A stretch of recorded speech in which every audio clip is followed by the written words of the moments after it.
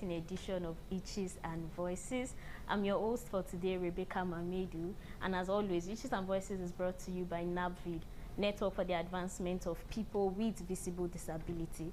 And our sign language interpreter today is Cynthia Godwin-Aya, who will be doing justice to our hearing impaired community.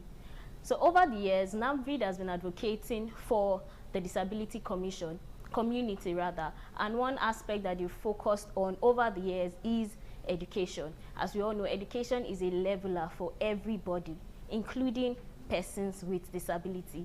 And our guest for today is the program officer of NABVID, Mr. Nobu Israel. Welcome to the studio. Thank you so much, Becky. I'm glad to be here, and I want to greet every of our listeners at home, and I want to say thank you for joining us today. You're welcome. And so we'll be diving right into the conversation. On the topic of inclusive education, most of the time when we hear inclusive education, I think it's more than just bringing students with disabilities into the classroom. So what would you say inclusive education mean beyond all of that? Thank you so much. Inclusive education is a concept where every person, whether you are physically challenged, hearing impaired, visually impaired, whatever the form of disability you have, you can learn, all right, in the regular learning environment. That is inclusive education. Currently, what we see most times is what we call special education, where we create special schools, special teachers for special needs children, all right? But in the real sense, inclusive education means that we make education, including learning, curriculum, teaching methods, even down to the environment, okay? Physical infrastructure. We make all of those things in a way where persons with abilities can come in and thrive. They can learn, all right?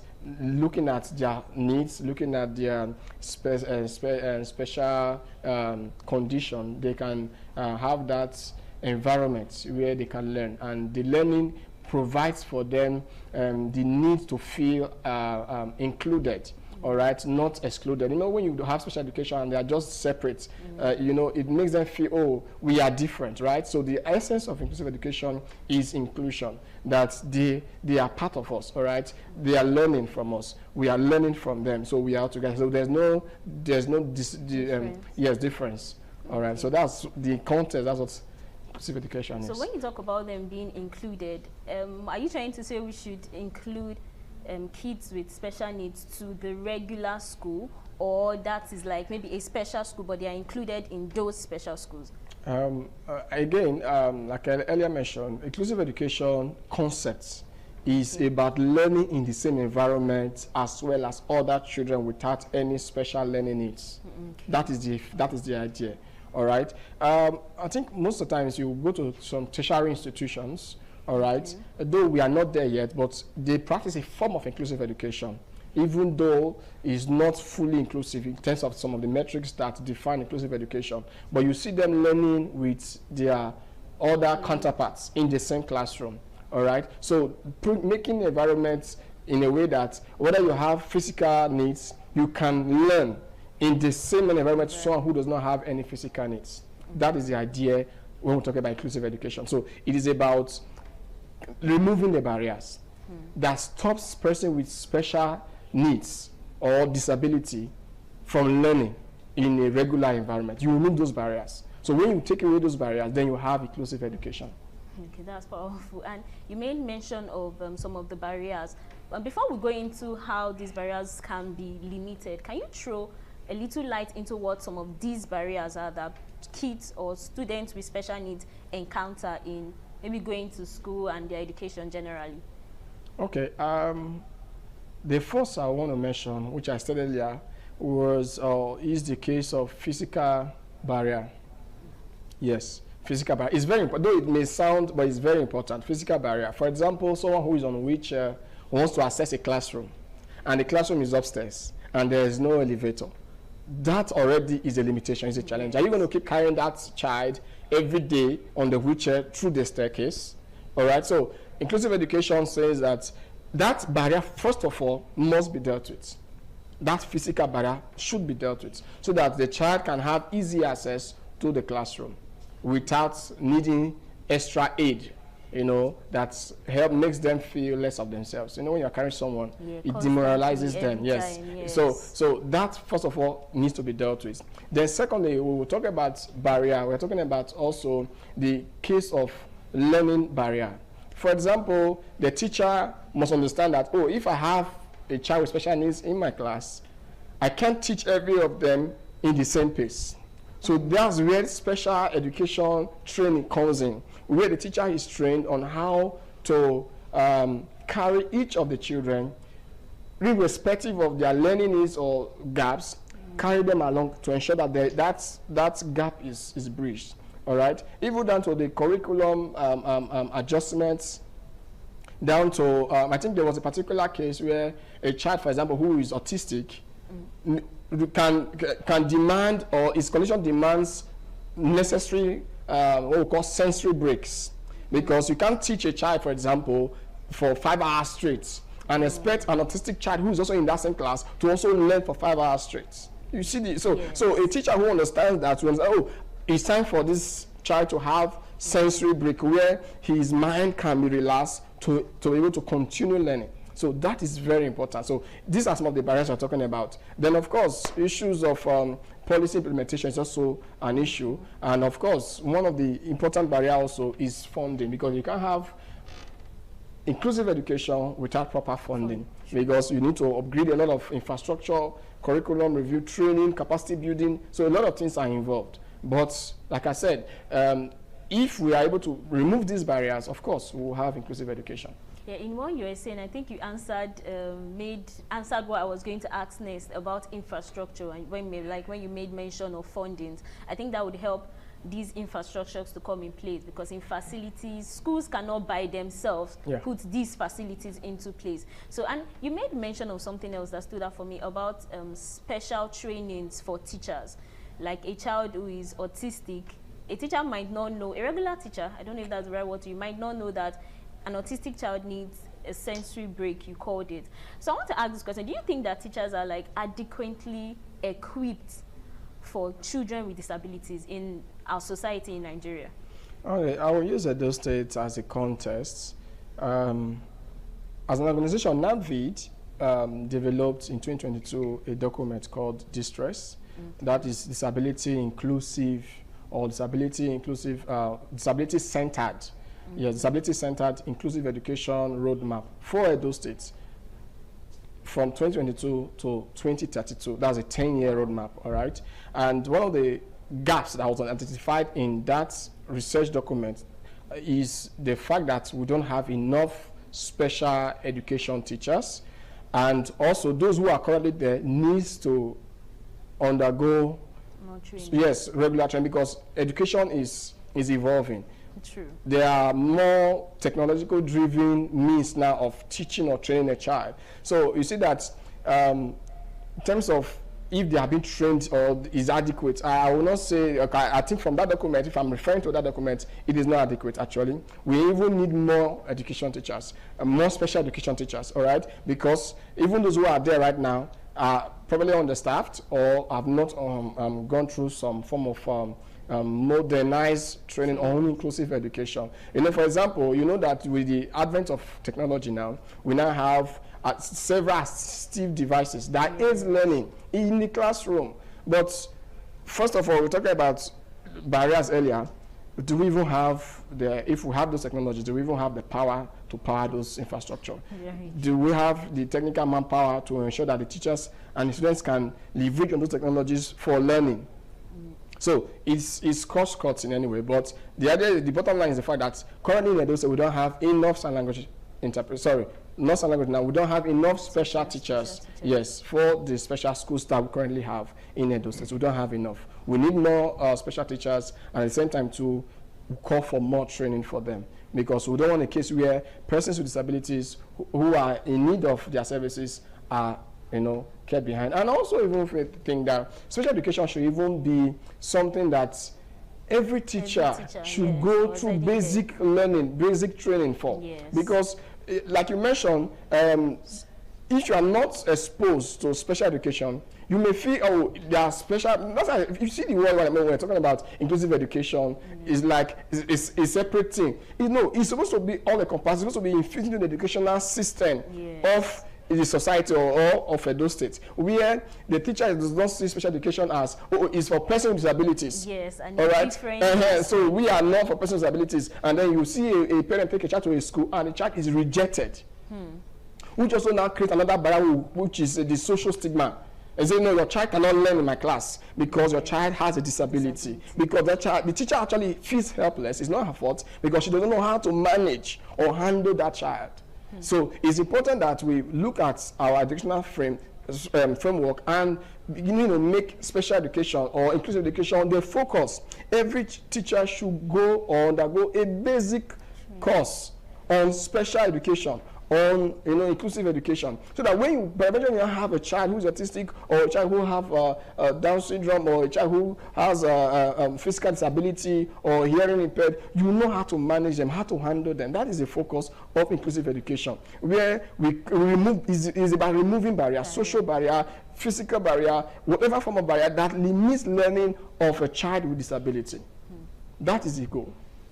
I was, immediately when you said it, I had to concur, because that was exactly what was in my mind. How it would be very important if you can integrate special education into the regular education in university. It can be a course, maybe a particular year, you do research on it and learn more. I think it can help cover the gap that we have currently in special schools, especially for the teacher. So can you throw more light into, I think you called it distress research. Was it a research that NAVID conducted? Can you tell us more about that?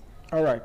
I think in 2022, NAVID, in partnership with the Edo State's Ministry of Education, and of course the Edo State SUBEB, we were able to conduct that research. It was a research, and the research was majorly identifying gaps currently in Edo State's special education sector, and at the same time proposing a roadmap. A roadmap is like a strategy to achieve inclusion in the next 10 years. All right, and like I mentioned, that document is very handy, and I believe that I want to see the opportunity to also call again on the Ministry of Education and of course the SUBEB, Edo State SUBEB, so that they can look again at that document, because for me I feel special education in Edo State is almost like as it stands still. Nothing much is happening in that regard, in that sector. There's no new investment in that regard. There's no new support going in that direction. And we believe that through that document, it can provide that needed support to call for partners, how they can advance special and inclusive education in Edo State. So what we are looking at is the fact that that document in itself is a working document. It is still operational, at least from 2022, like I mentioned, till 2032. All right, so, and if you look at that document, it went as far as speaking to physical infrastructure, it went as far as speaking to capacity building for teachers, even down to curriculum review, talking about funding and all of that. I know some time back there used to be disability special education desk at the Ministry of Education. I don't know if that is still existing right now. I'm not sure there's even a department for it. All right, but it is like I'm using this opportunity as an avenue to call for the Edo State government, especially through the state's Universal Education Board, SUBEB, so that they can begin to look at special education as a critical component of learning. Also, we also look at in that document that we also identify that one of the gaps we also saw is that most of the special schools that are in existence right now are concentrated in the urban centers.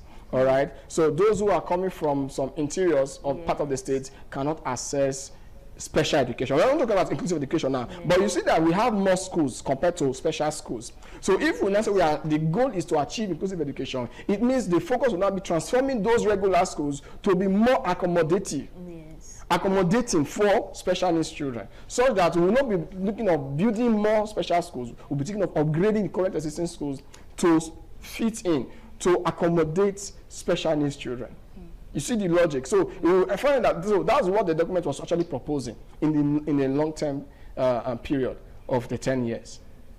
So that's what the document is about. It's about calling on stakeholders, especially the Edo State government, through the Ministry of Education and of course the State's Universal Basic Education Board, to look at special education as a critical sector. Like you mentioned earlier in your introductory speech, you said that special education is a leveler.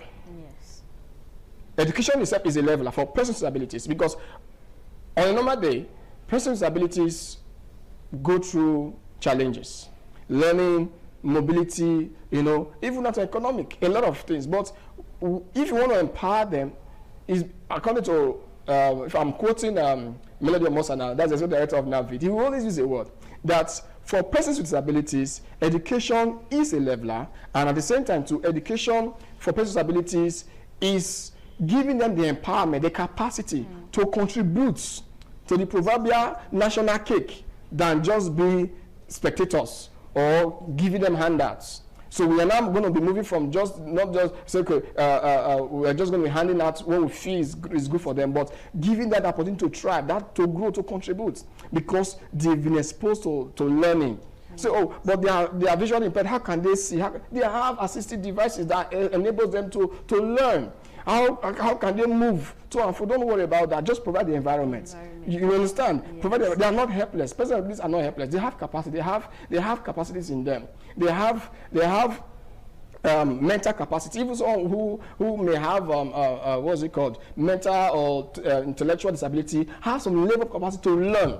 Yeah. So, but if all we need to do is to provide the environment for them, for where they can learn and grow, be inspired to achieve that innate capacity God has put in them. Yes, I think in a closed word, it's just saying that we should move beyond charity. Because a lot of times, most people want to reduce persons with disabilities to just giving alms, charity, and looking like they cannot by themselves be a part of society and give to society. I want to take you back to something you said. You made mention of the curriculum being a part of the distress document. Can you throw more light? Are you saying that it should be like a different curriculum for special schools, for students with disability, like completely different from other students? Okay, I will not say that. If we are saying that, it means we are taking ourselves back again to special education and separating ourselves from inclusive education, which is the focus. Yes. All right. Inclusive education is a miss, where when you are designing curriculum, you factor in the learning pace, the learning needs of special children. What I mean children with disabilities. All right, you factor it in. The same way, to also mention the fact that even the training of teachers, there should be a component for inclusive education, so that same curriculum that is to train teachers on a regular basis, there is a component for inclusive education in it, where they are learning to. So we are going to be passing this knowledge to. So how do we teach? Are we going to just rush the whole lesson because we want to meet up with time, or we are going to be mindful that there's someone who probably is a slow learner?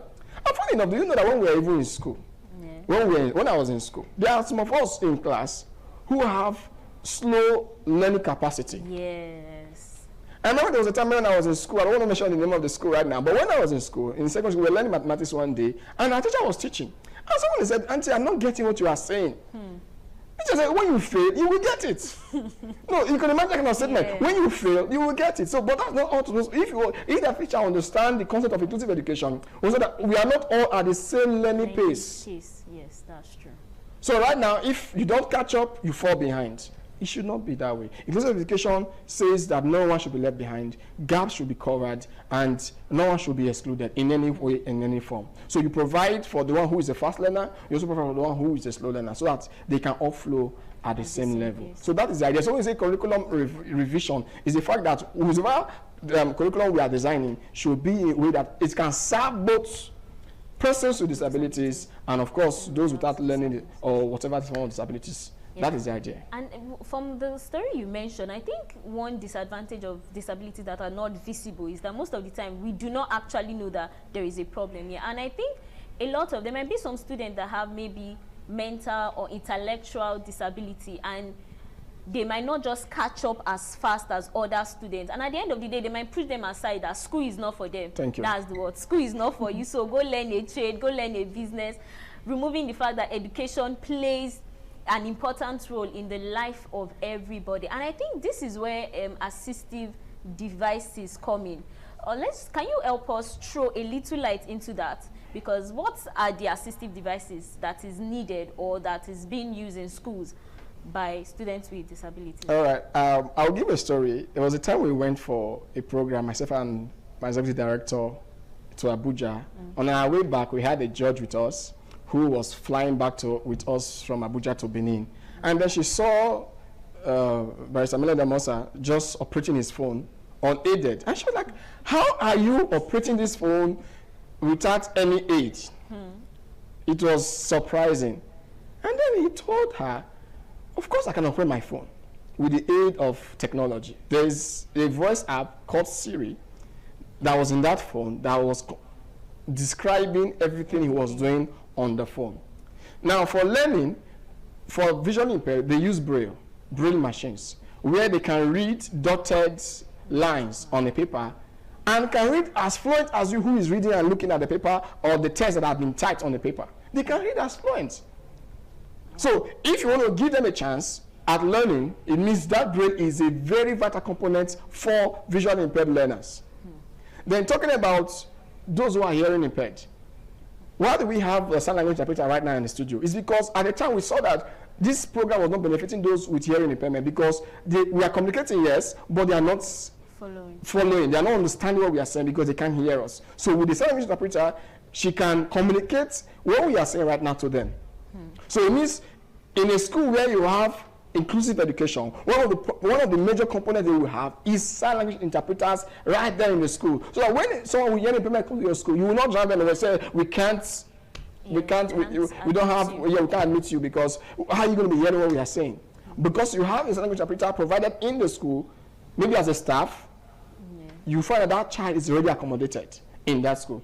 Then talking about other learning devices, we have recorders, we have tape recorders, we have braille laptops.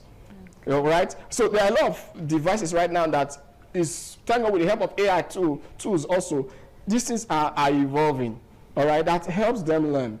One of the things I want to say, there was a particular time, I think it was a particular movie I watched that really changed my mindset about inclusive education, about a child. I think the name of the movie should be like Stars on Earth. Maybe I think I'm very comfortable with that movie because of the fact that at the point the child was relegated. The child was seen as unserious, but a special teacher who had undergone the same situation of that child was able to accommodate the child and brought the genius in the child. So that's about inclusive education. It means giving every child a chance to thrive, to learn, to grow, to become themselves who God has made them to be, irrespective of their disability. Wow, see, I was smiling. All of this is just amazing. And actually, I think there are more like maybe hearing aids for persons with hearing impairment. I feel like technology has brought a lot of things that it is not even proper to say that a child should be denied the access to education, because there is technology, there are innovations, people are doing research every single day to better make all of this, better make education more accessible. Oh my goodness, it has been an amazing time in Italy, and I wish we could go on and on and on. So very quickly, if there is something, what is one word or one message you would like to leave with teachers, parents, advocates, or our audience that have been following this conversation all through since we started right now? Like, what is a word or a statement that you'd want to leave with them? All right, for the government, I want to say this, that inclusive education should be the goal, not just to have something by the side called special education. Inclusive education should be the goal, is what is practiced everywhere in the world. Then secondly, to our teachers, please be more accommodative. Every child does not have the same learning speed, the same learning capacity. Be patient with the one who is a fast learner, at the same time, the same way you also accommodate those who are slow learners. Then also to our parents, please, your child with disabilities is not incapacitated. All he needs is the right environment that will make him stay motivated to keep learning, to keep thriving, to not feel useless about himself. That's what I want to say. Thank you. Thank you very much, Mr. Isjo. It has been a very exciting session in the studio today. And I think we've learned a lot about from assistive technology to inclusiveness, and how at the end of the day it is not so difficult. The world is changing, the world is moving, and education being a leveler is what should be provided to every child, disability or not. And this is not the age where we keep a child with disability inside the house just because, okay, he shouldn't go to school, what would he amount to or thereabouts. Times have changed and things have been made available. And I would like to say, if you have a child with disability, NAVID's office is at 34 Arosa Street off Sampomba Road. In case you want to visit us, you have any question to ask, we are always available to talk to you or to advise you on what you should or can do. Thank you very much for joining us today. And remember, spot a itch and be a voice. Thank you.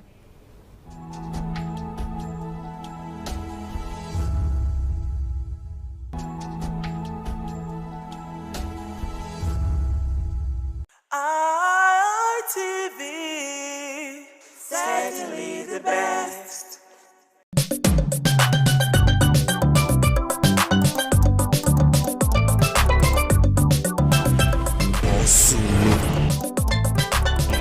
Time na money, yeah.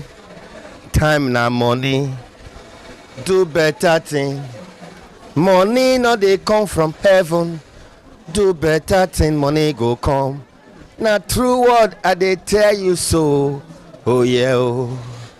This market wey you dey see so na New Benin market for Oredo local government area, Edo South, Edo State, Nigeria. This market don dey here for more than 50 years, just like as Oba market and Ekiosa market. This na the popular New Benin market. Now, citizens of the Federal Republic of Nigeria, wey dey watch us online for ITV, for Facebook, for YouTube, you go see I say from time to time fire dey enter different markets. Like 20 years ago, fire don enter this market. 15 years, 10 years ago, fire enter this market. Na so the same fire enter Oba market, na so still enter Ekiosa market. But you go see am say government don dey change Oba market to modern market. Government don still dey change Ekiosa market to modern market, despite say the contractor no dey on site for Ekiosa market. Now government don talk say this New Benin market time don reach where they go turn out to modern market, wey be say go be austere, police station, road go dey inside, car park go dey inside, everything go dey inside. But the traders dey talk now say if government come talk say they wan come destroy this New Benin market, where they go go? However, if you look around the environment of this market, you go see am say na stores na dey left, right, up and down, the surrounding. So the market women dey talk now say if they come comot for this market, where they wan go? Because space not dey outside. After God na government. Money no dey come from heaven.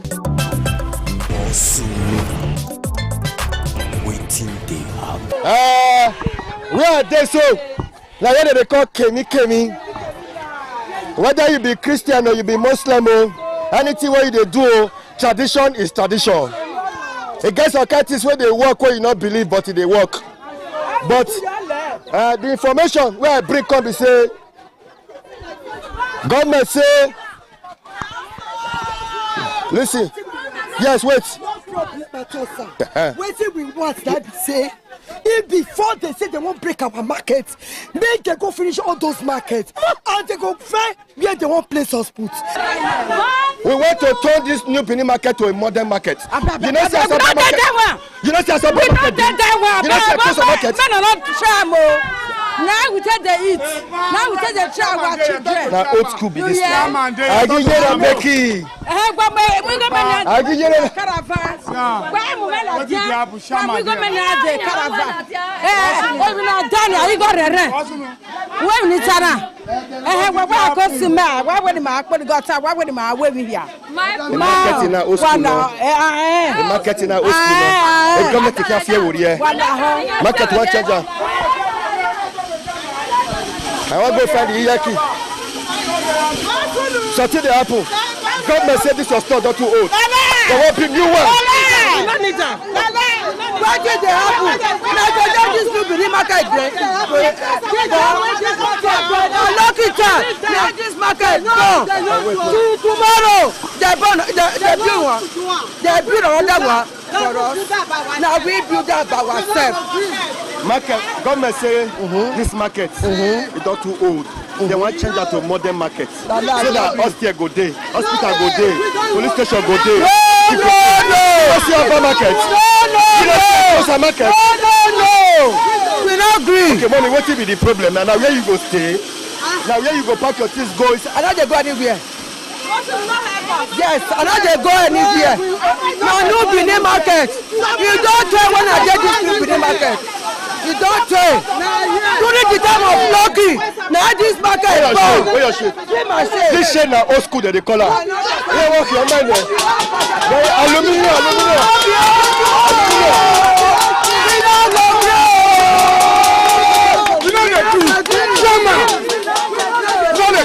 I dey for New Benin Market. As government done, they renovate so many markets. They renovate Oba Market, Ekosa Market, New Benin Market, now they turn now.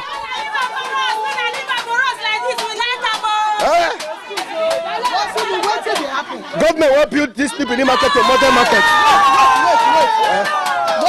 Yes. They say they want builder. Yes. You know the man not builder. Ekosa one na scatter, man go builder. Man go Oba Market. This place we like as it be. We got repair about ourselves if you not CB. No, we like us CB. We don't want to repair about us. We are CB. We like us. Market where police station go there. No. Market go there. Market where get go there. This guy whatever they do. Aluminium. We don't want that.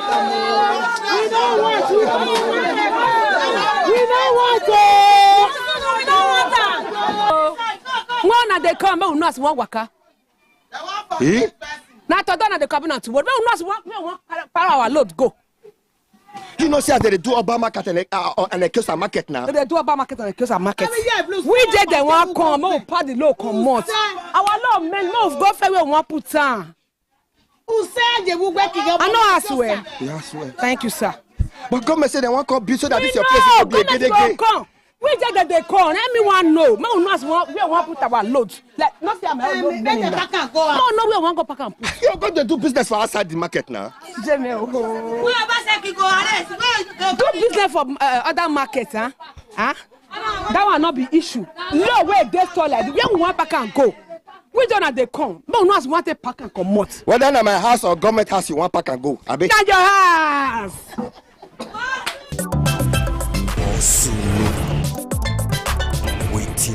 Time na money, yeah. Time na money.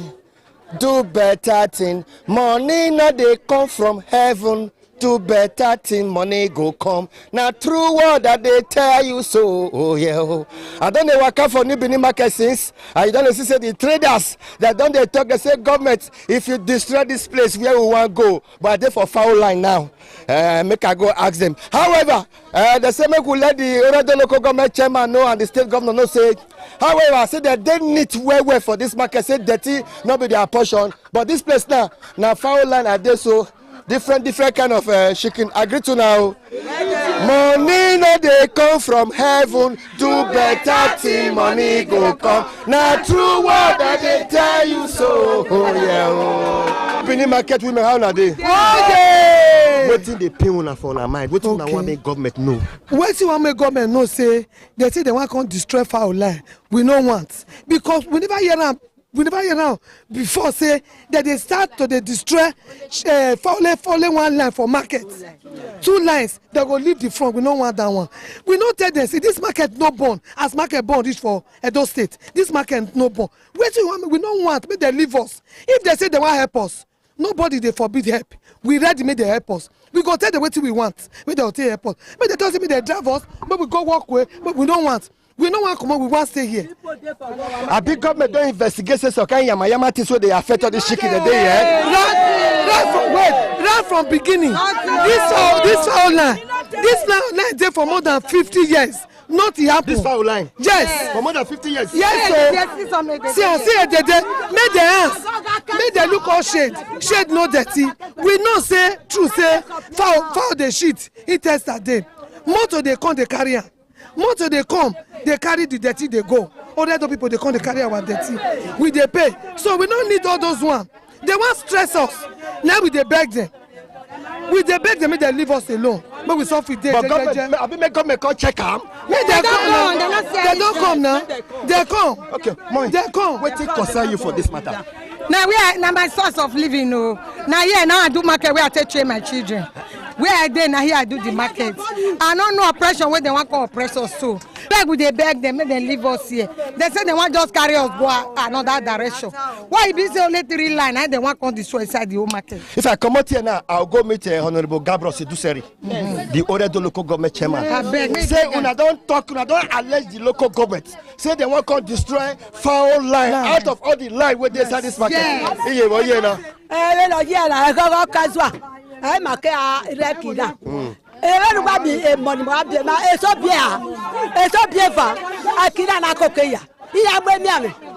Ibi ma wala bibi koko oluga gbabu ami ke ba bi awo o to se la wo gbo asun yan e ri owo na ma mu no gba kia ọ̀rọ̀ kan náà yà bìẹ̀ níyà lọ́gbẹ́ náà tó gbọ́ ọ̀kọ̀ọ̀kan náà kàmí yàgì máa pè bí bá yàrá ẹ̀wẹ̀ bò. Mommy, wetin concern you for this matter? This matter concern me well. Now day when I born my children, now I trade them. So they all come now, they say they want to destroy the market. Where we can't go, we not get anywhere. Many of us they here, many of them day where they not get husband. Now this market they live. And about 2, they want start to the break market, not be from center. They'll go start from first line. Now me say they want break market. Not me say they all come say they want start for 2 line. Concern you for this matter? Wetin concern me, my brother, I be widow. My pikin dey 2 years and 6 years when my husband die. Now that fowl market, now I take train there. Now we still there now. The one when me say I want just beg the governor for. Wetin concern me concern chairman me with am long again. It's na governor. Na governor me with am dey talk now. Say abeg. Look camera dey watch. I be widow, I no dey see. Na person dey carry me come market here. I no get where I will go. If I dey go now, I may not see you now. You just dey with me. Before God and man, I no see you. I no even see anything. Me, I no fit dey use God. They lie. So make come and leave foul line alone. I just dey peel. I just dey peel. I beg. With my knee, if I kneel down for her, I don't know whether I senior her, whether I senior me. Don't hear. Yeah, I beg. Don't destroy our source of income. Fowl business, I don't do more than 35 years. I never see something like this before. So when the Oredo come, you not even let us talk. He say make 2 people call. He carry police, carry soldier, follow body. That's all of us they fear that day. So we say we not want make them demolish this fowl line, the 2 line. We never see, and if they demolish it go affect other shade. Like this one now. See cloth, our fowl line now. They attach and join the fowl people they sell cloth. Once that they demolish her, I been a hand. If na caterpillar they want use, the thing go affect those ones, and it go affect so many shades apart from a fowl line. And number 2, you go see our cage now.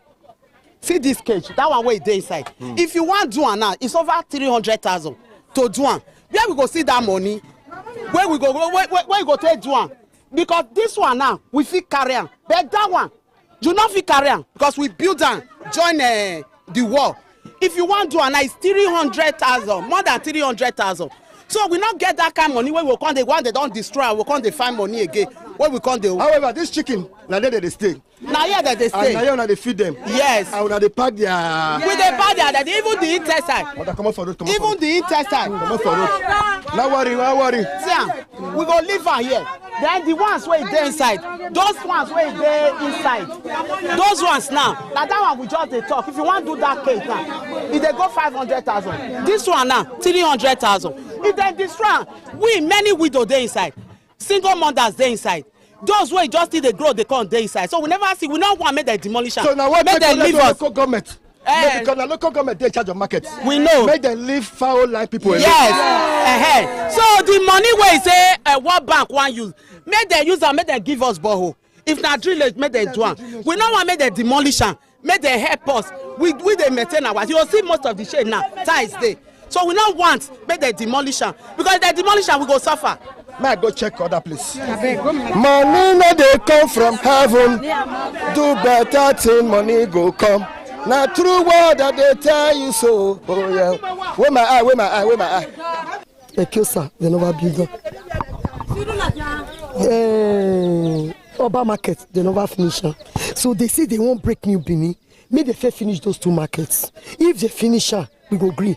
Like somebody like me, I don't say my husband don't die. I get husband. People think when we say widow day. And many of us dey, like somebody like me, I mean they carry us, I mean they carry my children. As I just be so, now me they carry my children, I mean they carry my home. So no, government, no, they not they feed me, government not they feed me. At least as it be like this, they go very easy woman. Woman be like us. As a mother, you get my, maybe you go get my man. Your mama go the market now. One good day they come break the market. Maybe get what they take to support you. All those children don't feel.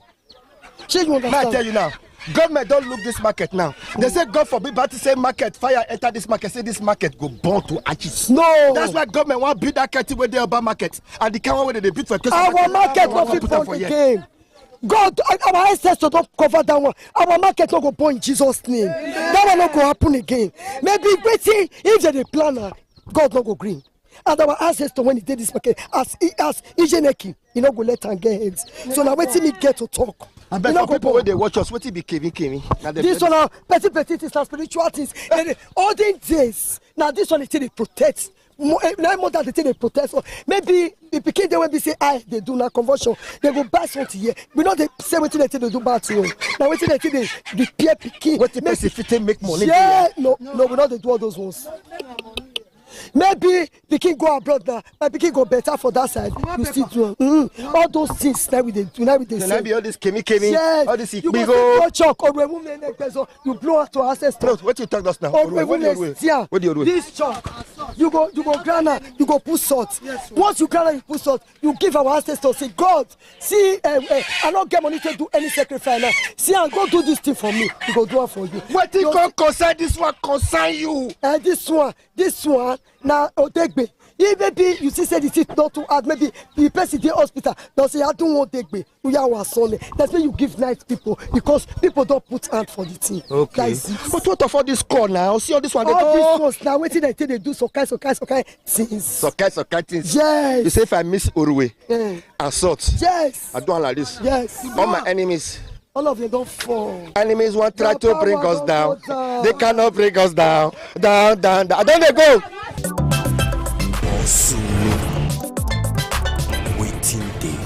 However, as an area journalist, one of the things where I don't investigate for this new Benin market, they say the people where they sell fowl, this line 1, line 2, they surprise out of all the line with inside this market.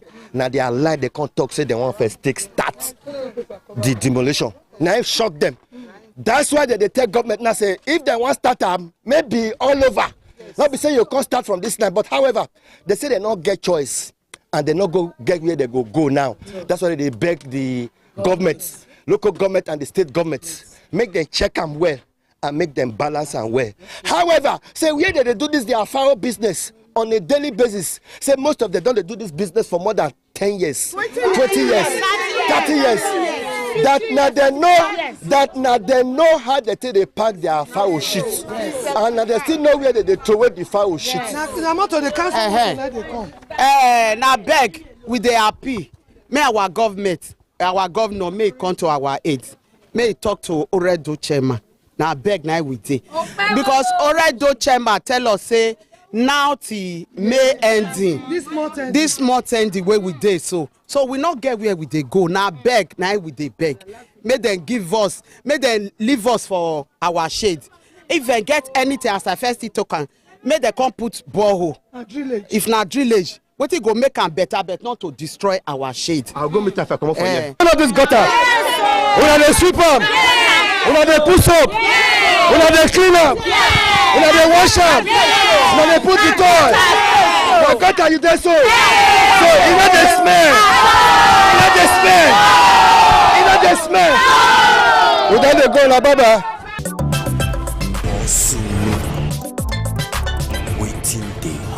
Honorable Chairman, thank you. This market women from New Benin, first of all, there be the fear, but they can't come here now. Now, two things. So, the first one, they say you want to change that New Benin market to modern market, just the way urban market and the close and all they go on. But these people where they this foul line, they fear. But really address us. What do you want to happen to these people where they sell foul for New Benin market? What will be the update? Yes, what they heard from us was... Going down to PG so that... okay. What thing they happen be say, World Bank get one program where then they do. We make them send their certain agencies to come here. They can't choose New Benin market. Say they want to come build for us what they call poultry market. They call it El Press, poultry market.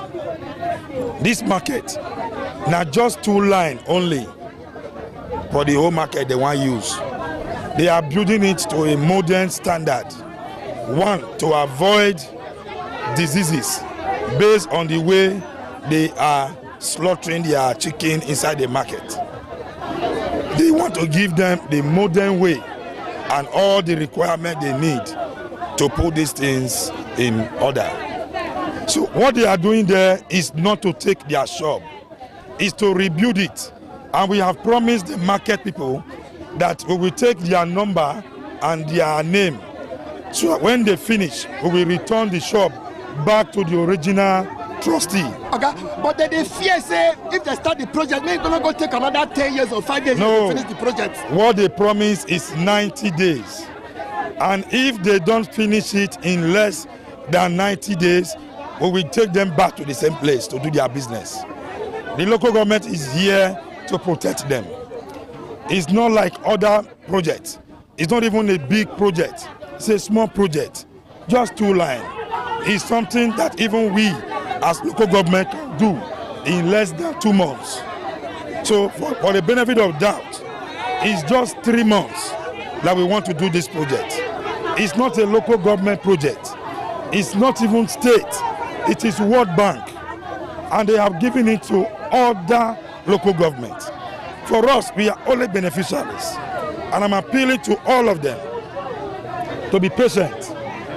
That when they are ready by the ending of this month, we will not take more than 2 or 3 months. That project will be completed. And it's going to be for their benefit. For that we get more customers. People like us who used to buy chicken from places like supermarket and the rest. I would now like to go there to buy because the environment is clean. They are using the modern materials, the environment, everything. And at the same time, it will be void of diseases. Yes, to be void of diseases. Okay, before I let you go, any plan to modernize that market? That food market, because that market don't old. Yes, that is one of the oldest markets in Benin. New Benin market is one of the oldest markets, and I think it's high time we start thinking of renovating and rebuilding. But we are going to do that if they agree that we do it. If they don't agree, we leave it as it is. For me, I think the governor has the final say. If the governor decide and give approval for the rebuilding, they will have no choice but to cooperate with the state government. I cannot do that on my own without permission from the state government. My honorable chairman, I thank you for the time you take address us. I greet you, Maga. The truth and nothing but the truth. Thank you. Thank you. What will be the plan? We say the World Bank and federal government now they collaborate for this program. For the states, apart from Edo State and some few states where they did this program, so now only few of us throughout South. Now let those say they this program. So what they do be say now on livestock that the better farmers where they into livestock. Livestock not be only poultry, fishery day, cow day, goat day, other things day. Whether they work on now. So the program name now Air Press now from federal government. So these local governments, what they bring come here be say they look through that market. They find out say the market don't hold. Their drainage system, you know they fit carry their influence, the sheets and the fowl feather where they come from the market. So people don't even agree go there where again. So when they don't carefully look the place, now they say they need to rebuild this place for them.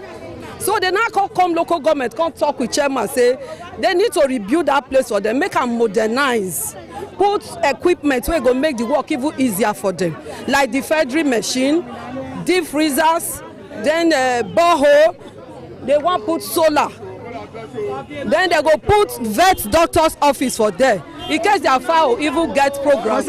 Yes, all of this ones go there inside the market. Vet doctor go there, vet doctor's office. So all these things then they don't package. So last week now they can't come. The engineer where they don't already build this the payment for this program. So chairman come ask them say when una take start. Then they say they go there, the women pursue them. Say they don't need change. They want to remain the way they are. And the government is saying, Tinubu is saying, I don't want the country, the state, the local government to remain the way they are. I want changes. We are working. Let the work show. People they say they know they work. Work don't come now. Why una go say no? The local government chairman come beg the women. All of us go to the market. We can't go beg them. Say, "Mona, allow this change come." From shop A to shop Z. All of those them. People will get their space there. If they don't build this modern one, they go return back to I that tell space. you, what even make am be say they not start this program this week. They not start the building. Now when the engineer can't talk, he can't say those deep freezers, the vet office and the defensory office, say na 3 office they want take for inside. Now chairman say no. The 3 office must join the offices wey they there before they must complete. So you may not displace anybody or you don't want that one. He can't tell the engineer say bring your paper. Engineer come show and now he can't say no engineer. Urban market now issue already there. You know what issue for New Benin? The number of markets were there before now must still there. Find another place where you carry your defensory machine go and other office. Now the man can say okay, let them go back to their plan to change it. So they will not deck the front, put the 3 offices there. That's why the job they delay now. If not, because they need to get approval from the World Bank and the federal government. Say they don't change plan. As I tell you now, other local government get this project. I come from Ovia before they transfer me here. Ovia hold on they work. So I don't own to work. I should that.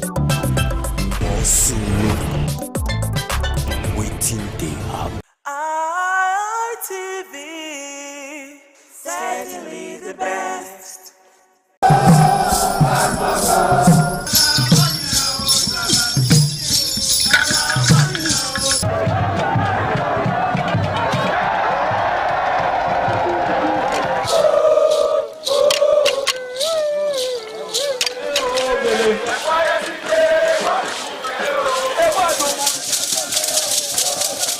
This is Aqua Game, a popular game in Africa played by our ancestors to entertain themselves after each day of farming.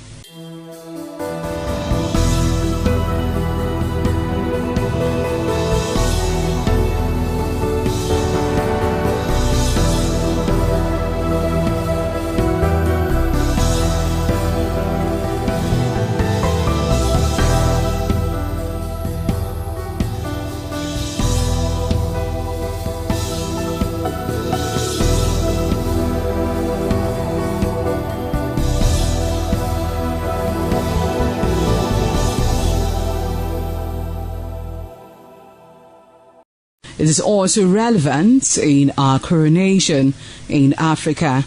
It is a sport and indeed very interesting, as every seed had a role in the game.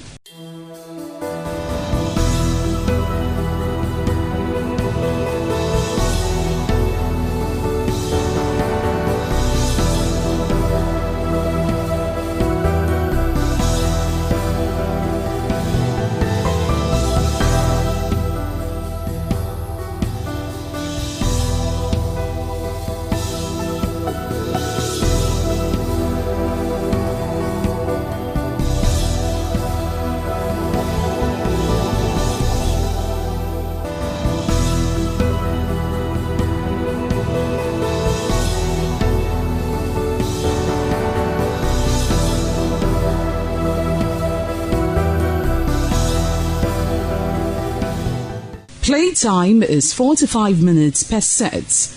There is no age limit as long as you can spin Aqua seed.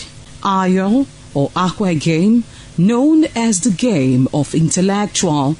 This game requires a lot of mathematical skills. Aqua game is played with carved wooden box containing 12 holes.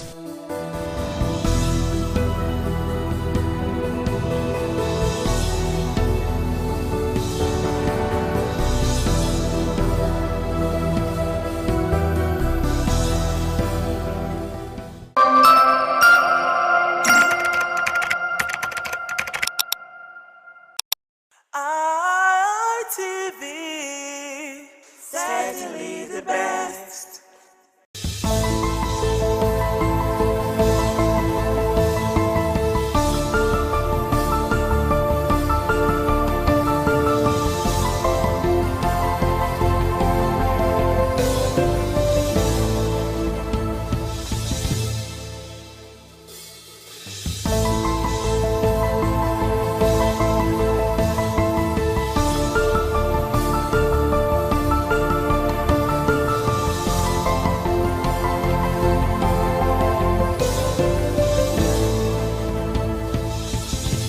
Hello there, many thanks for joining us on this week's edition of the program Icons on ITV.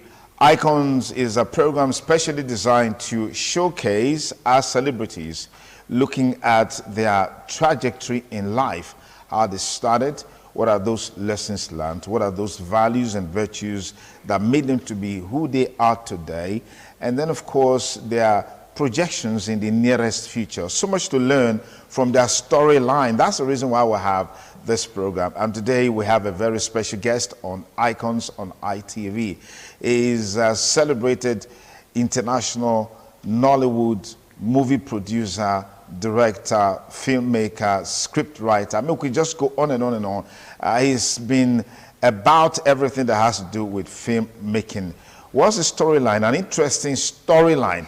Well, for him, he knew from the very beginning what he wanted to do, and then he went after it. But some people, at the beginning, it's always very difficult to decipher what they want to do. Some is by accident, some by coincidence, some just by fate.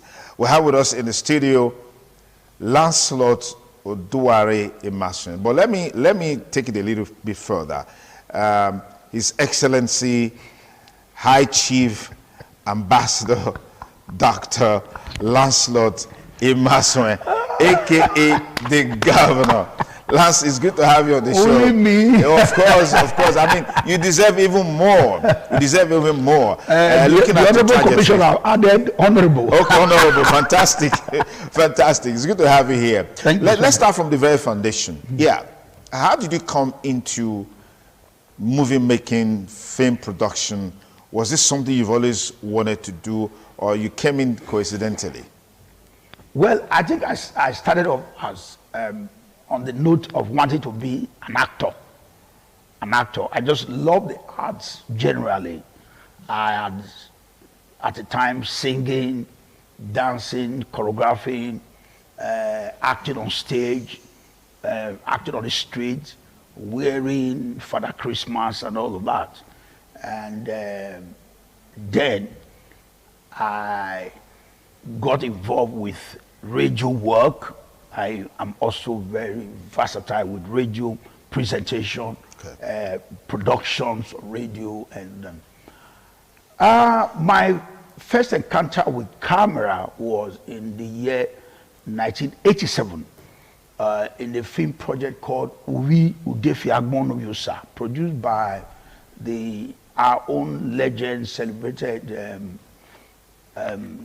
Sister Abiomo Ubewi, then an Edo language piece. Then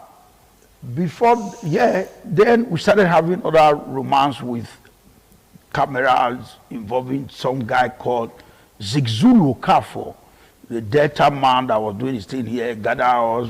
So we're just excited. Then kudos to the Bende Broadcasting Service, where we also do small drama, youth scene, youth rendezvous on NTA. Then I went to audition for folk songs on NTA and seeing these big cameras and all of that, where we did the auditioning.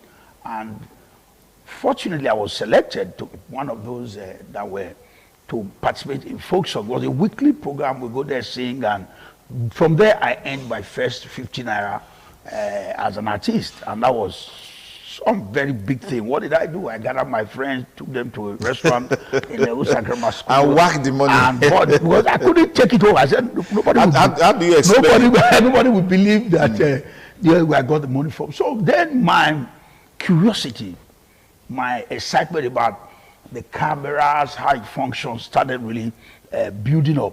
Then 1988, 1988, I got involved in a film project here by some guy called Bronco. All these are captured in my book, A Trip in Motion, a memoir written, authored by Godson Osai.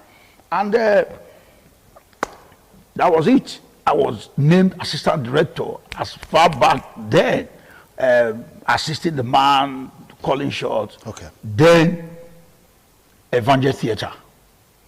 Evangel Theatre, you recall, here in the then Bende was a gospel-oriented drama series that was on TV. Yeah. And at that tender age, I was asked to be directing that work. I directed, and Akpoko na Pepe, a lot of them became what we call viral now. It was everywhere. So every Monday, the streets are empty. They want to watch Akpoko na Pepe. At that time, those major television works we watch on NTA, Hotel Jordan, were all like dying down and all that. So this gave rise to some more interest on television. Okay. So when I said I'm celebrating 30 years, that was a modest description of I took that from when I made my first commercial film. When was that? That was 1995. That was why we said. What's the title of that movie? Adaku. Okay. Adaku. Funnily, it was an Igbo language film. Yeah. And this really attracted attention to me. And people say, a doman directing an Igbo language film. How did you understand what they were saying? I said, no, art is universal. Yeah. From the expressions, I could understand what they were saying. The script was written in English. And I directed that work. That was now stamped as my first official Nollywood film. Okay. As at that time, that was at the Tutti stage of Nollywood. It was any film that want to be national then must be made in Igbo language. So it was in Igbo language. It was accepted in a way. The next one, I was called up because of what I did in that project. I was called for Kill or Die. Then I made the year 2000. That was when we started. Who is this guy? Who is this guy? And the rest, you say, today in our story. It's interesting. Now, we've always seen this trend where locally people are established, they showcase themselves based on what they are capable of doing. Then all of a sudden, boom, they move to Lagos. Yeah, that was the story for you too. Well, all the Tutti stages were here. And that is why I never forgot my root. That was why barely 4 years in Lagos, I ran here. My first major production, I brought it here. Because I got on radio here, I got on television here, my theater experience was here, my street experience was here, and there's this link with this particular Bende broadcasting service and all of that. But let me tell you this, it's in my book. Mine was not deliberate to go to Lagos. When I left, I went to school, University of Port Harcourt. And we did quite well. We were very popular in school. When we graduated, some person wrote me a letter. In the book by Godson Osai, it's called A Tale of Two Letters. I got a letter, say, Bini will kill your talent. That was the way this friend of mine, Rachel Osebo, put it. He said, go to Lagos, there's an auditioning coming up in Lagos at the PEP Repertory Theatre. Some big American theatre director then called Chuck Mike was going to organize an audition for Lion and the Jewel. That was what took me out of Lagos. There's another letter by an uncle that says, because I told him I would come to stay with him, and he wrote a letter down and said, don't come. But I didn't get the letter my uncle wrote that don't come, and I got the one that said, come to Lagos. That's how I moved to Lagos. Mine was not just deliberately, okay, nothing's happening here. Yeah, let me go to Lagos. Let me go to Lagos. No, mine was just an accident of history that paid off. Fantastic. Well, if you just join us, the program is Icons on ITV. Our guest today, you already know, is Lancelot Odua Emaswe, Nollywood actor, director, producer, filmmaker, who is still in the euphoria of celebrating 3 decades in the industry. So let's take you back to the industry. For every success, there are bound to be challenges. Right. Some barriers, some bottlenecks that you need to overcome. So what were those challenges? How were you able to deal with them? First was tribe, ethnic. Like I said, my first commercial film was in Igbo language. In Igbo language. And majority of the productions of those that were funding films then were Igbo merchants that wanted to make films. So there was no way they would have given me money to go and make an Edo language film. And then is a trend.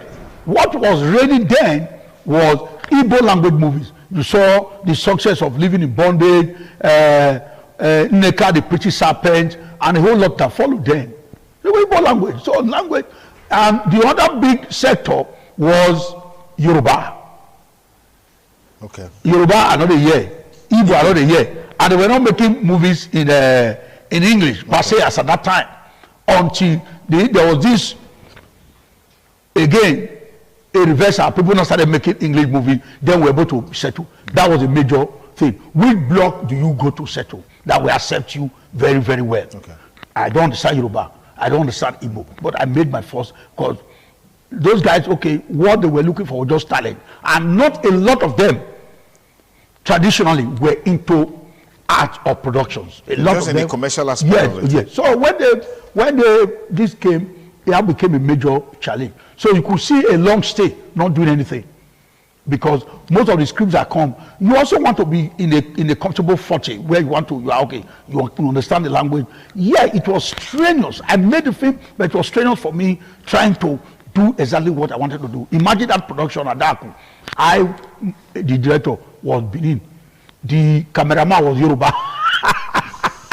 So that didn't, that was a major challenge. Another challenge is the acceptance. Now try to introduce. So by 1999, the first huge amount of money I had was to bring to Edo. There I made a Ziba Ziba. English, but with Edo background. So we didn't really get enough of our people understanding, because it was also very, very, it was not Bedea Castle that time. Bedea Castle, the government is commissioning something, they come and dance. But the understanding of the full commercial potentials of art was very much not here as at that time. So that became a challenge. You couldn't woo yours. So even as Ziba Ziba, the part of the money was given to me by an Igbo man, because he believed in my talent. So even my first production that I made was funded by an Igbo man. So to a very large extent, those first 1 to 10 years of my life, I hadn't no much control, because he who plays the piper dictates the tune. So the guys, they give you money, they want you to tell stories that they can connect with, because they, like they say, they must first enjoy the story. They must first be connected before they can invest in what you want to do, before they give it to the public. This was on its own a major challenge. Now today, as our people actually bought in as much, not really, but a few understand, like a few, like even my celebrated work at Desuwa was funded by Edgar Indeta. Not from Edo State. No. Interesting. So the only major project I made that was funded by, I giving a kudos for that, Senator Daisy Danjuma, was Invasion 1897. So this remains a major challenge. To date, our people understanding of the uniqueness of motion picture, that is not about self-aggrandizement. This is what America used to advance the neo-imperialism of the American state. That, every nation America threatened is really scared because of what they've seen of America in the movies.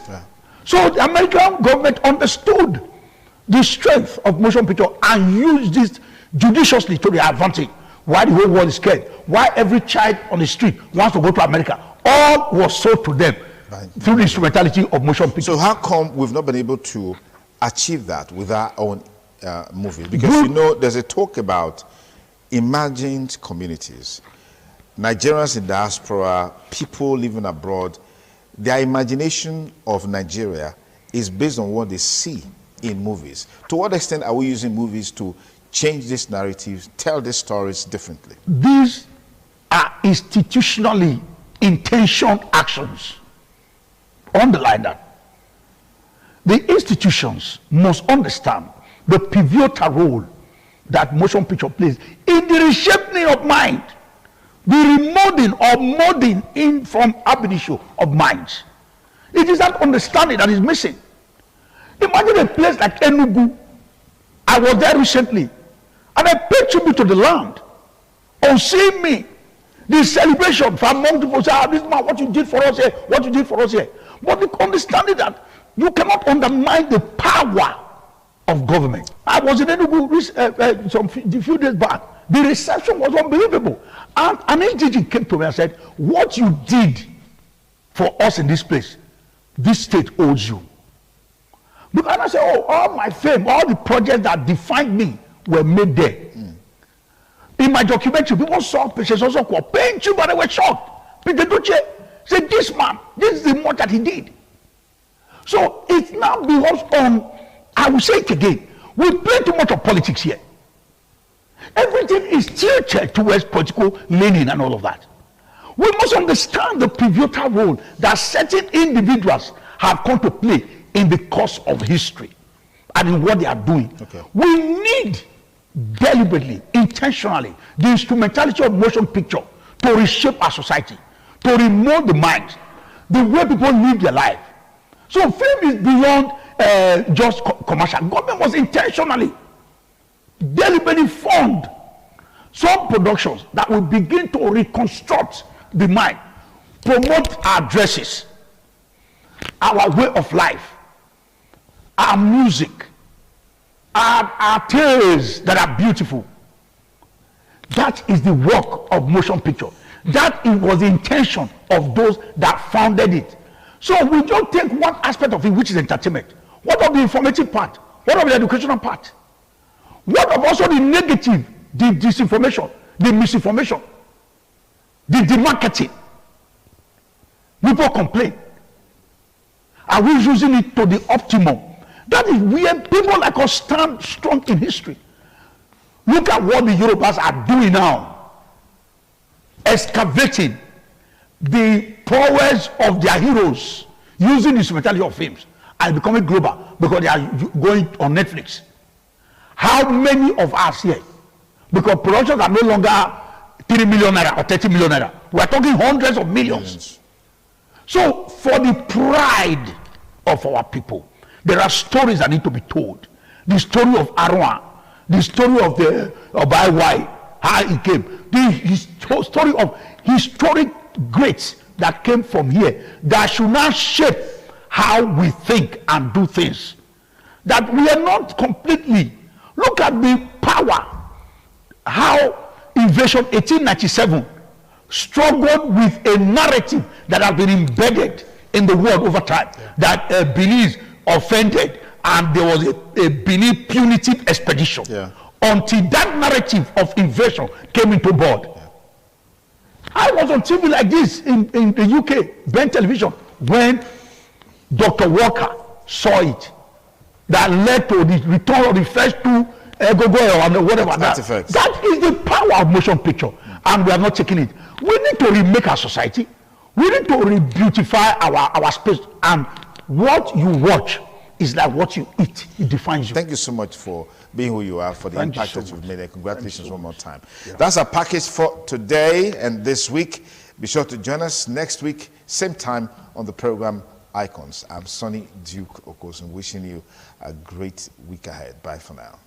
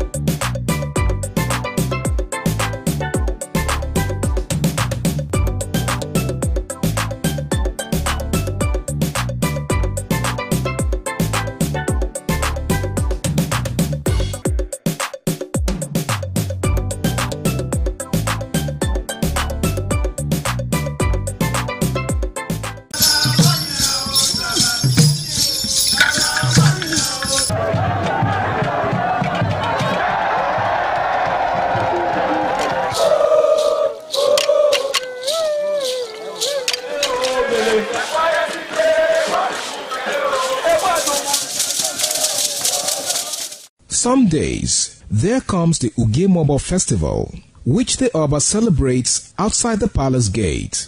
A pavilion is built of red cloth where rites are performed to drive away all evil spirits still unsatisfied by the year's sacrifices. The Emobo Festival is to commemorate an event in Benin history which dates back to 1504 AD.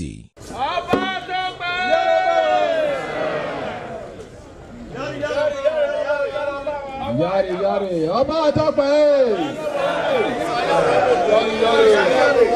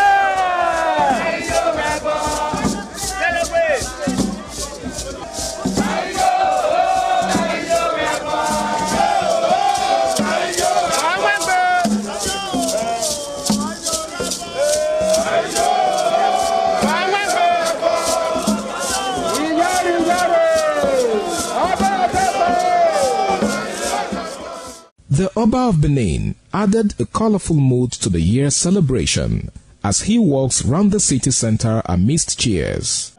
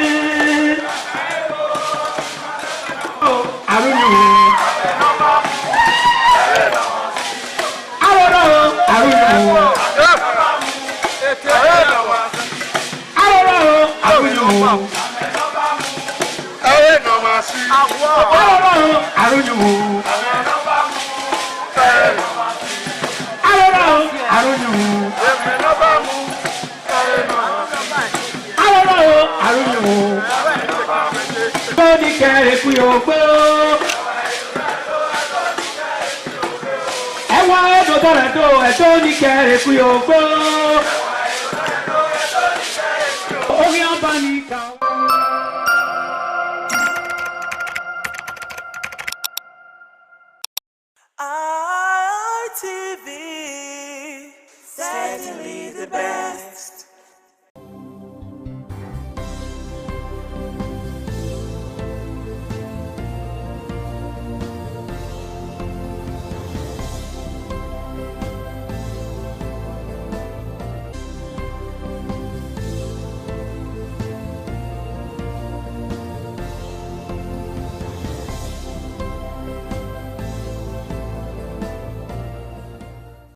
Thank you so much for joining us today on the program, Healthy Living. I'm Adesu Walsawage. We most sincerely apologize for coming on behind schedule due to some technical issues which have now been rectified. Thank you for staying tuned. Today we want to look at your nurse and you, because there's so many misconceptions about this issue. Some persons would rather see a nurse than go to a conventional hospital. You know, all of that and much more are what we're going to be looking at today on the program, Healthy Living. So joining me is Favor Iniye Omarige. She's a nurse and also an educator at the School of Nursing Sciences, University of Benin. Favor, good afternoon, and thank you for joining me. Good afternoon. It's good to be here. Now is this: what's the difference between a nurse's role and that of a doctor, and why does it matter, or why should it matter to patients? Nurse's role and doctor's role differs. Both are medical fields. Both are towards better patient care, the patient health and care. Okay. Roles, as they are two different professions. Okay. A doctor, as a medical practitioner, is that individual that diagnoses the patient's condition, requests for medical investigations, carries out major surgical and procedural activities on the patient. A nurse, on the other hand, is that individual that cares for the patient, always by the patient, and ensures that the patient is taken care of both psychologically, emotionally, and otherwise, and ensures that everything, including the environment, she collaborates the workforce. She collaborates activities of every other healthcare providers to ensure that the patient gets the best from the healthcare services. So in other words, the nurse and the doctor's role differs professionally. Okay, that's fantastic. If that is so, why do some nurses treat patients? They have small shops, because you can't call that a chemist. You have this small space. They put some what do you call it now? Some counters, so to speak, and then they have different kind of drugs there. And these nurses, in that small space of theirs, they treat people. You hear somebody say, I won't go nurse place, go take treatment. I don't understand. What does the Nursing Council, or what should the Nursing Council do about this? And investigation also reveals that most of these people are auxiliary nurses. Some don't even have any certification, not even auxiliary self. Those who learned under one person, and then they start calling themselves nurses, they wear uniform, they open a small medicine store, and they actually treat people. I needed to talk to somebody out there who has this habit of visiting such nurses. A nurse is any person that has undergone certified period of training, whether theoretically and practically, in the nursing profession, and has written the Nursing of Nigeria exam and is licensed to practice. Same with the medical professional, and every profession, their licensing criteria and requirements. Anybody, anywhere around us, we discover that many persons will just wake up, open one place and tell you that, I'm not a nurse. The fact that they act like nurses don't make them nurses. Like you said earlier, that they're auxiliary, some of them are not certified. So we cannot refer to them as nurses. We refer to them as quacks. So the Nursing Council, you people refer to them as what is the Nursing Council doing about this? Because what is this practice is on the increase. There are so many people out there who would rather go and visit the nurse down the road or the nurse on the next street who has a small medicine shop. They actually inject people there. They treat them. So what is the Nursing Council doing about this? Please, I would not want us to call them nurses. These quacks. They wear white uniform. No, they wear scrub. They are actually quacks. They are not nurses. They are not licensed. They are not activities from their parents, from their neighbors, and just believe that they now know it. Some are actually even herbal people that have turned themselves into nurses. What Nursing and Midwifery Council of Nigeria, we have regulatory bodies, and they are actually on the move, checking out these athletic, various unlicensed athletes, and they are shutting them down. People caught are actually sanctioned, and a lot of things are going on to nip this menace in the bud. But then, as humans, because of our kind of communal living, our people tend to prefer the person that is close to them. The person that they know within their environment, they say the person is a nurse and they go and meet the person, rather than seek care from professionals. Outside our Nursing and Midwifery Council of Nigeria, I also believe that our government have a very big role to play in this activity. There are very many, like you said, very many. They are everywhere. So many. Of the nation. And they are causing a lot of challenges and problems. You see people coming down with severe complications that should have been managed, beautifully, without conditions that should have been managed beautifully without complications. These quacks end up complicating these issues, and we are having increased mortality, morbidity, and mortality. People are dying in their numbers. Disease conditions are increasing in their numbers because these persons are still allowed to thrive in our society. Okay. All right, I hope they will do something very fast. And they are usually in all those hidden areas, areas that are not so developed. I think the Nursing Council should go into those areas and save souls. Now, let's move away from that now and ask some other question. All right. So, as a nurse, which vaccines are people in Nigeria missing or delaying, and why does it matter? Because we have a lot of ailments, a lot of preventable diseases that are happening that vaccines would have corrected. So which should people really take very serious? Vaccines available, all right, prevents illness. But if you ask me, our government have done well already with our childhood immunization program. Okay.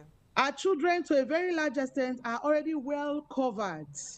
Immunization schedule that good enough for our population. So looking at vaccines that our people should have that they don't have, I don't think we have that gap that is so obvious.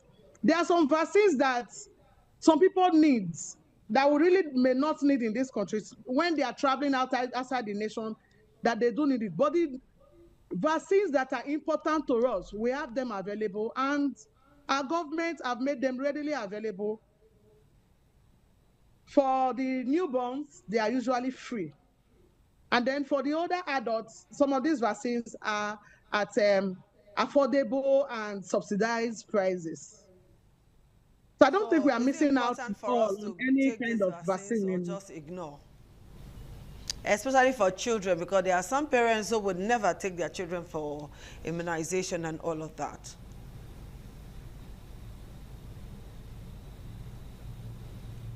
Hello, Favor, can you hear me? I can hear you now. Okay, so please respond. How important are these vaccines to us, especially to newborns? Immunization and vaccination, childhood vaccination is very, very important. You know, it has prevented children from having diseases that would take their lives early. It has helped our children to grow healthier and stronger. If you see our nation presently, you hardly will see a child leaping due to polio, mellitus, deformities.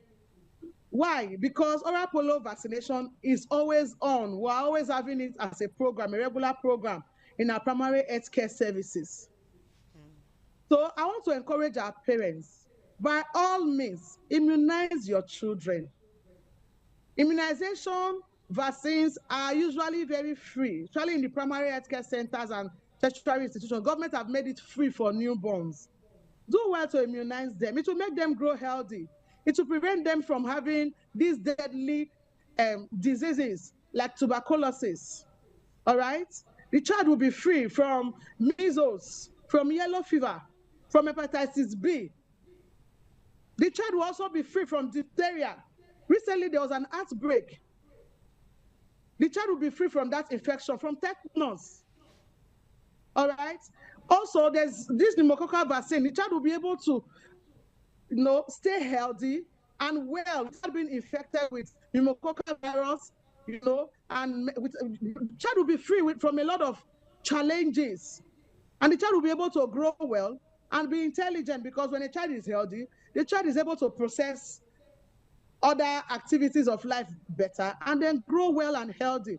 So parents, please, let's immunize our children. It will reduce deformity from them, and it will also reduce untimely deaths from these children. All right, Favor, let's take a quick break here. When we come back, I'll ask one or two questions on red flags that we should be aware of. We'll take that break now.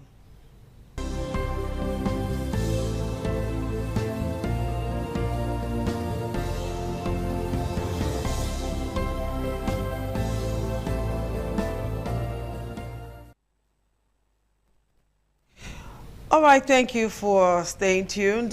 Favor, let me ask you this a few questions before we round up, and it's on red flags, okay? What are some of the red flags during pregnancy that needs immediate medical attention? What are some of the red flags a pregnant woman should look out for? Because I know nearly all pregnant women will claim to be Hebrew women and would not want to visit the hospitals. So what are those red flags they should look out for during pregnancy that would warrant them to say, oh yeah, our hospital, here we come? As a pregnant woman, when you discover that your pregnancy is not growing, it's a red flag, go to the hospital for further investigation. How many women will know that the pregnancy is not growing? You will know that the pregnancy is not growing. Is it that, you know, for some women, the abdomen may not increase in size. You'll be feeling the weight of your baby as the baby is growing. Or you are pregnant and you've done your calculation at about 20 weeks or 24 weeks, 5 months, thereabout, like we popularly call it.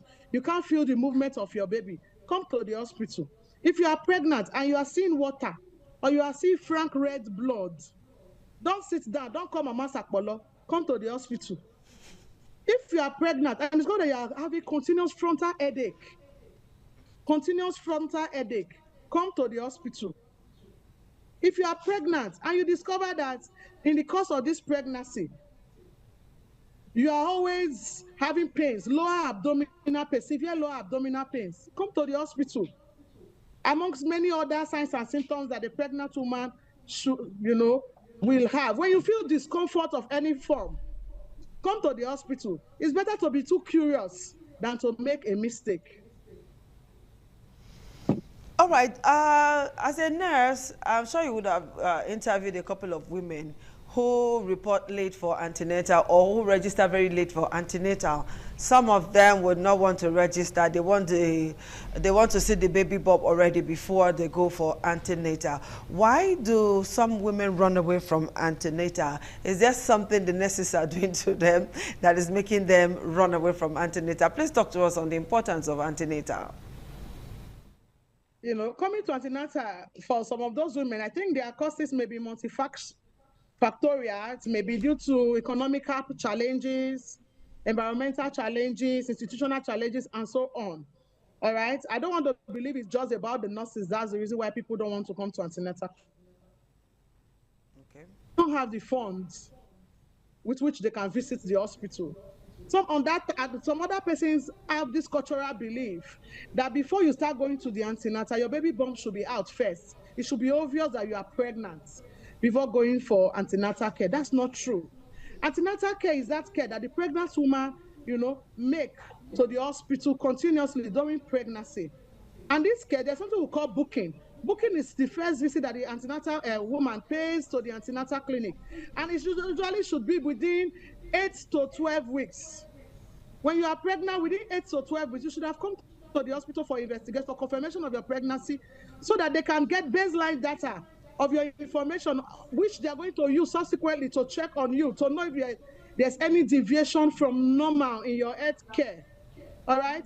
Also, in the course of this antenatal care, they are able to assess the well-being of the mother and the fetus in utero, to know if the pregnancy is progressing positively, and to know if there's any abnormality and treat appropriately and promptly.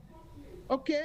All right. Again, one of the benefits of antenatal care is to ensure that a healthy mother and a live baby is born at the end of pregnancy. And also, the antenatal care helps the woman to cope with pregnancy, because not every woman can cope with pregnancy. So they're able to help you cope with pregnancy. There's something we call birth preparedness. All right. And so the bottom line is that antenatal is very important. The newborn. All right. Favor, our time is spent. Thank you so much for finding time to be with us on the show, despite your very busy schedule today. We'll do this again next week. Thank you and bye-bye.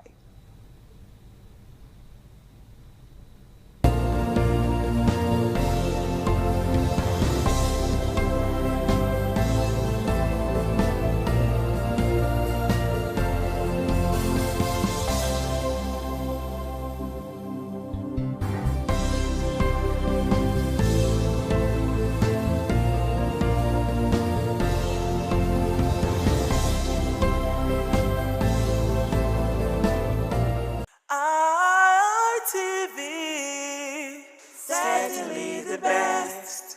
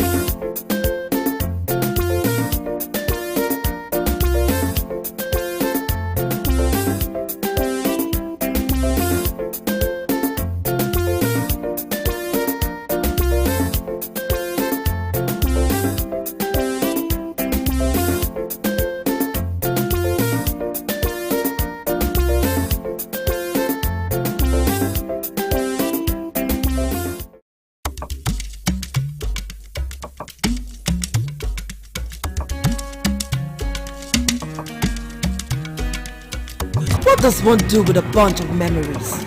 Laugh about them, cry over them, or capture them? I know what I'll do with such memories. I'll showcase those memories. Yes, I will show them to the world. I will flaunt those memories. Showcase that marriage ceremony of yours. Burial ceremony? Yes, let the people know that you buried your person in a grand style. Thanksgiving, ordination, baby dedication, housewarming party, and lots more on your entertainment program, Memories, on Independent Television. Every Sunday, remember, for your events to be considered thick and classic, then it has to be on Memories. Memories.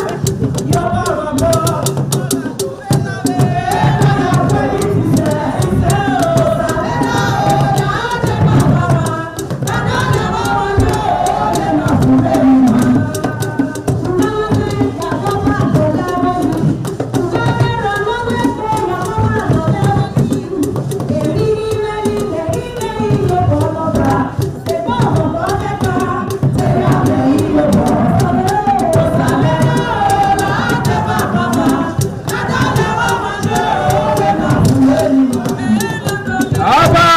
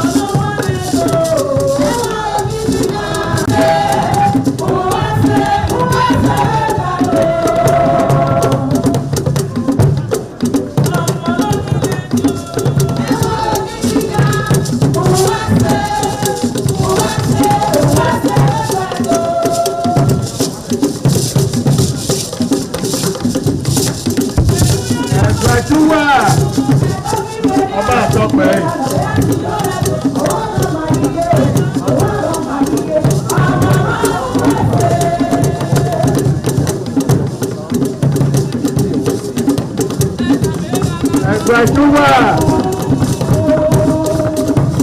ọba àtọ́pẹ́.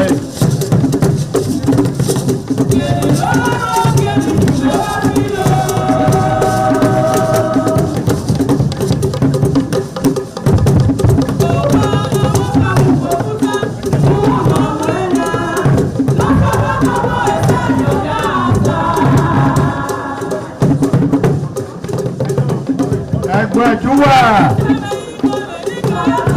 ọba àtọ́pẹ́ yìí.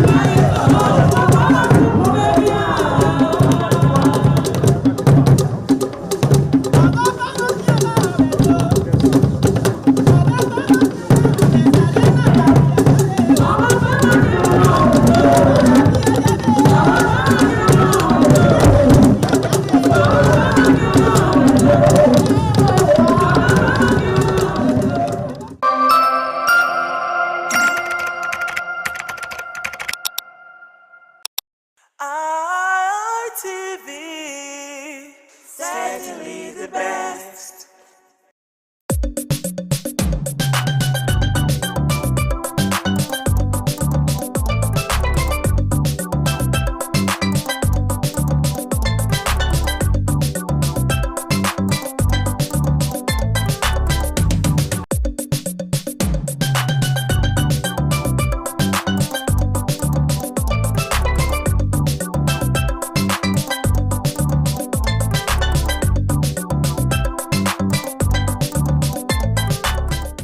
Viewers, once more we welcome you to Message of Islam, reaching you from Independent Television. I'm your uncle Aji Alamin Alao. Inshallah, we are looking at another very relevant topic in our society. That has to do with greed. It is framed thus: position of Islam on greed. Position of Islam on greed. To take this vital topic, I have in the studio this evening regular participants. Close to me is Al-Aji Professor Bunyamin Ade. Assalamu alaikum, welcome to the program. Alhamdulillah. And we also have in the studio this evening Malam Nuruddin Asunoge. Assalamu alaikum, welcome to the program. Wa alaikum salam wa rahmatullahi. Alhamdulillah. Position of Islam on greed. When we talk of greed, Malam Asunoge, what exactly are we looking at? Well, greed will simply mean when an individual is narcissist, it doesn't believe in other-centeredness, it is all about self-centeredness. Wants resources and everything to coagulate around its person. When an individual manifests this kind of proclivity, he is said to be a greedy person. Simply put, a self-centered person. Just me and myself alone. Other interests are irrelevant. Alhamdulillah. Professor Bunyamin, if you have anything to add, let's know. Looking at the position of greed in Islam, I've been told that greed has to do with self-centeredness and so on and so forth. Now, can you please tell us what Islam, the view of Islam on being greedy? Let's start with that. The Islam as a comprehensive religion that regulates the lives of everyone that believes sincerely in the oneness of Almighty Allah, who claims Islam to be his religion, regulates the lives, everything that we do. So also is the issue of greed, which is an attribute that we see mostly in human beings, or let me say, along with some other creators. It's something that is condemnable, and Islam condemns it in totality. The issue of greed is not something that is that is tolerant, that we are tolerant to in Islam, because of the fact that it has to do with the way we define individuals. Whether someone is satisfied with what he has, or it does not show high level of satisfaction. And as just earlier defined, it's an attribute that has to do with accusation of what is abnormal, particularly what does not belong to an individual. Islam condemns it. Thank you very much. Islam condemns greed. In a particular tradition, Prophet Islam said that a generous person is close to Almighty Allah, is close to the people, is close to paradise, and is far from the hellfire. And conversely, a miser, a selfish person, is far away from Almighty Allah, is far from the people, is far from paradise, and is close to the hellfire. Mama Sunobi, can you please help us make sense out of this tradition? Yeah, does the miser really mean a greedy person too? They could be used interchangeably, even when they could also stand independently of each other. But what the Prophet Islam was saying was the fact that the one who practices generosity, the Quran likens it to a tree. There's a paradise that had quite a number of branches, and that when it gets old, of the practitioner of charity, it holds that individual so firmly until it pulls the individual into paradise. Conversely, for the one who is greedy and who is niggardly, gets hold of a tree in hell, and that tree holds him so tightly until he is pulled into hellfire. Now, the issue of all of these will revolve around the absence, or so to speak, of the appreciation of the essence of one's being. One of the later caliph in Islamic history was desirous of knowing if there existed anyone who either had seen those who saw the prophet, may Allah be pleased with him, or those who saw those who saw the prophet. Then he got the intimation that there was a man who had become so old but lived far away from the city where they were of Baghdad. He sought to meet with the man. He asked that the man should be brought. He was brought in a stretcher. And the man narrated something that revolves around the whole issue of greed. It was a double-barrel story, which was that the Prophet Islam had said that for the one who is greedy, as he ages, the desire to continue to live grows stronger, and the longing for the things of the world equally is deepened. He was appreciated by the caliph, and when he was to leave, he loaded him with plenty of gifts. Those who brought him took him back. But somewhere while they were returning, he said to them there was a thing he needed to ask the caliph, and he alone was going to be in a position to provide an answer. These persons didn't find the courage of disrespecting him because they feared the consequence. If the caliph got to know that the man wanted to meet with him and they didn't bring him back, that would be a problem for them. So they took him regardless of the difficulties that was associated with that. And when he got there, he said, yes, I'm deeply appreciative of what you've given to me, except that we did not conclude whether I should be expectant of this at this same time every year. And so what the caliph said is that you have spoken the truth about the narration of the Prophet ﷺ which you gave to us. You are a living proof. You have given currency to that which you just told us. You gave life. You breathed life into those words that you spoke to us. I promise you, you don't even need to come. We will send those things to you every year. They had not gotten to half the distance they covered when he passed on. And so, for one who is greedy, you never get satiated. You want more, even when what you already have had not been of any use to you, no utilitarian value. But it's just that you get crazy, it becomes an addiction. You just want to have more without you even being in a position to explain why you are desirous of wanting to have more. And in wanting to have more, of course, you are pushing away others who should have benefited. Because what Islam requires of you is not just that you have, including what you eat. It says by moderation, whether you have legitimately acquired food, you become greedy to the extent to which your neighbors go to sleep ululating on account of hunger, you didn't share with them. You become greedy to the extent to which you feed, because the Prophet said the tummy is the worst vessel to be fed.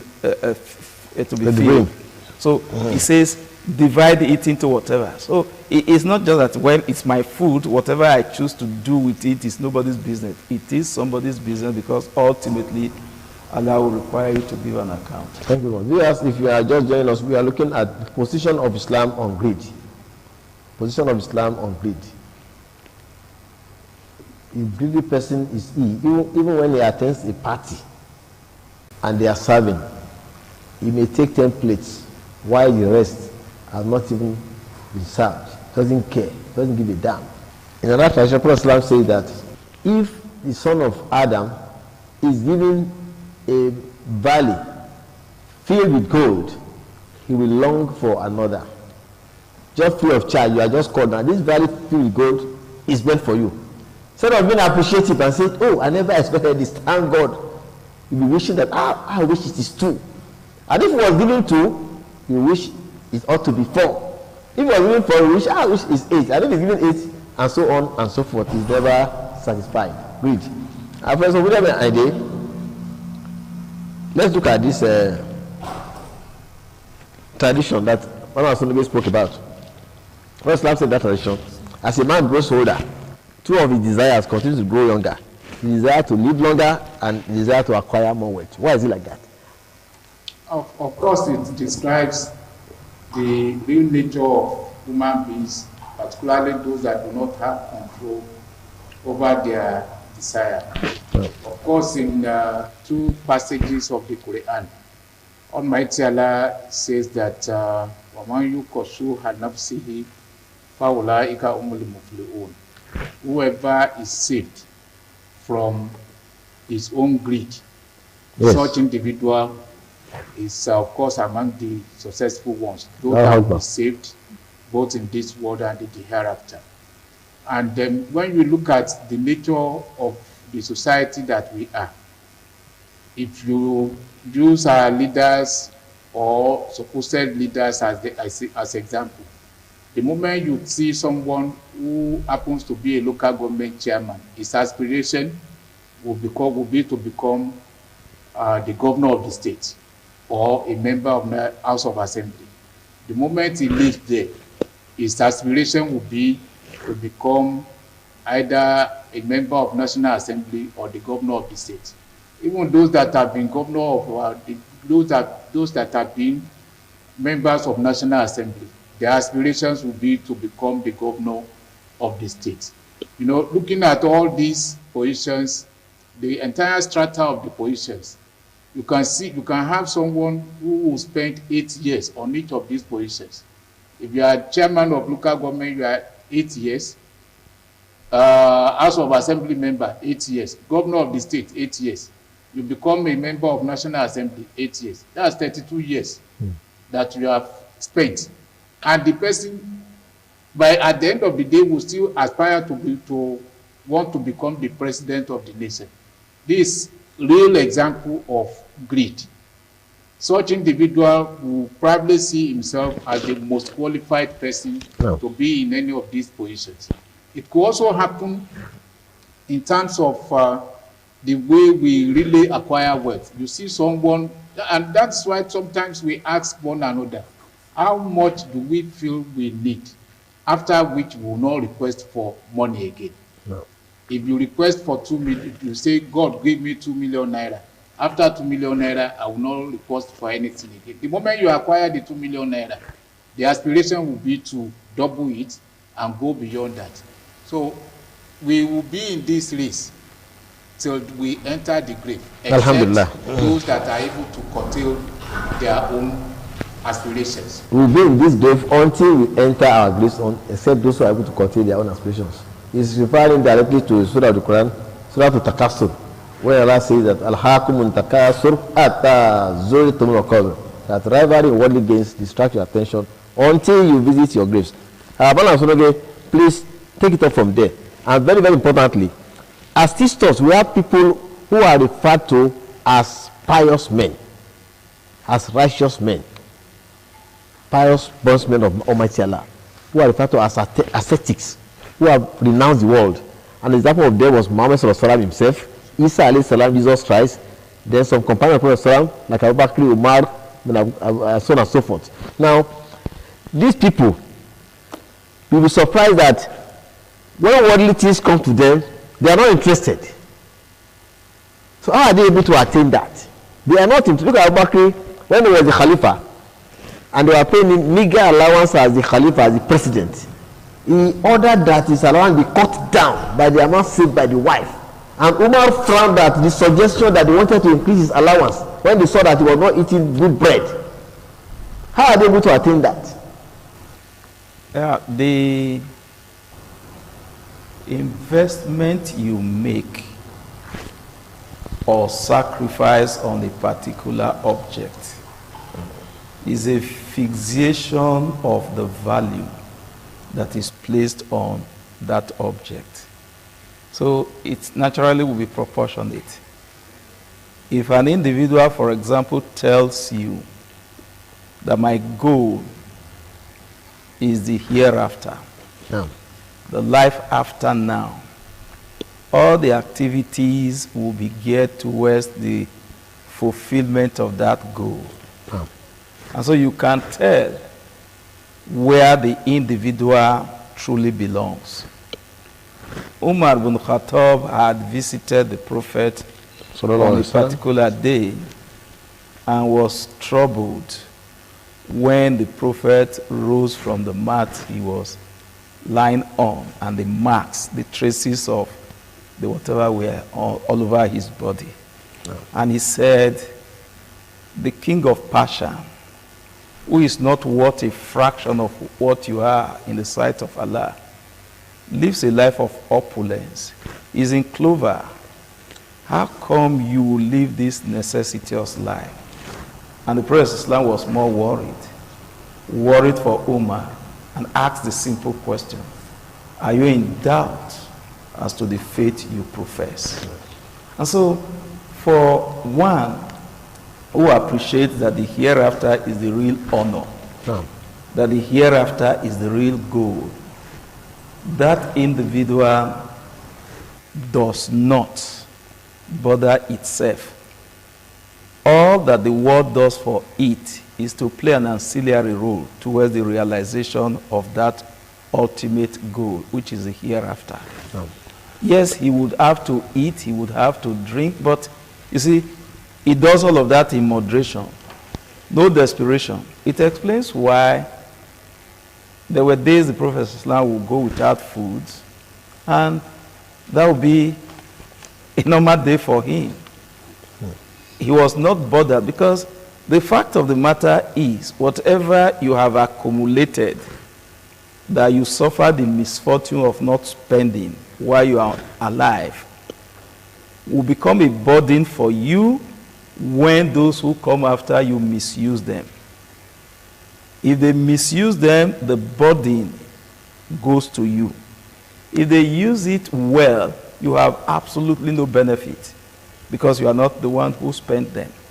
And so when you go on accumulating, it's just because you do not trust in Allah subhanahu wa ta'ala, you trust in fleet-footing things. So if I build houses all over, I occupy a position of authority. So when I become old, I will subsist on all of the houses I have built. Within a twinkle of an eye, Allah could cause the movement of the earth, and all of those things you believe in will come crumbling. So if the individual has that belief, And it is to address the issue of greed that in one of the strong traditions of the Prophet Islam, Allah had said what you refer to as Hadith Qudusi. Allah had said to the Prophet, he said, "O you children of Adam, I have not asked you with regard to the worship of tomorrow." Because you can't even tell whether you will see tomorrow. So I have not asked you with regards to the worship of tomorrow. Therefore, do not ask me for the substance of tomorrow. And he says, for as long as the heavens remain and earth, Allah's sustenance would never expire. Thank you very much. So it is for you to trust in Him. Thank you very much. Allah's sustenance will never expire. Allah is not only the creator, the originator, the creator, and the sustainer. He originates creation and is able to sustain everything that He created. So, I'm coming to you again. First Islam said in one tradition, beware of living in luxury and comfort. For the pious bondsmen of Almighty Allah, do not live in luxury and comfort. In one tradition, we are told that until some of us are buried and the sound of the grave enters his mouth, he will continue to be greedy. Position of Islam on greed. Of course, just as we said earlier on, greed is something that is condemnable in Islam, that is not that cannot be tolerated. And as far as one is concerned as Muslims, we do not have any rights to say we want to express greed, because greed is an expression of bad traits in an individual. And the moment you have that in an individual, there is no way Almighty Allah will love such individual. There is no way fellow human beings will love such individual. And whatever we want to do, we cannot use, we should be able to use our attitude, our character, our dispositions to attract people into our religion. So therefore, greed is not an attribute of a good Muslim, and therefore it's not something that we can encourage in Islam. It's condemned and not tolerated by Almighty Allah. Greed is condemned and Allah does not tolerate it. Ensure that you limit yourself to what you need and not what you want. Keep to moderation and not desperation. As we round off, last advice for viewers. Yeah. What we need are clear. Let us not convert our wants into needs. Thank you very much. Let us not convert our wants. So all those things you say you want, you don't really need them. Important thing is strive for the hereafter. Whatever you give in charity remains for life, and whatever you keep to yourself as a greedy person is of no use to you when you get to the hereafter. Let us avoid greed. Let us be generous, so that the world can be a better place for us to live in. Here's is all we can do today. The time is not our friend. Thanks for coming. Al-Aji Professor Bunyamin Aide and Malam Nujin Asunoge. Viewers, I remain your uncle Al-Aji Alamin Alau. Let us avoid greed. Let us avoid greed, because greed is very destructive, not only in this world, in the hereafter. Assalamu alaikum wa rahmatullahi wa barakatuh.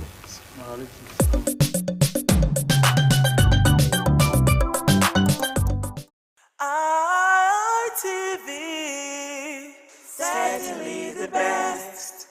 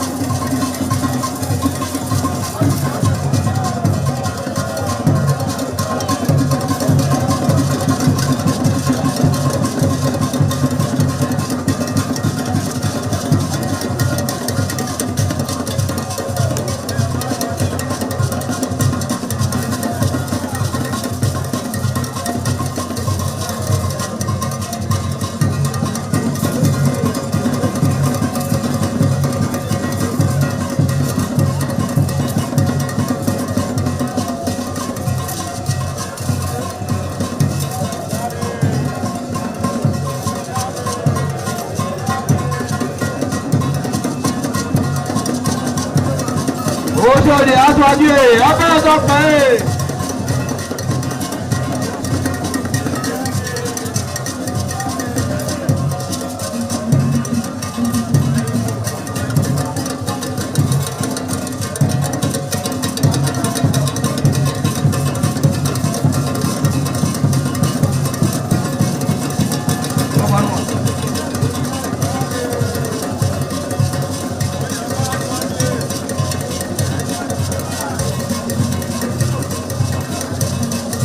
Àyàbá sọ́kì ẹ̀ abẹ́rẹ́ sọ́pẹ́ ẹ̀.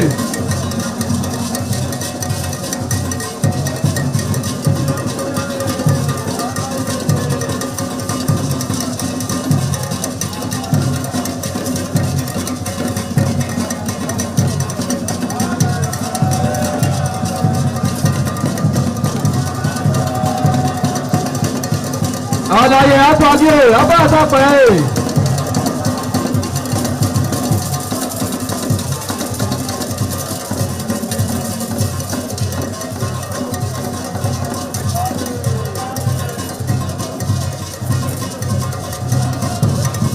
Ẹgbẹ̀túwà.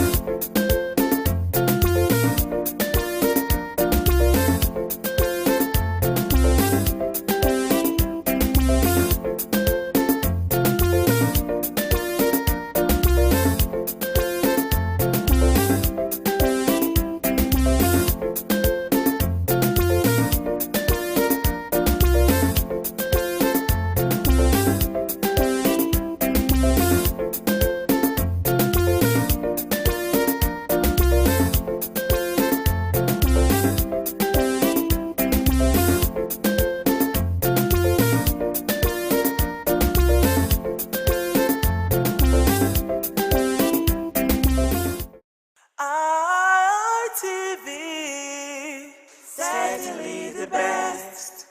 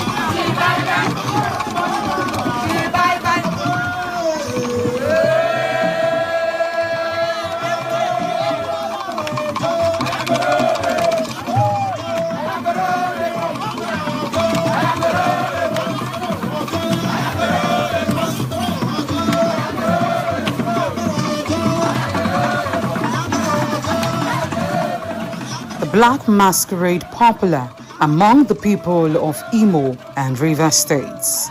This masquerade is referred to in Igbo land as Okorocha or Achiku Orji black societies. This black masquerade is popularly prominent in Imo and Rivers States regions, functioning as both spiritual entities and active enforcers of community norms. This masquerade is considered as the spirit of the dead, representing the ancestors and the living, offering guidance, protection, and judgments.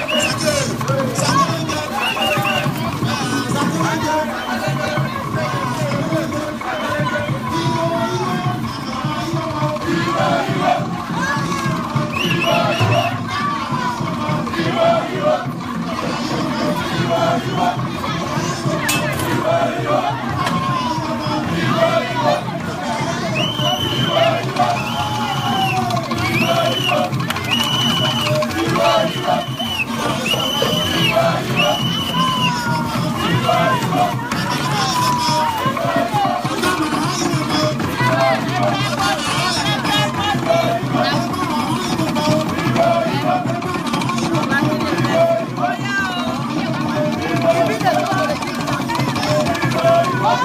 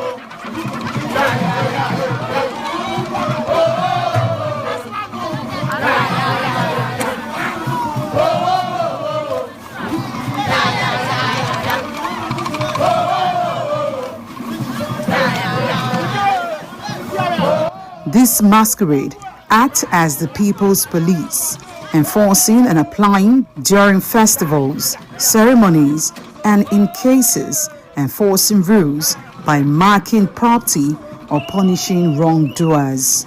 The Black Masquerade engineers the modern community, bringing joy, wipe away sorrow as the people enjoy brotherhood throughout the masquerade dance.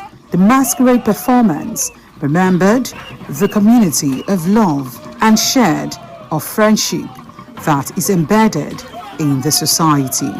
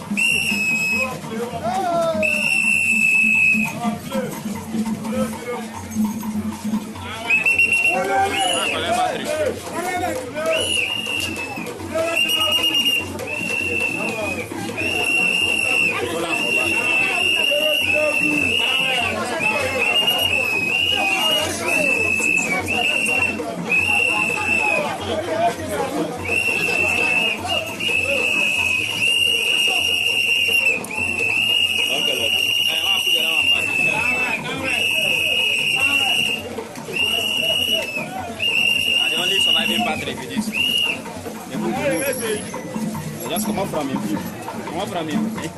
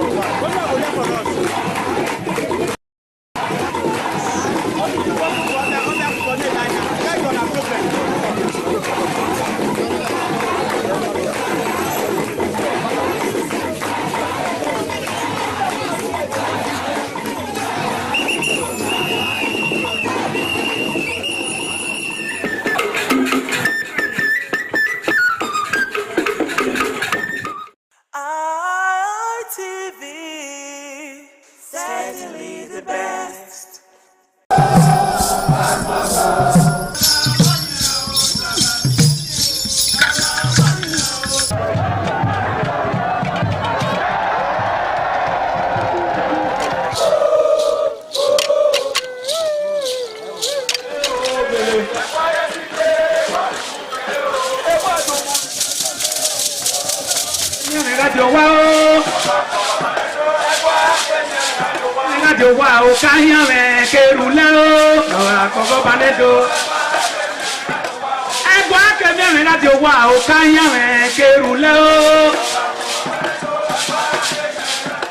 Omonomba Nedo Ukwakwalopolo Ewai II, Oba of Benin, performing during the 2025 Ododua Festival.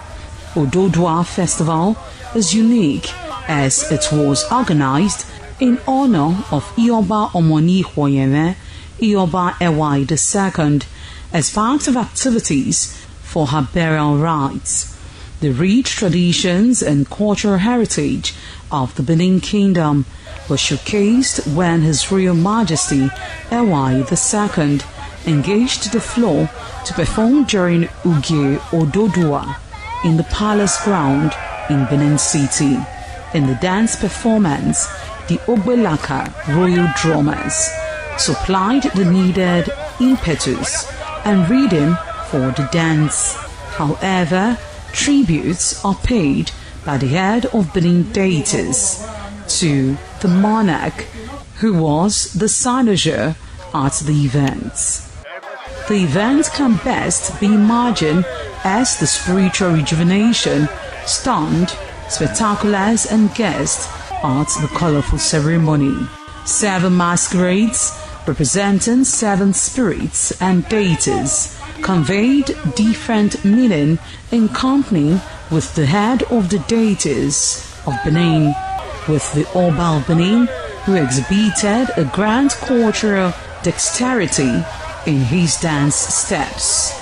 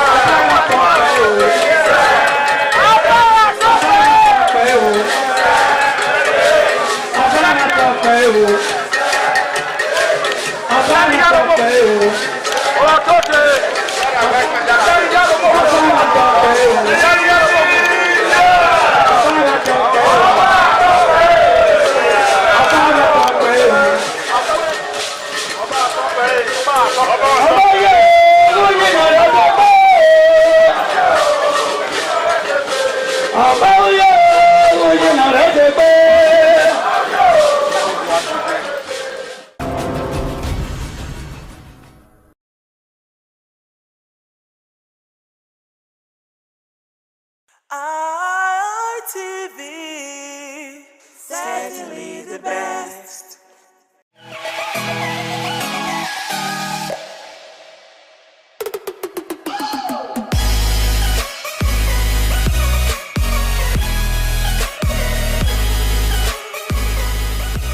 It's great to have you back once again, ladies and gentlemen. It's the Guys Hangout Show on independent television, reaching you live from the city of Benin. One show that teaches men to put themselves first.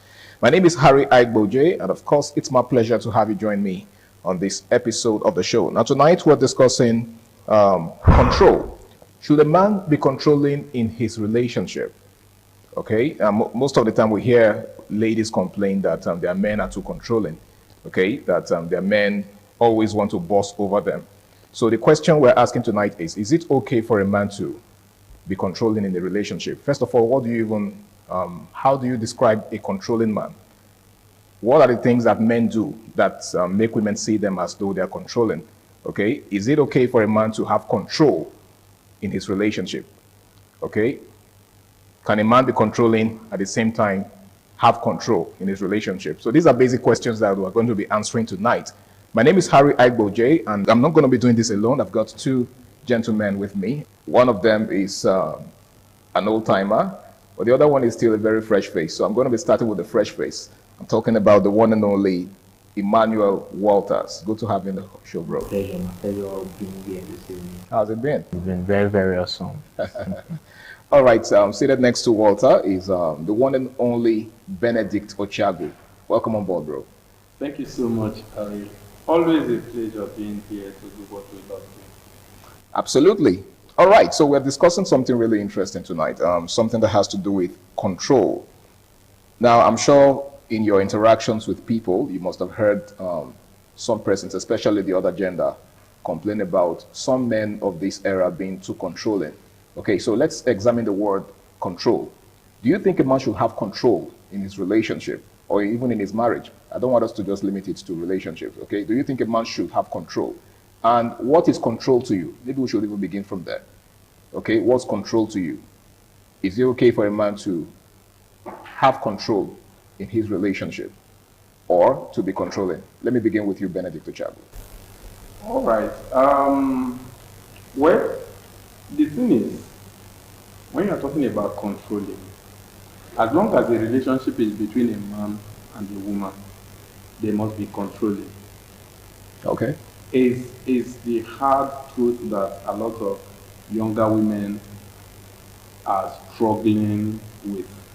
But the truth is that the fact that you are finding it difficult to accept does not change the reality. That's actually the part that I find interesting, because it seems like this generation of women are the ones, you know, having a hard time coming to grips with the fact that, you know, there has to be somebody, you know, that wields some level of control in the relationship. Yeah. It seems like, you know, our mothers of old didn't quite have a problem with it. Yeah, you see, I was discussing with you before we walked into the studio here, and I said that the hardest time to be a husband, for example, is this generation. It is very, very difficult to be a husband in our generation. In the time of our fathers, it was easier to be a husband because women understand that I am going to be loyal to a figure, a male figure. A woman understands that I am going there. For example, the man is a farmer or the man is a businessman. I'm going there to support my husband and make sure that he succeeds, and from the product of his success, my children will also be taken care of. Right? Even sometimes they go into the marriage understanding that another woman might even come in and they will still be loyal. So it was quite easier in that concept being a husband in those days, in our father's time, in our forefathers' time. So you're saying that they go in with polygamy in view? Of course, it was a general thing, especially in Africa setting, that it was almost like a 70% thing that as I'm going into this marriage, if I'm the first wife, the chances are that there will be a second wife at some point. Will bring somebody. And so you are even being trained by the society as the first wife to be a mother figure to the younger ladies that will be brought in by your husband. But some persons now see this as a barbaric practice. Oh yeah, it depends. You look at it from contextual Perspectives, okay. Right. Yeah. The world is growing. We are evolving. We are becoming more modernized, and then again, people awareness has increased, and so some persons will say, "I don't want anybody to share my husband with me," and even some husband will even tell you that it is even difficult being a husband to one wife these days. How much more bringing another person? Like I told you, it is a difficult thing to be a husband in our generation because we have people, younger generation, who doesn't want any level of control. They want to pick up their phone on social media and say anything. They want to on Twitter and say anything. And so because they have learned a culture of, in quote, a free speech on Twitter, and so they try to apply it within everything without understanding how to separate between the social media reality life and the reality on ground, right? So it becomes a very, very big problem because with due respect to women, I found out over the years that women don't really fit up. Women, because they have womb, they take in.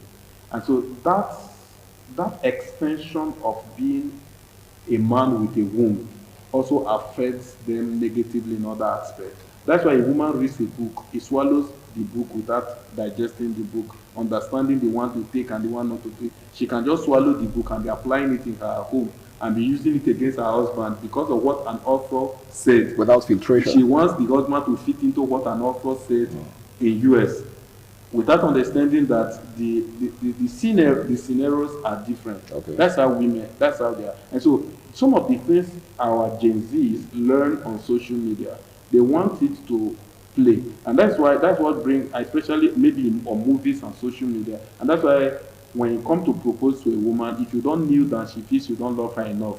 That is the effect of home videos and Hollywood and Nollywood movies and the social media, where love is defined by physical paraphernalia.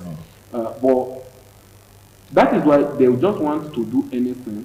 She feels when she's wrong, don't scold her, rather correct her with a shawarma, for example.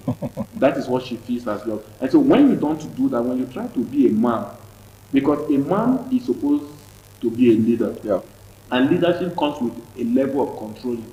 You may not want to hear the word control. Okay, let's call it leadership. Let's not call it control. Because I think that's where the problem is. It's a case of grammatical inexactitude. Some persons will tell you, well, don't say control, just say lead. Yeah. But is there really a difference between both? No, let's choose their word. Let's call it lead.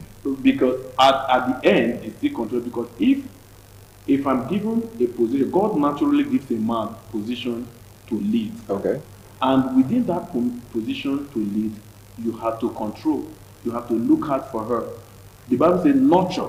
Okay. In nurturing, you look out for her. And in that looking out for her, you control her. Okay. Because if she goes out, in nurturing her, she goes out to take in something and she begins to have stomach constipation. The effect will still fall back on you. And so you must control her to make sure she don't take that thing.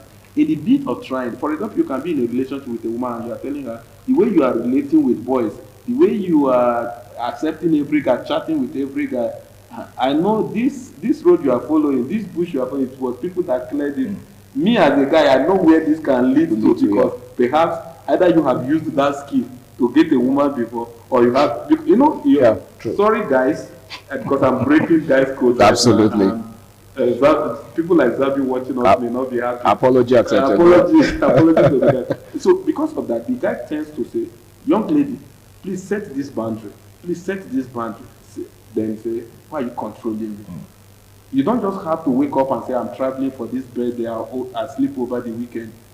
Because, for example, maybe the relationship the guy was in before, it was that thing that took away the lady from her. So then the context is contextual. That's what I'm trying to say, that as long as a lady listening or watching us, you must understand that, for example, you accept to be with a man, you have accepted to be controlled.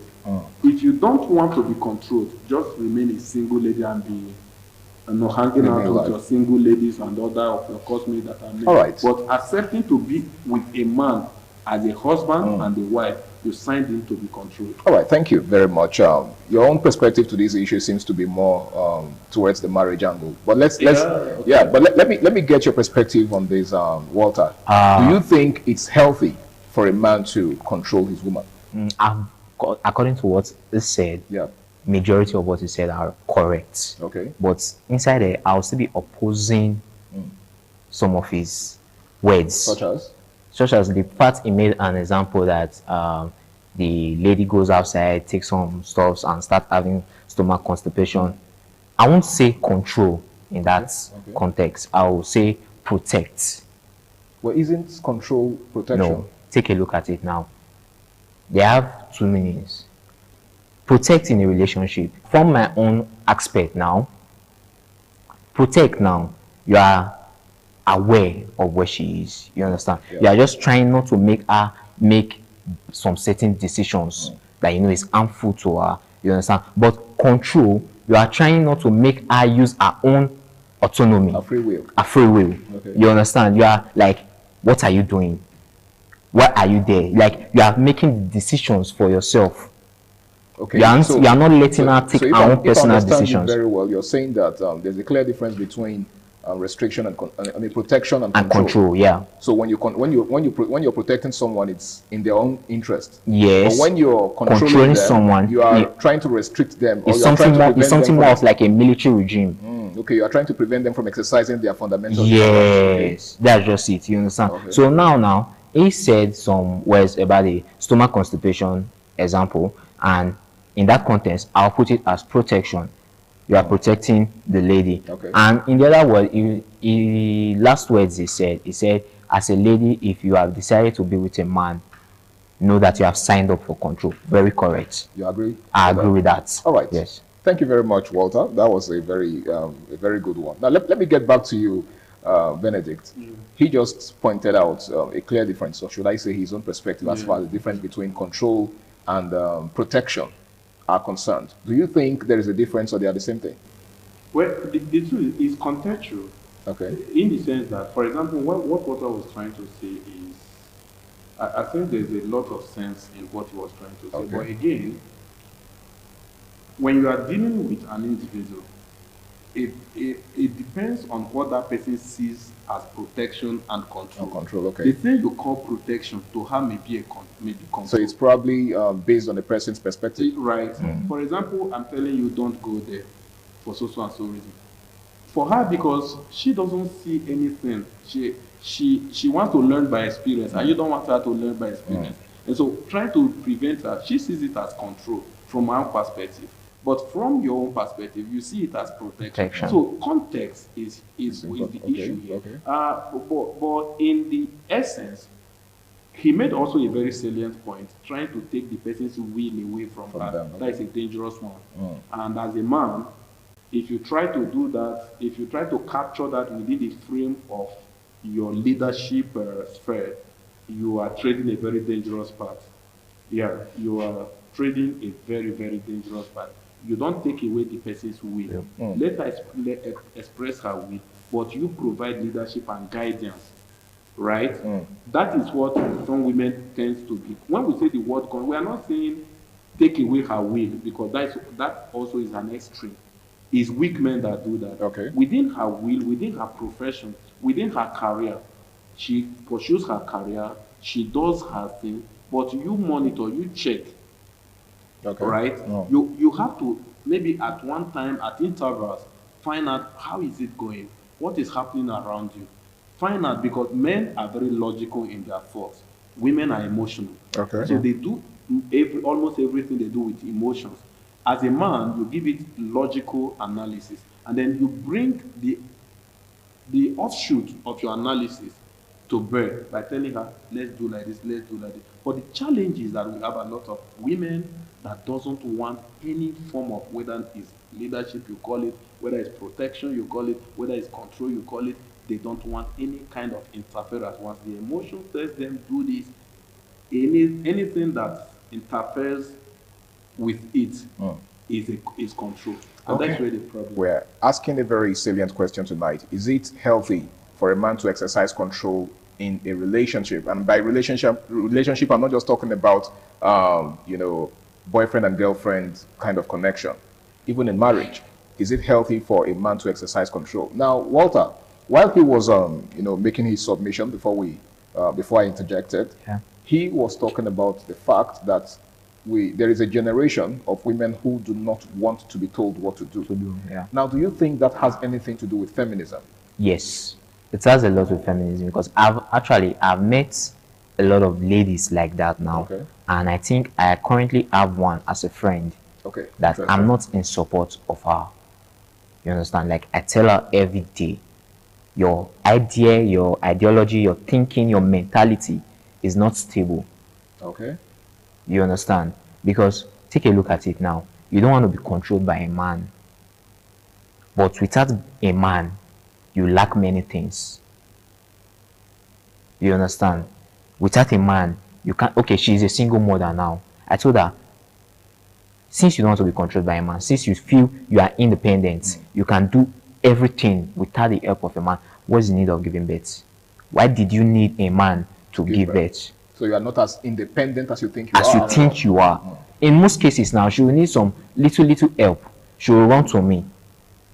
You understand? So she needs a man. She needs a man to help her. I'll be like, I'm not helping you because in your own context, you don't need a man to do anything. If I say I don't need somebody to do something, there's nothing that will make me run to that person for help because I don't need her. If I say I don't need my dad now to help me in a situation, I'm not going to run to my dad.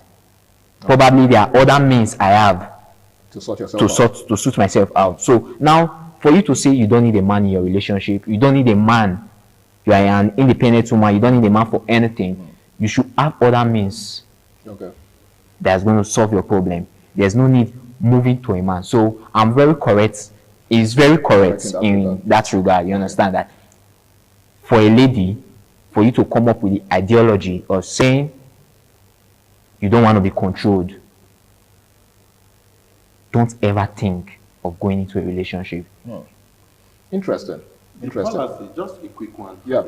The fallacy is, for example, he pointed a single mom. Yeah. The fallacy is that most of some persons that are bruised emotionally end up becoming a kind of role model, mentors, and advisors. And that's a dangerous one. Okay. A very recent case study is Tonto Dike.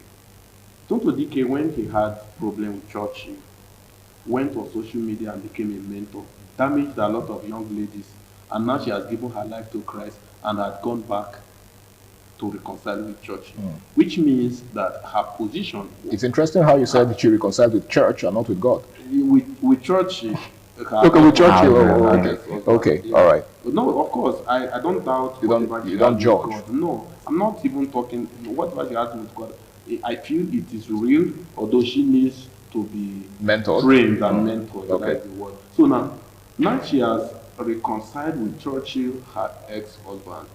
What then happened to the people that saw her as a mentor when she was damaging them? Because she was broken there. She was damaged. You remember those days I constantly say that Tonto is a damaged entity. Then she had a big platform and used it to further damage a lot of young ladies.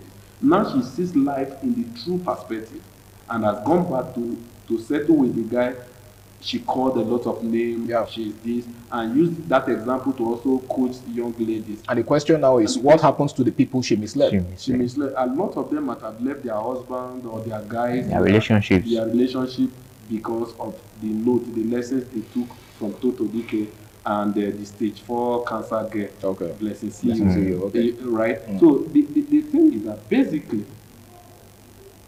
if you don't want control, you have no business being in a relationship. No. Don't have any business being in a relationship. If you don't want control, just close your leg. In fact, you have no business opening your leg for sugar daddy. Because if you... a lot of them that say they don't, like this analogy he brought, Waters brought, that lady, you may be surprised you will be going somewhere to be opening leg to somewhere. Sure. You understand? First, a lot of ladies sometimes on this regard live in their bubble of fallacy. And it's a very dangerous place to be. It's a very dangerous place to be. Now, one of the challenges that a lot of young men of this era are facing is having to deal with women who believe that they do not, or they are not answerable to any man. Now, what's your word of advice to such men? All right. First, as a man, the world is already too hard. Life is already somehow a bit unfair to men, right? For you now to allow a woman make it harder for you. When you find out that a woman is not have as a matter of ideology that submitting to men is making yourself a less of a woman, then it means that woman does not need a man. And if you as a man, you continue to bury your head inside there, whether in the name of love, whether in the name of she's your benefactor, it means you are gradually digging your grave. It doesn't matter. That's why when I look at the young men that are all emotional in relationship, I love her, all mushy, I tend to a kind of caution if I have the opportunity. Because men, for me, I don't feel men are supposed to be all emotional in relationship. No. Men are supposed to be thought-based people. Logical, thought-based, love that is with reason. If a woman does not want to be interrupted, does not want to be controlled, does not want to be led, then what is the essence of being with such a woman? Because once as a man, if your woman does not respect you, you are about 60% dead. Like you don't know what you are doing. An ideology that this woman just means that she will never respect you, you are about 60% dead. And if you refuse to do anything about it, the rest 40% may not take the next 5 years and it will accumulate, and that is the end of Solomon Grant. So just add to what he said. Okay. You know, the Bible, it says, men, protect your wives. Then it also, the same Bible also said, women, be submissive to your husbands. You get? Now, if you take a look at those women that are deciding not to be submissive to their partners, you can see that they are falling astray. They are disobeying the word of God. You understand? And coming to the other part that he said, to fall in love is not a crime. But nowadays, from our generation, it's something more of like a big deal now, falling in love. Because we are thinking, the guy is thinking of, okay, I won't be able to control her. I won't be able to guide her. I won't be able to protect her just because maybe the kind of girl she is. She has that, maybe she has met someone who don't control her, who give her that free will. Okay. So she's coming to She has dated a permissive guy in the past. Yes, she's coming into a new relationship. She's still having that same ideology. You get? Okay. She's having that same ideology. In some cases also, the guy will also be thinking about spending on a lady. Material investment. Material investment. You understand? So you are loving someone now. Like he said, there should be a reason why you are loving that person, except maybe both of them know they are just coming together for fun. Okay. Once they know they are coming together for fun, okay, they shouldn't waste their time. I don't know if you get what I'm saying. They should not waste their time. Okay. But being loving for a reason now, some guys will tell you that the reason why they love a lady is because she's pretty. Superficial reasons. Superficial reasons. Well, is that a bad reason to love someone, though? It's not a bad reason, but you, as a guy that is a logical thinker, you need to think deeper. Okay. You need to think deeper. You need to look beyond the horizon. Okay, so on a final note, what would be your parting word? What would be your word of advice, your counsel to young men out there who are dealing with women who have refused to submit to them, or who have refused to listen to them? The final word I would say is, if it's something that they see is affecting their mental health, because situations like this affect the mental health. Okay. Simply walk away from the relationship. Yeah. There's difference between, I tell people, if you want to go in love, they use the word fall in love. I tell people, don't fall in love. Okay. Walk into love. Wow. Okay. You understand? Because you can fall in love now, and at the end of the day, you will break your leg. Or you may not even be able to. You will not be able to pick yourself up. But once you walk into it, if you are tired, you just walk out. Oh. All right. Thank you very much, gentlemen. It's been a very interesting conversation. Is it necessary to, or is it healthy for a man to exercise control in a relationship? I'm sure my guests have said all that needs to be said on this particular topic, and I want to say a very big thank you to Benedict Ochago for taking out time to be here with me. It's always a pleasure to have you.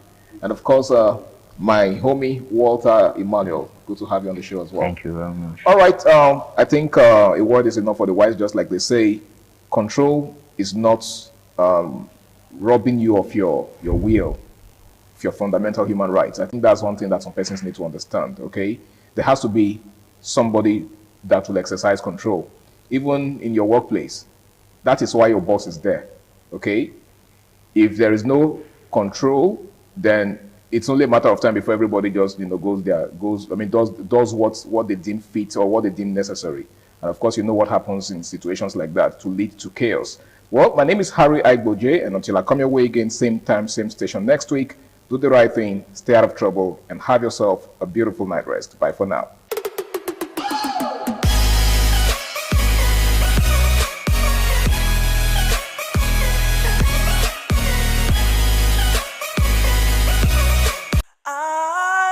ITV, certainly the best.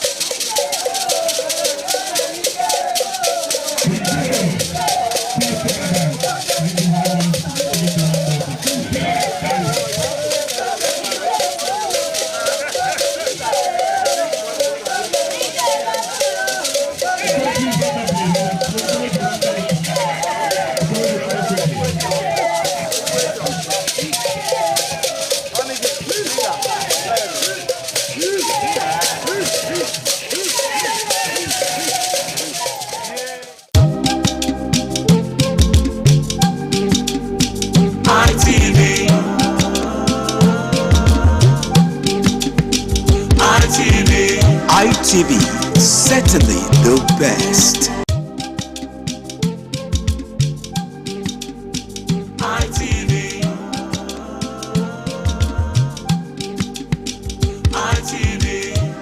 ITV, certainly the best. ITV, certainly the best. The best.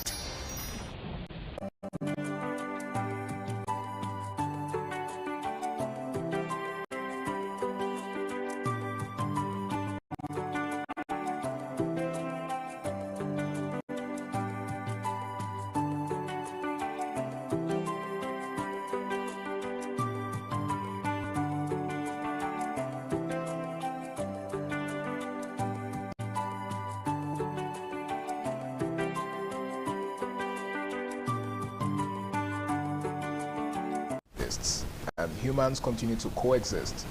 Conflict is inevitable, but how we choose to handle those conflicts as they come up is what makes us either mature or otherwise. My name is Harry Agboje, and this right here is how I'd like to say welcome to yet another amazing episode of Flipside on Independence Television, reaching you live from the city of Benin. Now today, we're going to be discussing something that has to do with conflict resolution. Now sometimes in life, we tend to fall out with the people that we interact with. It's inevitable, like I said. It's not something that we can help. It's not something that is often planned. But, you know, because we have diverse values, diverse, belief systems, and diverse ways of thinking, these conflicts are bound to come up. But it is important that when they do come up, we find a way to, sort them out, to, iron things out, just so we do not eventually go our separate ways. Now, my name is Harry Agboje, and to do this with me are two amazing gentlemen. They are actually experts in their field. One of them is a public affairs analyst. He goes by the name of Omorogbe Dosere. Welcome on board, sir. Thank you, Mr. Harry. It's good to have you on the... Now, it's been a while. I think the last time we saw was like 2-3 weeks ago. Yes, yes.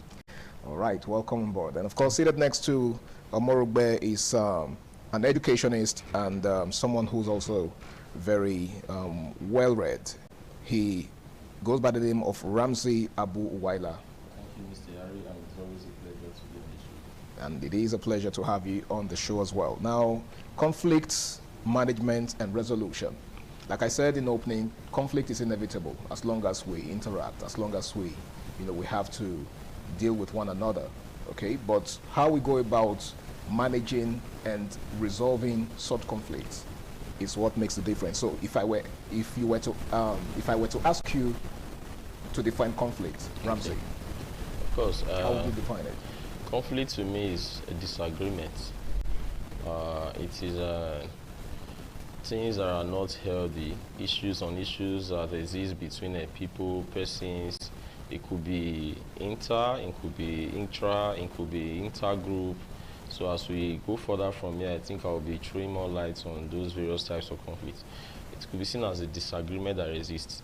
It could be between between two parties. It could be within the person. It could be between groups. It could even be within the group. As far as we live as humans, there must be instances of disagreement. But how we disagree to agree matters a lot. And that is why we should look into it. How we disagree to agree. And from what you've said, there is a difference between intra-conflicts and inter-conflicts. Of course. Okay, so when conflicts occur within groups, it's intra, right? Yeah, when it is within the group, it is intra. When it is between groups now, it is inter-group conflict. When it is within a person, it is intrapersonal conflict. Then when it is between two individuals, it could become interpersonal conflict. I'm particularly interested in the intrapersonal conflict part, but let me hear what Omorogbe has to say. Conflict arises from when there's this struggle for agreement, like you said. When they are opposing view, I'm saying what is before me is a letter 6, the number 6. And you are standing at the opposite side of me and you are saying it is a 9.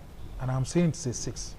So in that case, we'll need a third party who is non-biased to come in, evaluate and see what we are not okay with, contending with, and help us see or reach an agreement to understand better what's happening. And then many a times there are resolutions. Many a times no resolution.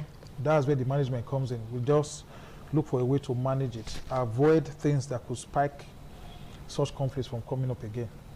Okay, so in a nutshell, you're saying that conflict could also be defined as diverse views. Yes, opposing diversity or opposing views. Yes. Okay, now what would you say is conflict management, and why is it important in our everyday life? You know, we all come from different cultural, religious, and political backgrounds. So the way we relate from where we come from differs. You're coming from a background in somewhere at Benue, and you are now working with someone from, say, Port Harcourt. Your differences, you have differences, both political, both, what's it called, religious backgrounds. You know, you have different values. So there are things that I may do in my own sphere that isn't allowed where you come from. It becomes an issue. You become uncomfortable when I do it around you. I may not know because I'm not coming from your background. Your own background, yeah. But because if you don't tell me, it continues. And then I start noticing your emotions are changing towards me, and you become agitated till we're able to identify you coming up with it and say, this thing doesn't all go well with me. You know, so we'll now have to look for a way to manage it. When I now know that this will not go so well with you, at that time where you are there, I can choose not to engage in whatsoever act I'm supposed to engage in that is not okay with you. So that is me managing it. Okay. So I'm managing it.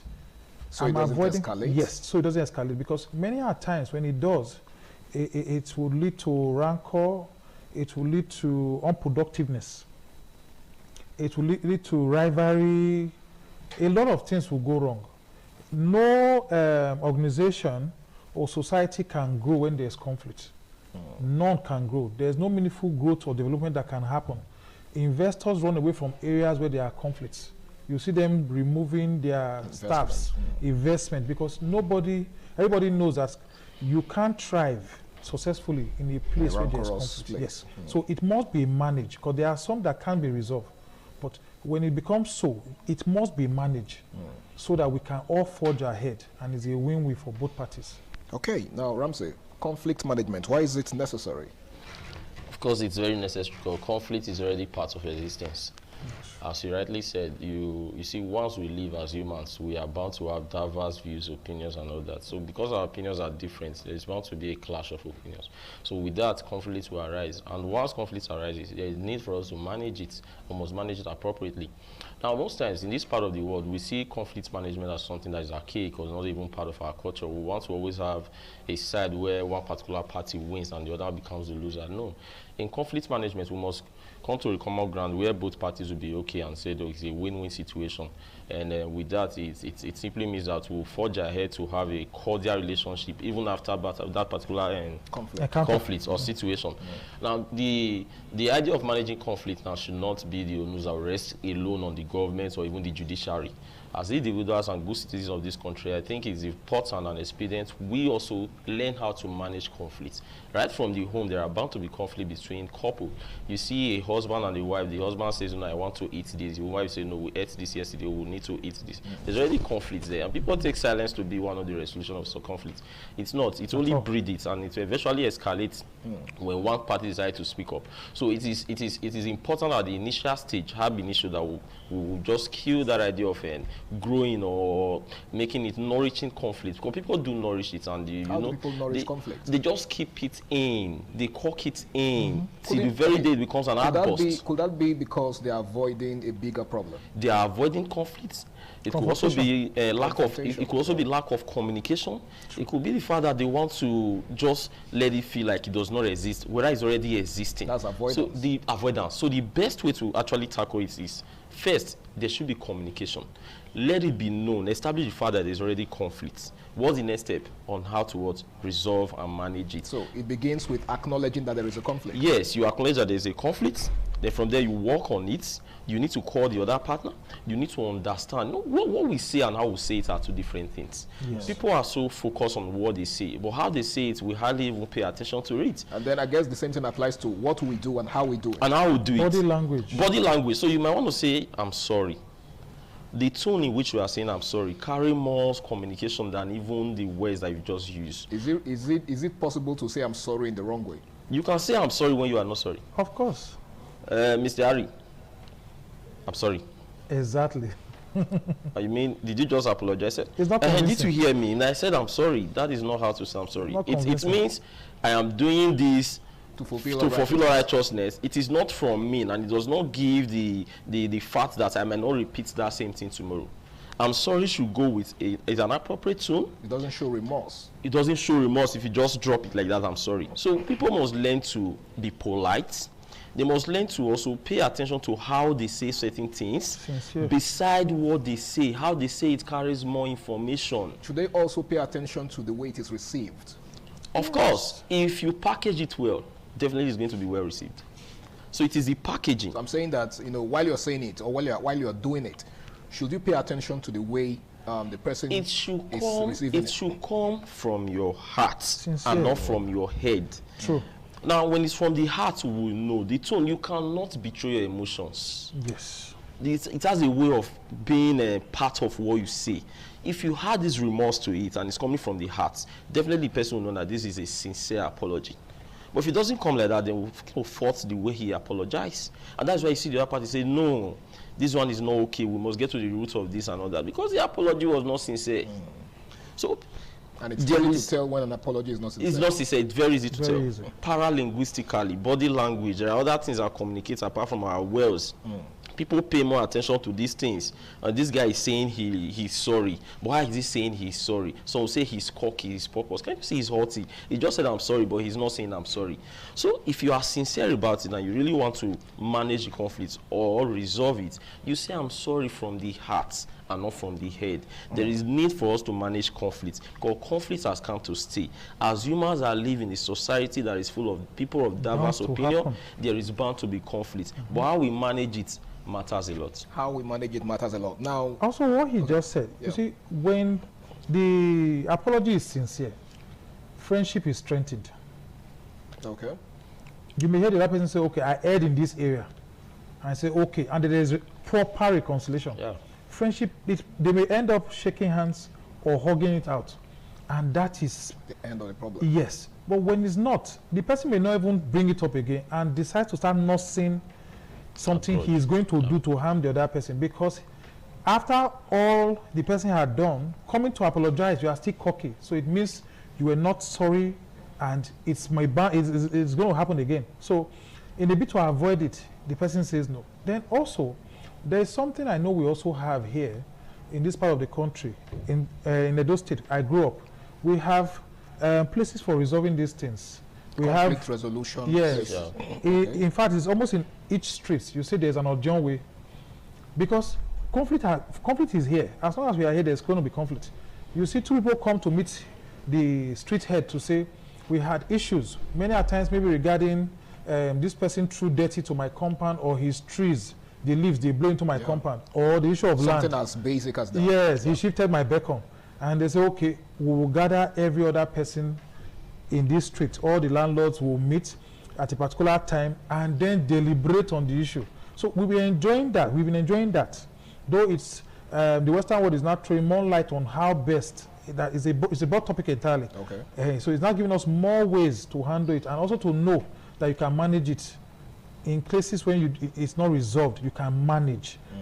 They now tell you, okay, don't so there enter. is a difference between management and resolution. Of course. Yes.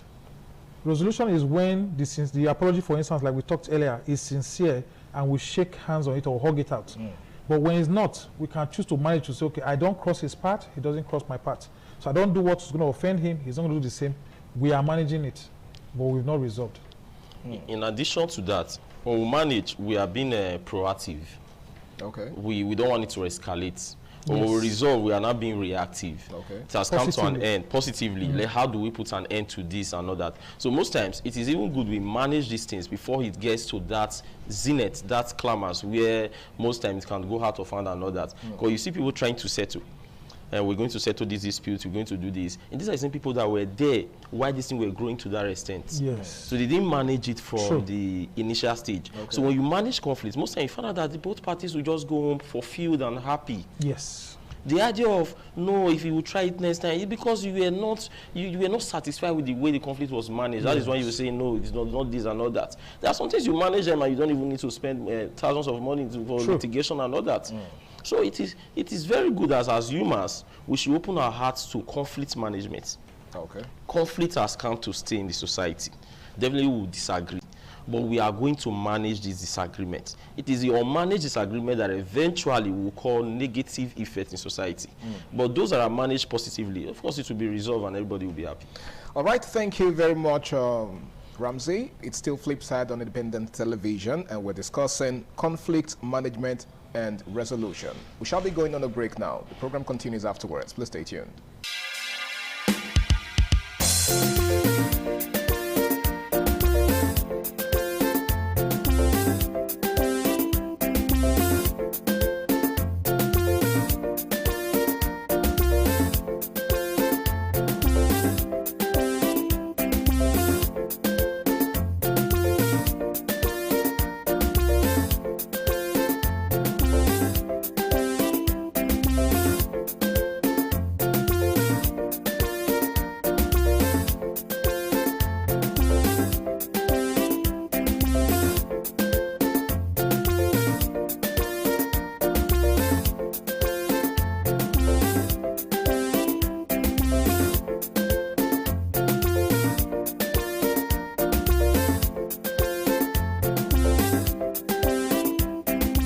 Because you've offended him, and that thing, a lot of people don't have to know. Emotions also play a bigger role. Emotions. Yes, temperament also. Temperament also. So if you have a conversation that goes the wrong side with someone who is very tempered, you have to run away because he's going to come after you. No matter the nature of the conversation. He's going to come after you because you've offended his ego, you've made him angry, so there will be an outburst. And if it's not well controlled, it could become physical. All right, Ramsey. In causes of conflict. Yes, I think the major cause of conflict is impoliteness. When people tend to have their face saved, when you have this idea of saving people's face, you hardly get into trouble with anybody. As humans, we have an ego to protect or massage and all that. So when you try to downplay people's integrity, make them feel like a nobody, we always call for conflict. It's just like what you don't want others to do to you, don't do it to others. The golden rule. The golden rule. So if you have this golden rule and you know how to meander, maneuver your ways through people in a way that you make them feel that this is somebody, you respect and you save their face, you respect their personality, you always have conflict. Are there people who deliberately, want to belittle others? Of course. Yes. That's what we call behavioral dysfunctionality.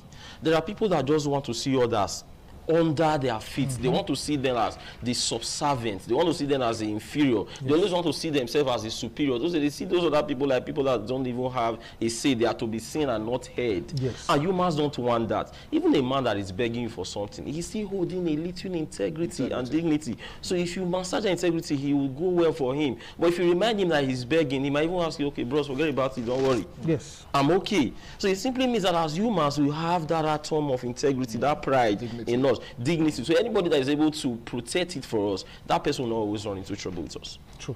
So the major one is impoliteness. People should learn how to be polite in their workplace, in the society, anywhere, in school, be polite. In language, in body language, in behavior, everything, be polite.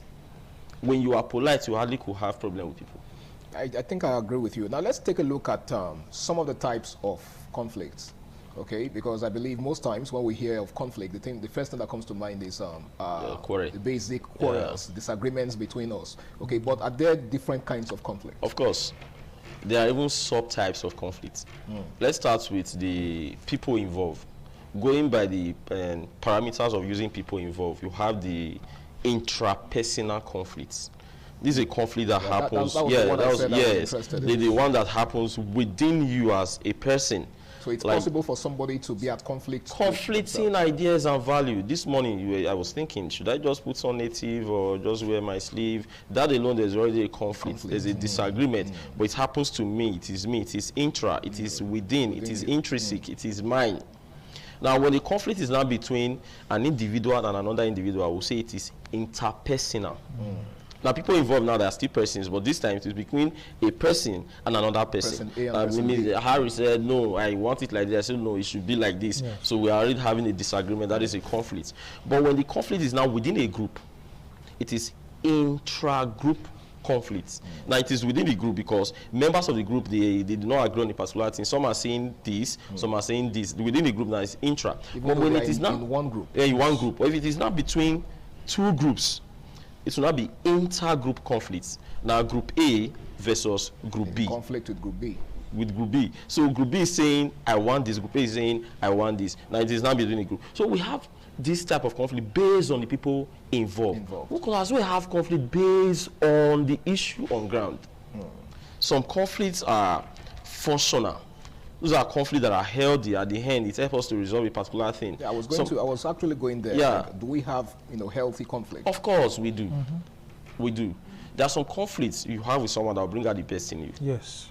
It's also bring out the best in the other person. True. But one thing about... But that actually depends on how it is managed, right? Of course, that is why the management must come in. It is a healthy rivalry. Healthy one. You might want to top your class because someone said, no, I'll top this class. And if you are giving up, you remember, someone should be reading by now. He has promised to top this class, and I gave him my word. So let me go and read. That's a healthy one. So we should not rule out conflicts totally. There are some conflicts that are functional, that help. Some are latent. It is not obvious. It's just there. You see a husband and a wife already having tension. They are already having conflicts, agreement in the house based on the next payment for the house rent, the rentage. They've not paid. It's there. They haven't talked about it, but it's just there. That tension is there. The woman is not looking too good. The husband is not looking too good. They started shouting at the children unnecessarily and all that. So the conflict is latent. It's not open. So such conflicts, you need to speak up. Communication should be a key in conflict management. Let people know how you feel. You don't communicate using your body language these days. Be open.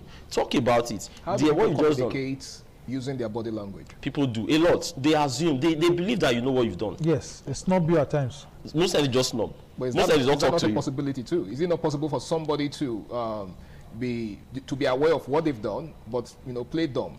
No, most times, some persons are not even aware of what they've done. Either by actions or inactions. So they'll be very sure that they know what they are doing. Why not just tell them? What you did last time, I don't like it. This is what you did. Oh, you mean you took offense? You say, yes, I'm sorry. It was coming from the heart of, say, now I understand. I had a case in the university where I called someone baby in his native tongue. I loved the language, but I didn't know what it meant. Okay. It went on for a semester. Till one day he called me and said, I don't like you calling me a baby. Baby. Like I'm a child. I said, is that what that means? He said, yes. I said, I'm very sorry. I never knew. I thought it meant my friend. Yeah. And he said, no. I didn't know. And he had this coldness at times towards me. So I didn't know. You didn't quite understand why. I didn't quite understand why. So it would have lingered if he hadn't spoken up. Yeah. Okay, so Ramsey, take it off from there. Like you actually we need to start communicating. Yes. If you don't feel cool about anything, let the person involved know that what you just done, I am not cool about it. This is wrong. And the person is mature enough. The person says, I'm sorry. This is not the aspect in which I'm taking it from. Then you can easily just resolve and the friendship continue. But you're cocking it up to say he knows what he's doing and start communicating non-verbally, using body language like the and example all that. he just gave. If the guy in question had not made it known to him, he wouldn't have known. And it took some time before the person even wanted to say, okay, this is what is happening and all that. So that is what we must encourage people to do now, to start communicating. That man there, that woman there who has offended you and you think the person knows what he or she is doing, he doesn't know. Go and meet him. Oh God, this is what you did on a particular day. They will respect you for it, for even communicating. Yes. For even saying this is what you've done, the person will just... So communication is key in resolving conflicts, in managing conflicts. We must speak up. Even in court, they want to hear from both sides. True. That's the power of communication. How do you feel? Are you guilty or not guilty? Okay, what do you have to say? You know, when you listen to people, it gives them this privilege of, I want to be heard, I want to be understood, so I should just say the truth, I should forget about things. What they do most times, they are very quick to, what some persons do most times, they are very quick to just cut in. They don't listen, they only hear. They want to be the first to speak. Almost quick to interrupt. They want to interrupt. Let that person hear his or her grievances. Let the person express his or herself. Listen to the person. By listening alone, you are a step forward in resolving and managing the conflict. Very true. People want to be listened to. So communication, listening, they are all important in conflict management. With this, I think we're going to have less conflict society. And conflict resolution also, I think they should inculcate or impute it into our curriculum. Yeah. Many people don't know about conflict management and resolution. Sure. They just believe the only way you can resolve issue is by creating more violence. So going to the police immediately. Now, is it possible to have, experts in the field of conflict resolution? I think there are experts already. Are there experts? Of course. Are they trained? Well trained. That is a course in some university. Yes, true. They have the course like that. If it does exist, then it's a novel thing, because I don't think it existed. It's a novel thing in this part of the world. Okay. Other same clients that have developed, they know things about conflict resolution. Why do we even have this too much litigation in courts? Exactly. Because most time we don't have alternative. And even the alternative we have sometimes, they like referring the case back to the court of law. True. But in the court of law, what did they say? Are they not going to use their mouth to resolve it? They must appeal to your conscience. What you're suggesting is that we have alternative resolution centers or mechanisms for cases like this, for different type of issues, so that the court will not be battling with backloads of cases, litigations. And a lot of times, some cases are even thrown out of court because of lack of merit. At the end, they will go home and settle it. This is the same audio way. Okay. Exactly. That they not initially, that the audio will not settle the issue. All right, thank you very much, Ramsey. It's still Flipside on Independent Television. We're discussing conflict resolution and management. We shall be going on another break. The program continues right after that. Please stay tuned.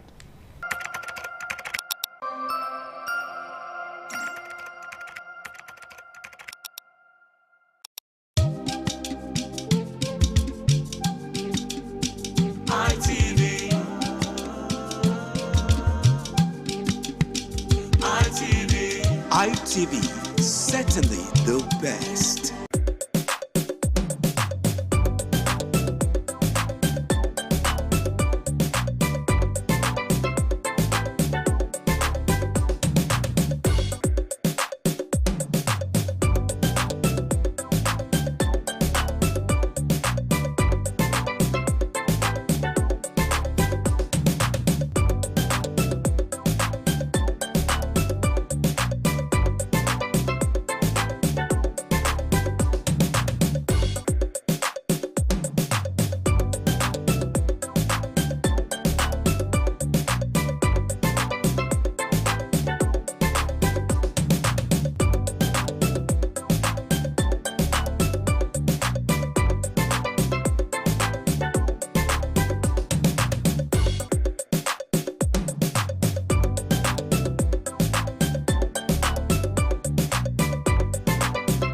It's still Flipside on Independent Television. Now, gentlemen, I'd like us to take a look at another very important factor in all of this, emotional intelligence. Now, how do you think emotional intelligence helps to, manage conflict or to avoid it completely? Let me begin with you, Omorugbe. When you know a particular communication or a particular type of greeting will offend someone else or someone you say it to, you would avoid it, because you will see that he or she is not pleased with what you've said, so you avoid it. Even within, among spouse, there are some things you say and she says, stop saying this, I don't like that statement.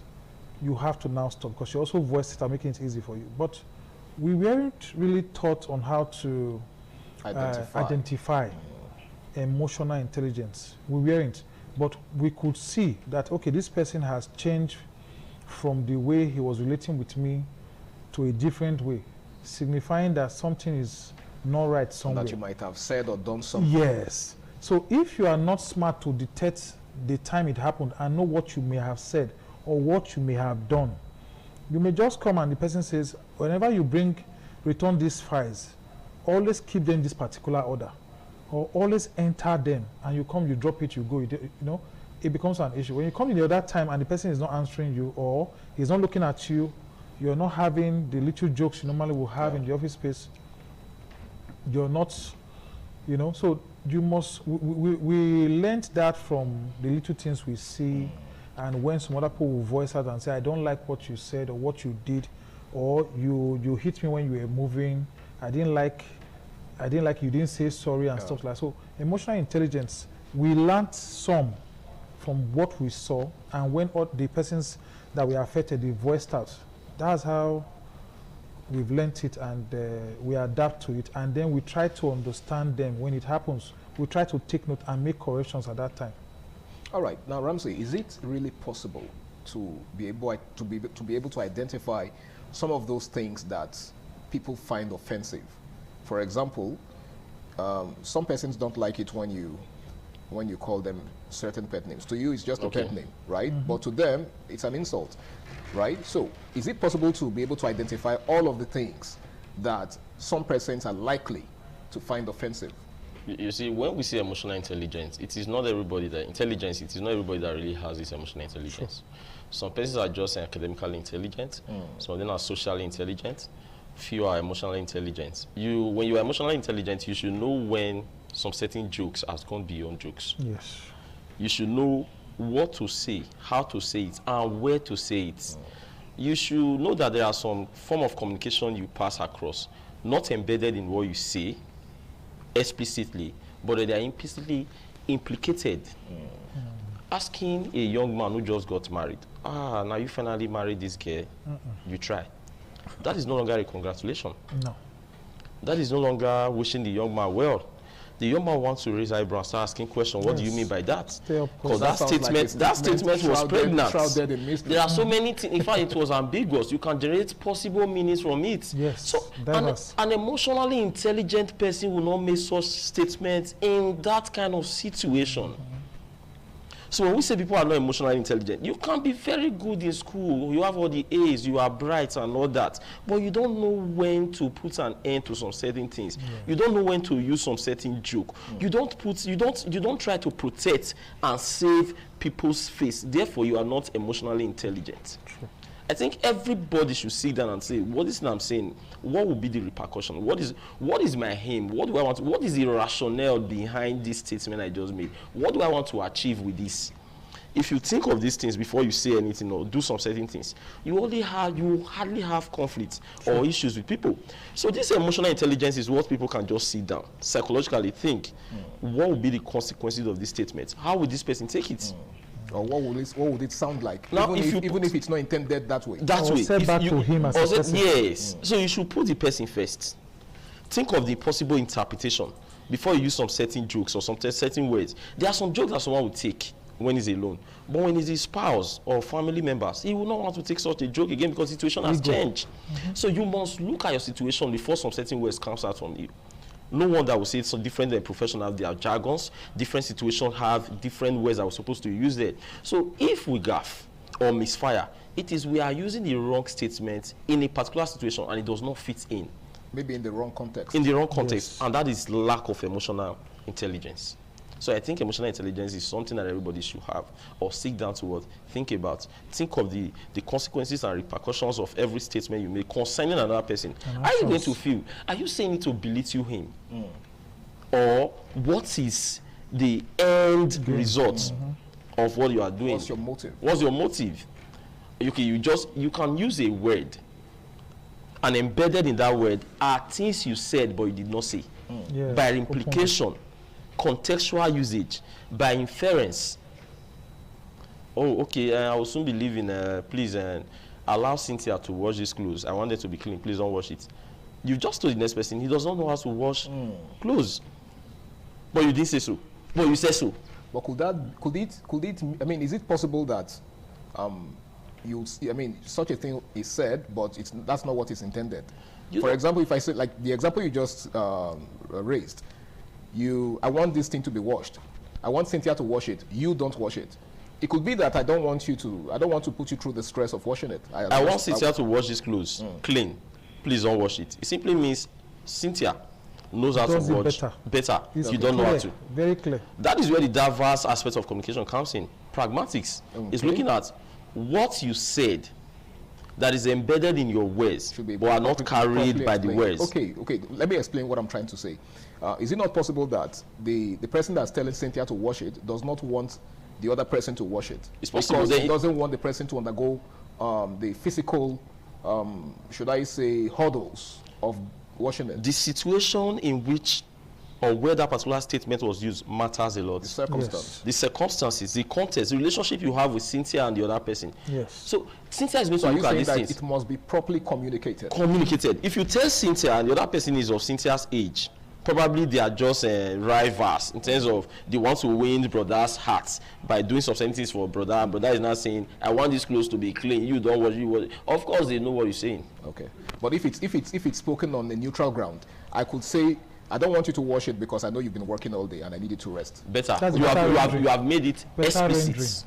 You have disambiguated it. It can no longer generate more than one possible meaning. Okay, so that's because you have emotional intelligence. Okay. You don't want to bruise her ego. Okay. You don't want her to feel bad. Yes. Then you know how to construct it. So everybody should just imbibe this emotional intelligence whenever you are communicating or dealing with people. It helps a lot. Okay, thank you very much, Ramsey. That was a very brilliant one. Now, Omorogbe, there's a particular example that you shared when the war will break. I would like you to share it again, because you see, I believe a lot could be learned from that. Yes. Yeah. So go ahead. Let's hear it. Like as I was saying during the break, there's this. There are persons who make caskets, and I saw this in the movie. And this elderly man was greeted by the person making the casket, and he greeted the casket maker and said, "How is business?" And the person said, "Ipa, I'll work here." Okay. And the man, okay, we're looking at you. I'm waiting for you. Okay. And then the man had taken certain steps. It rang differently in his head. And why is this guy saying he's waiting for? I'm not ready to go yet. And why is he waiting? And he came back and said, "What's the meaning of the statement?" And I said, "I just greeted him." He said, "No, there are a lot of meanings he's reading to it, and they are negative." And so they became a bit physical. So that means that that other man, though he would want to sell his business, lacked emotional intelligence. He shouldn't have made such a statement. So he may have just said it from his heart. Like he just went out without him having self-restraint. Yeah. That may have been his thoughts before now. It may have been his thoughts. So it wasn't right at all. Okay, because a lot of persons might say, well, he might just have said it out of, but I believe it's also that's where it becomes important for you to scrutinize the things in your head before voicing them out, because a lot of persons don't know what you have in mind.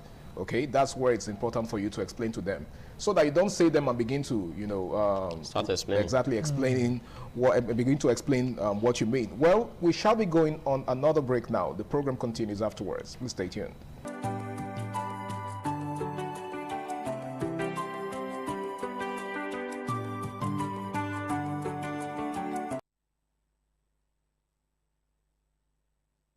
Lap of this episode of Flipside on Independence Television. Now, I would like us to examine certain situations where words are misconstrued. Okay, for instance, we have cases where somebody greets you as an elderly person, or somebody greets an elderly person, and the elderly person, instead of seeing it as a mark of respect, feels offended.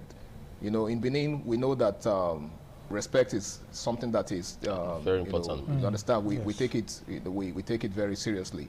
All right. And let's say somebody greets an elderly woman and says "Koye," and then the EA in question asks her, "Ijen you are," meaning, "Am I older than your mother?" Now the person that greeted the EA is, did it as a mark of respect. But the EA in question feels offended because she probably thinks she's trying to make her feel older than she actually is. Isn't that a problem in itself? Yes, it is a problem. But you see, also, because of the way we were raised, there's a sharp decline. Normally, when he greets, if it's the language he greets, like maybe, for instance, I'm greeting Lako. If I should greet her Lakunye, she's not going to get offended. Okay. He may greet Laveze, she will not be offended.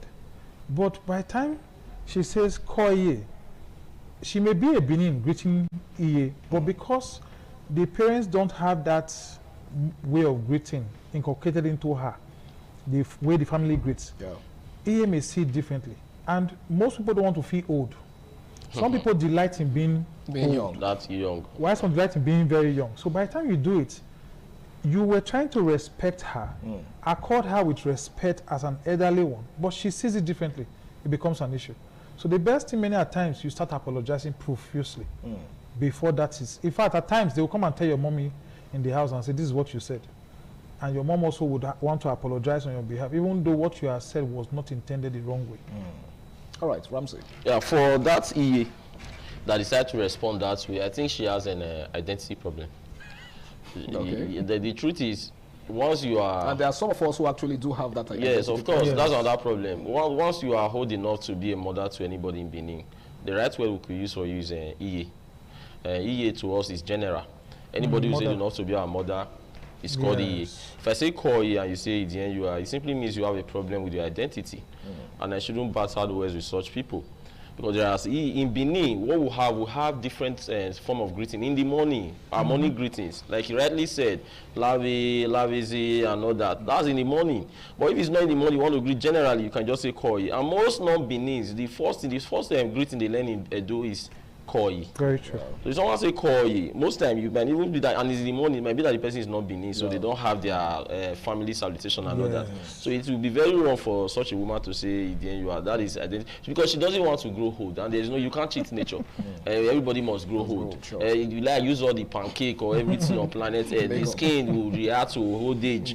As time goes, wrinkles will come and all that. So she can't defy nature. She can't cheat nature. So very, very soon, either within or very soon, the time will tell her now that she's getting old, and that person will also call her Koyi. Okay. And to me, that's not a problem. It's just the woman that has an issue. But the problem is, if you now see an elder in the morning, who is able not to be your father or your mother, you decide to say Bowie. She asks you a question, am I your mate? Are we mates? But Bowie is like good morning for age mate. You're supposed to greet according to your family lineage. Mine is Lavi, I'll say Lavi. Say, hey, from the greeting, they can even know the family you are coming from. The annoyance could be justified.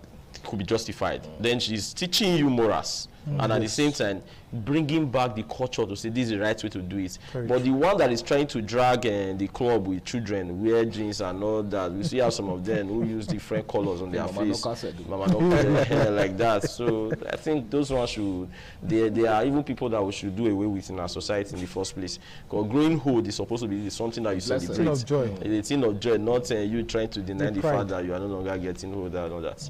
So that's what. All right. As we begin to wrap up, Omorogbe, what's your final analysis? Conflict management and resolution. I think, like he said earlier on, if we can have this at the basic learning for children, they start learning this. It should continue through the secondary and then the tertiary span for any course you are doing. You must go through it. So you think conflict management and resolution should be introduced at the fundamental stage? It will help solve a lot of issues we have. It will help us sort out many communal, many political, religious issues that come up. Because like he said, someone is greeting and is being misinterpreted. If there is this understanding from when you know how to sort it out, it wouldn't degenerate to anything harmful. So that will help us a lot. Okay. All right, teaching conflict management and resolution from the cradle. From the cradle. From primary to the tertiary institution, children should know that there is a concept of conflict management and resolution. They should first seek management or resolution to conflict instead of going further to escalate it. Yes. All right, Ramsey, in your own final analysis. Conflict definitely is part of society.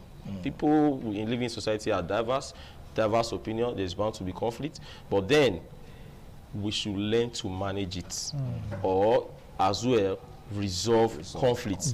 People should embrace resolution and management of conflicts. People should know that it is not always a win all the time. It should be a win-win. There are room for you to you lose some. Yeah, you win some, you lose some. There are room for you to avoid. You can compromise. You can as well accommodate, collaborate. Some diseases and things that don't have cure, you accommodate it, you manage it. So it just happens. That doesn't mean you are weak.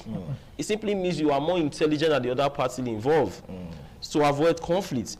Anger. Thinking you are more, or trying to appear more intelligent than the other party involved. Isn't it possible that could also lead to conflict? No, you are not trying to. It is what you are already doing. All right. And if the person says, wait, no, the person will know that this person is too mature for me to have issues with. Okay. Don't forget, conflicts always breed anger. And anger is just a letter different from danger. So if you resolve conflicts, then the anger will not come. And if the anger doesn't come, we're not going to be in a dangerous situation.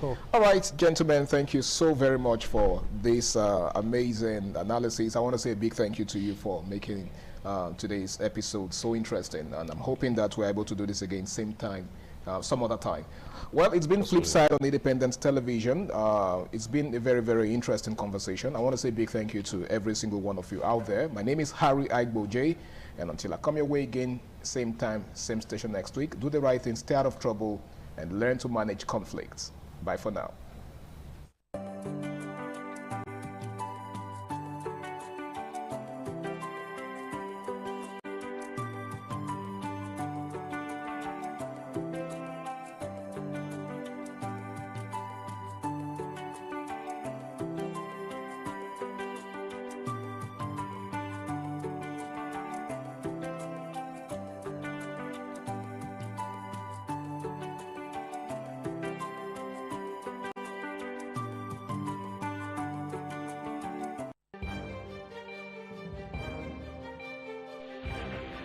This is ITV.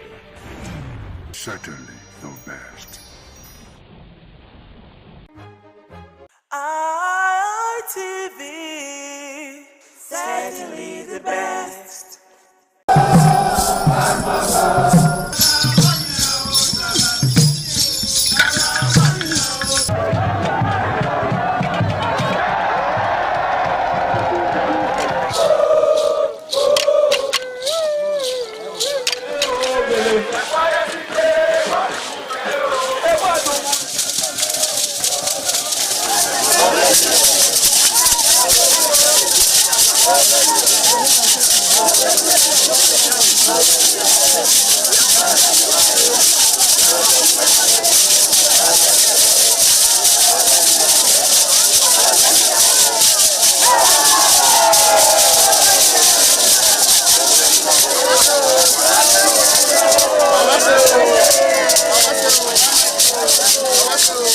Top on the list of the initiates was the eldest son of the Esama of Benin and former governor of Edo State, Chief Lucky Nosakare Igbenedion. 11 of his siblings, namely Bright Ayamekwe Igbenedion, Honorable Charles Osenwige Igbenedion, Peter Osawari Igbenedion, Dr. Fred Osanwi Igbenedion, Barrister Mike Osarene Igbenedion, Efosa Douglas Igbenedion, Upoma Enes Igbenedion, Osawe Igbenedion, Edosa Igbenedion, Dr. Daniel Omorige Igbenedion, Agbon Steve Igbenedion, as well as the Executive Director Operations, ITV and Radio, Chief Elder Ugbeide Nwonse.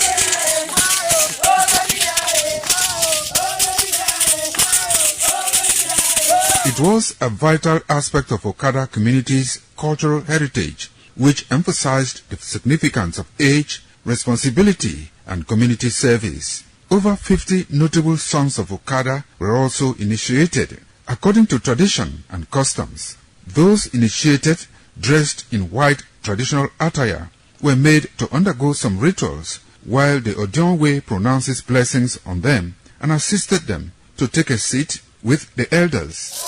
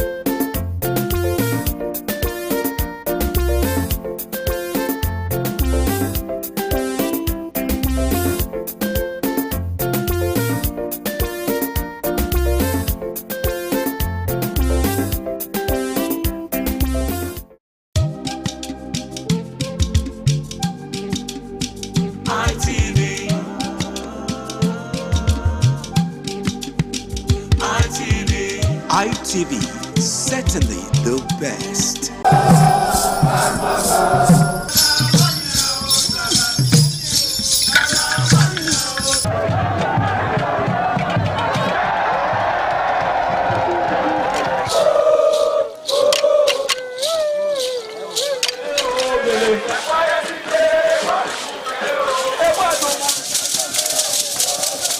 The Ekoko masquerades from Ute village, whose cult is connected with Obaewari and his mother, Elere, appear on this occasion to bless the Oba.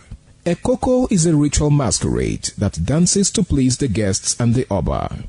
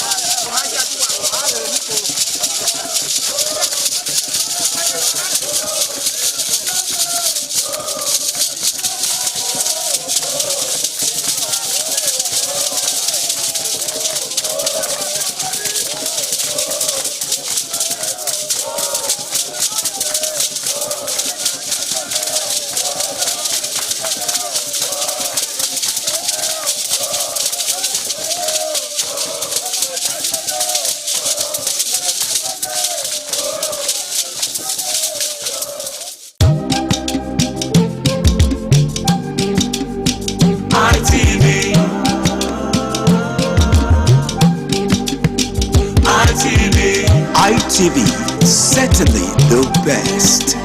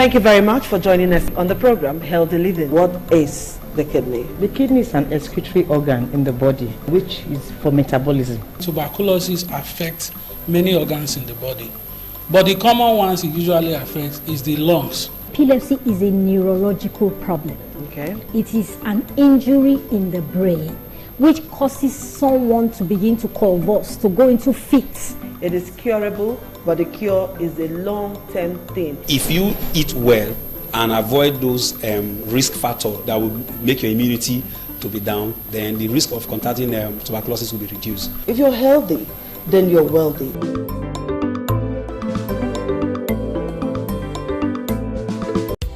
The threat of global warming is real. You have seen the destruction of lives and property as a result of incessant flooding. Make the environment a conducive place for all to live in. Stop polluting the environment. Protect the environment today. This message is brought to you courtesy Independent Television and Radio.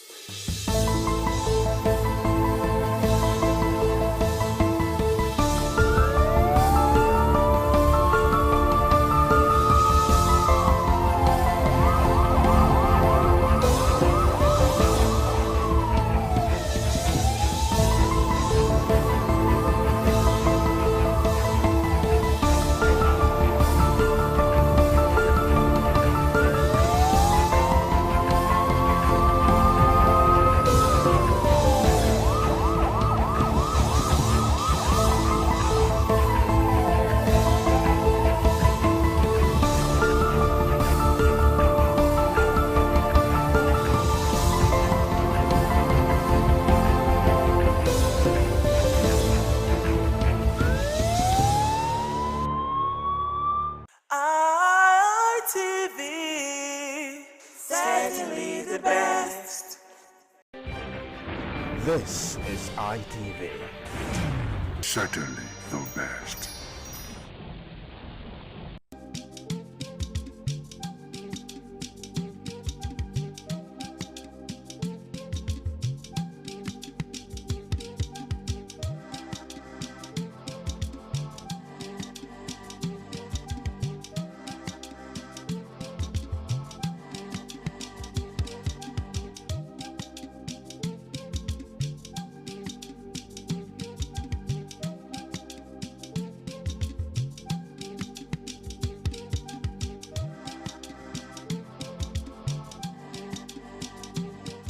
Thank you for joining us today on the program Woman to Woman. I'm Adesu Walsawage. And today on Woman to Woman, we want to talk to you, that beautiful woman out there who may not know her rights as far as Nigerian law is concerned. You know, when it comes to some certain things, some women may know, but, you know, assessing that thing that they need may become a little bit difficult for them, especially when it comes to issues that concern lawyer, courts, your legal rights and all of that.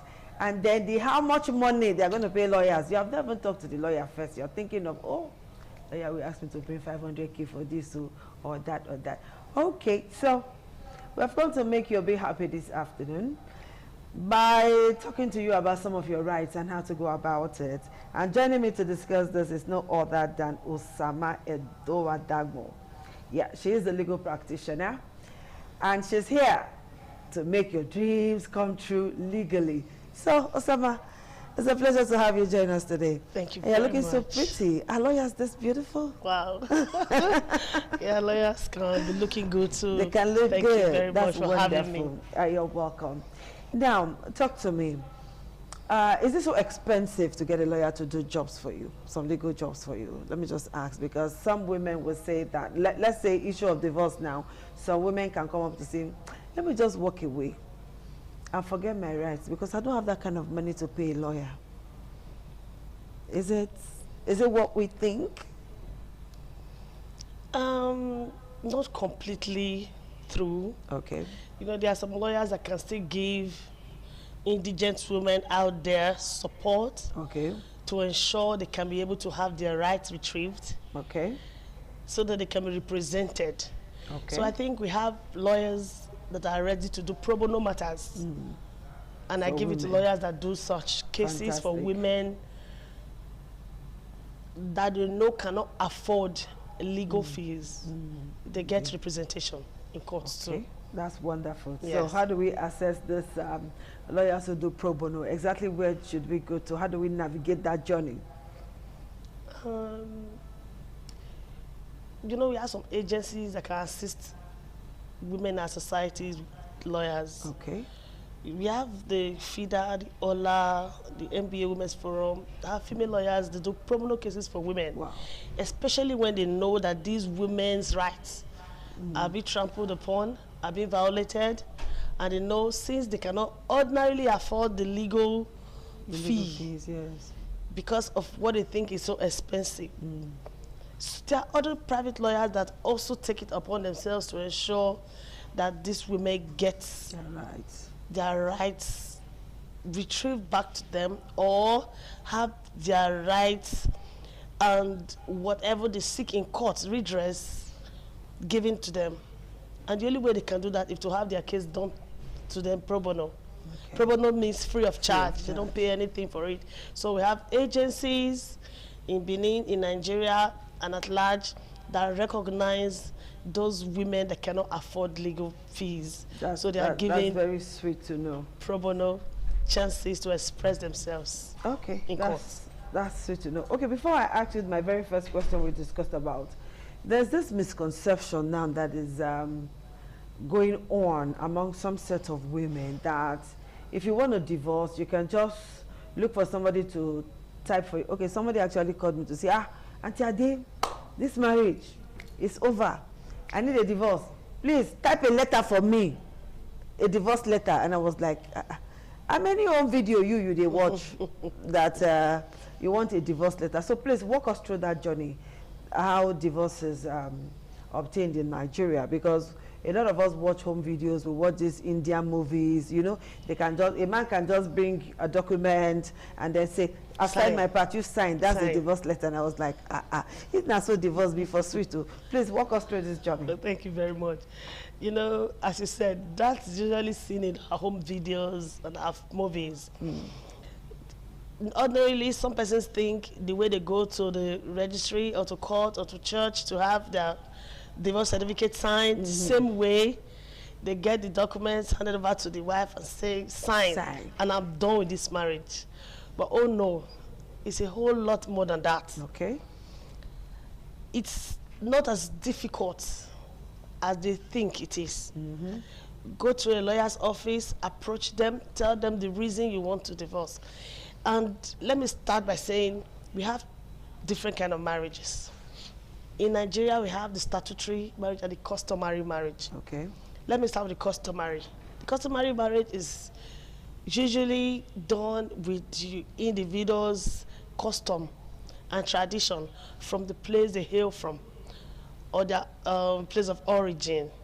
Bride price is being paid, For example, I'm from the Benin clan, or I'm from the Benin community. Here they pay your bride price.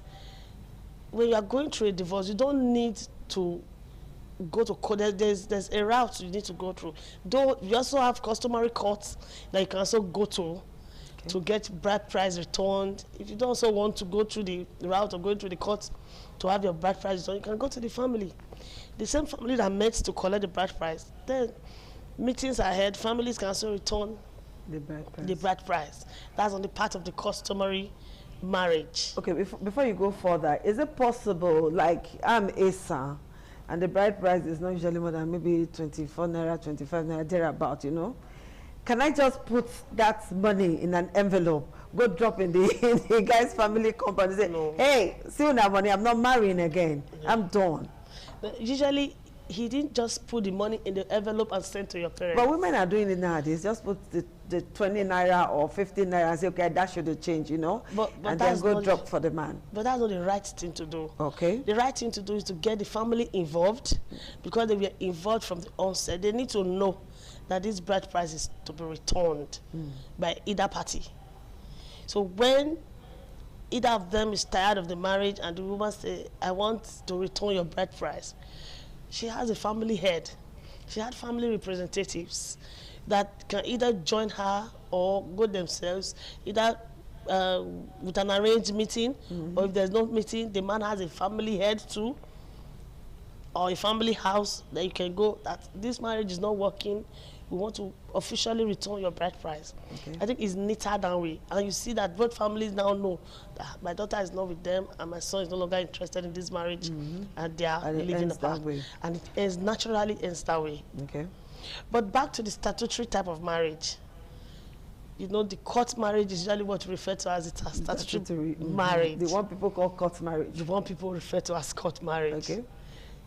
The marriage is usually done in a registered place of marriage. Okay. Usually the registry in the local government of your choice in Nigeria. There's a specified certificate that is given to you at your marriage. That same certificate will be presented to court at the verge of ending the same marriage. Okay. That is when you file for divorce. Okay. You get your lawyer, you let your lawyer know the reason for your getting the divorce. And there's a law, that is the Matrimonial Causes Act, that guides the procedure of ending same marriage. And this procedure is usually stated in section 15, I think from verse A, from A to E, has the stipulated reasons specified that you must have to know, be part of them.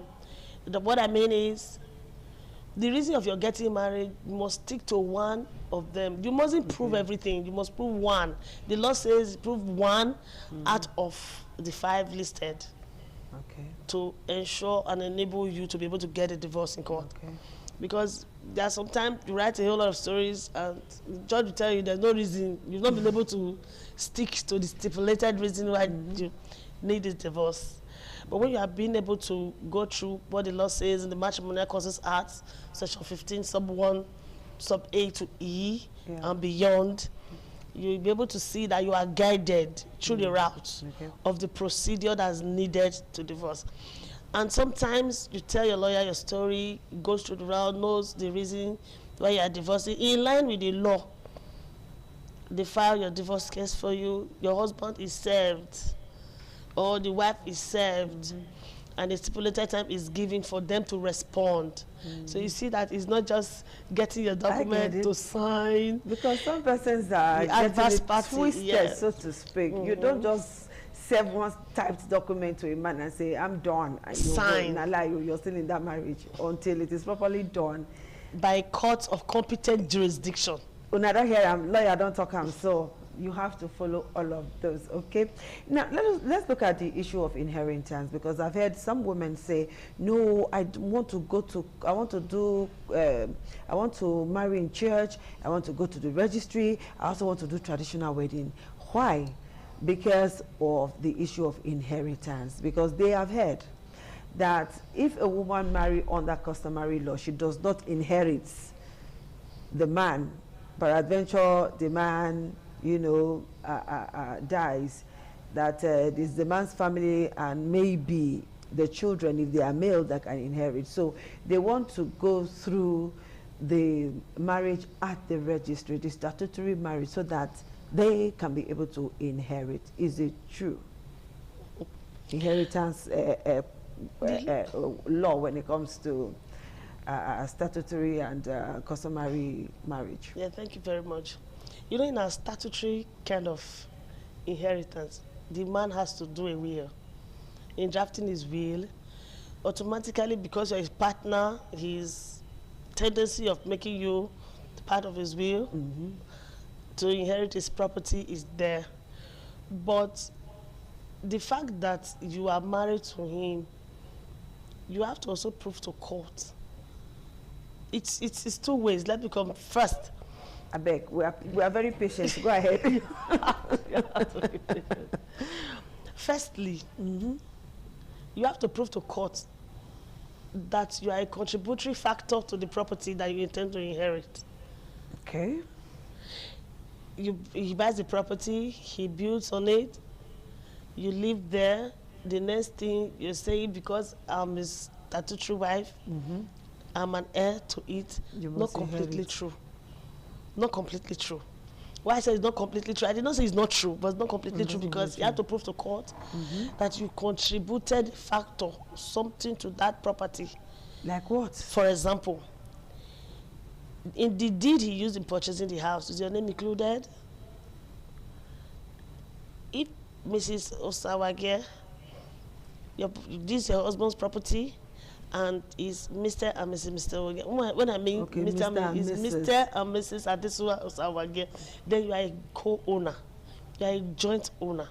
So when we're talking about who owns the property, Mr. and Mrs. Okay. Do you understand? Adesuwa Osawage. So when we're talking of inheritance, because you are part of this property, you can be able to inherit. But the fact that you just got married to him, that makes you a sole heir to the property. Not completely true. So getting married to a man is not enough for you to like own his property with him? No. Our property now. That's why I said not completely true. You have to prove it. But outside you have to prove it.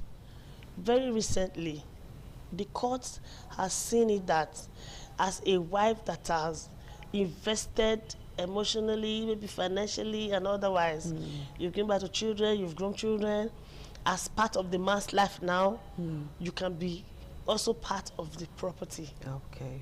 I don't know if you understand. I get you. You can also be part of the property inheritance. You can also be, let me say in the case of divorce now, we are not talking about inheritance now, we're talking about the case of divorce. If you're divorcing a man because of your investment, so to say, into the marriage, one as a wife, as a mother, as a partner, you've invested time, resources, energy into the marriage, you can also be part of the property. We are talking about compensation. Because we have already just said that you will be compensated. Yes, that's because okay. you are part of the man's life, and as so, because the man, let's say, is a very rich man and is divorcing the woman just lose at all ends because he's not. No, that's no longer the game now.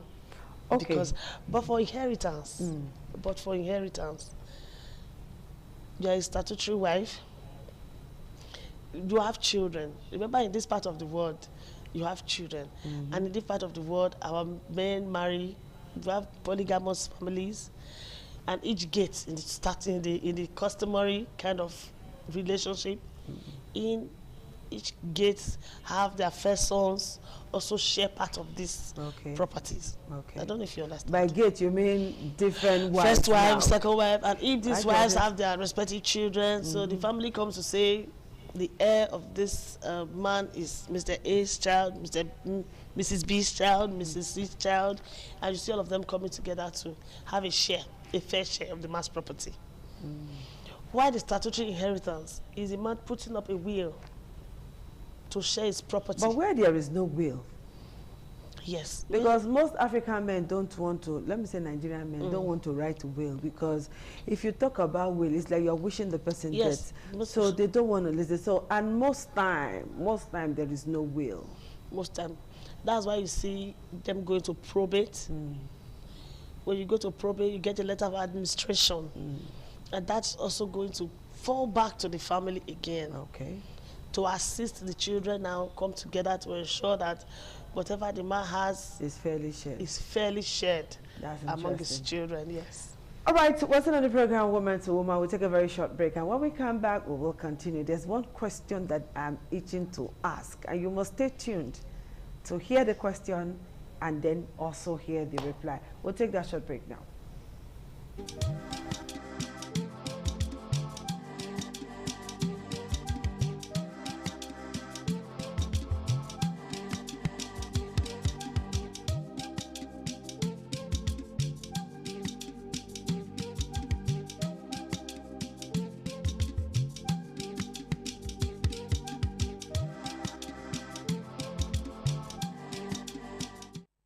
Thank you for staying tuned. Now, I'm still with Barrister Osama. And the question I want to ask now is this. You know, I want to paint a scenario now. There are times some women somehow find themselves as breadwinners of a family, right? Very well. They do everything. They are the odogu of the family, all right? Not because they want it to be like that. It's just circumstances that made it that way. Now, a woman is so in love with the husband, right? Love the husband so much. She buys a house in the husband's name. It's her money. Then she buys a house or she builds a house and the receipt bears the man's name. She buys property, she buys cars, she buys all of that. And none of this property has the man's name because she was in love. Then it got to that point where love disappears, through where we don't know. And the woman wants her property back. And this man is staying on the property, said, look, these things are mine. My name is on the receipts. So how can you prove that this property are yours? Barrister, walk us through. It's a very dicey one. But I don't pray this happens to any woman. It's happening to women. Women are experiencing it for real. Yes, they are, because I think I've done a matter like this before, and it was not really easy for us to skate through this. First, I think I advised that woman to seek help of a lawyer. Okay. And when this type of story is being told to somebody like me, we have to go through the antecedents. Because now, you know, the court, you have to prove to court. Exactly. No evidence to say. How am I going to prove to court that I own this property? Yeah. Now, this property I bought in the man's name. So you understand what that means? And in court, the judge is not there. It's what you put before court that court says. Remember, as you are getting a lawyer, they might also getting a lawyer to say you did this for him. If you don't say you did it, say it's his own. That did it. So I think the best thing to do at that point is to get a lawyer, seek help, pray, and by the grace of God, she will be able to skate through. Some of the facts that the lawyer or the court is going to look like, it was the antecedents before now. Was the man working? Was he being able to provide this much to aid him acquire this type of properties? So those are the things the lawyer will assist the woman to do. If it's in a scenario where the man has never worked and the scenario is glaring, he's not been able to prove that he has worked, his bank account, there has not been anything to show that he has resources to do this much as far as acquiring these properties is concerned. That also be a way for the woman to, you know, go that route. But I think it's going to be a difficult one. It will be difficult. A very difficult one. It will be difficult. Because before court, the property is in the man's name. I think some time ago I did something like this, but it was, the man was buying the property in the woman's maiden name. The woman's maiden name. Because he didn't want the family to know that he has money. Can you imagine? He was buying the property in the woman's maiden name. As according to you, when love now went south, love has traveled. So the only way he could resort to was to come tell the woman, give me my properties, have my property in your possession. But the woman said, which property? The man said, I have a family now. They have, unfortunately for the woman, she wasn't having any child for the man. So he now had another family, another woman with 2 kids. So he just came and said, I want my property back. I did that in your maiden's name because I didn't want this and that. But now I realized myself. And the woman said, which property? Hey, let's go to court. You know, before now, the woman was working though. And he also empowered, assisted to ensure she operates a big business and she could prove to God that she can afford all of that. those kind of properties. This is a typical case of one chance. So in the end, it was really a typical case of one chance, and she won. Wow! Because all the evidence was to show that she has, and she has the means to be she able had to the acquire all of means that. to acquire same. Okay, time is not our friend. We are moving fast now, and we're about to round up. So, if I come to you as a client to say, oh, I love my husband too much, I want to buy that property, I want to buy that property, I want to buy that property, because love is shaking me too much, I want to buy it in his name. I beg, how would you advise me? Of course, I would advise you to, if a woman in love does not take advice. That one choke. A woman in love cannot take advice. A woman in love cannot take, because when you advise the woman will turn it against you. You see, you go and tell the husband, you see, my friend does not want me to do this for you. So that's what I said dumbly. It's very few women in our world that take advice about their husbands when they're in love. Okay, practically now, what should be obtainable? What should a wise woman do when she wants to buy property? Okay, okay, when you say wise woman, we wise advise woman, women when you're buying a property, when there is, in the home front where everything is okay, the going is good, you can buy property in your husband's name. In those days of my mother, I don't think my mother has personal property. Of your mother. Now, this is our day. That's what I'm saying. But we still have homes like that where every property acquired is for daddy. Okay. You understand? But my advice to women, when you are obtaining a property now and you want to obtain it in your partner's name, I think it should be for the two of you. Okay. And when you are acquiring it can be for Mr. John Jones and Mrs. Don't put John Jones, you put your own name. Your own name, okay. Mrs. Anita Jones. Okay. Because anybody can be Mrs. Anybody can be? Yes. Wow. So my advice is you can do it as a joint property. Okay. I think by that, we have peace and nobody will be cheated. Is it a crime for a woman to own her own property? No. With her name and everything. Okay, I want to own this property in my name. I don't want a Mr. and Mrs. and I just want my own in my name. It's not a crime. Okay. When you have a partner that is enlightened and understanding, you can have a property. There are a lot of women that have properties in their names. And their marriage is still going on smoothly. Okay. And everything is going on well. There's peace in the home. There's no problem at all in having property in your name. Okay. When you can afford it, and some men will even encourage you to buy the property in your name. Okay. Yes. Okay, there's one trending video that I watched a while ago where Senator Natasha, somebody was complaining bitterly that why should she seek permission from the husband to want to run for the senatorial seat again, you know? And it generated a lot of debate. I beg, is there a crime in a woman asking her husband's permission? I think that's to do something like that. No, that's the best thing to do before you seek any political position. One, it shows the people you are intending to govern out there will see that you are already giving respect to your husband at home. Okay. And that will send a very positive message to the public. So she has done the right thing. So the person said, the woman said, in the face of equality, what is it called, women liberation and all of that, why should she? Is she saying that if the husband said no, she wouldn't have gone for? She's very bitter about it though. Okay, in the face of women liberation and equality amongst men. Yes, can you just give us that answer in 30 seconds? You see, even when the man, so to say, want to say no, but because of the loyalty of the woman, he will go all out to encourage her, he will go all out to support her, and in the end, there will be peace. The most important thing is peace rather than conflict, and rather than because you're trying to do women equality, you want to be equal with the man. If there's no peace, can you have a smooth sail? The answer is no.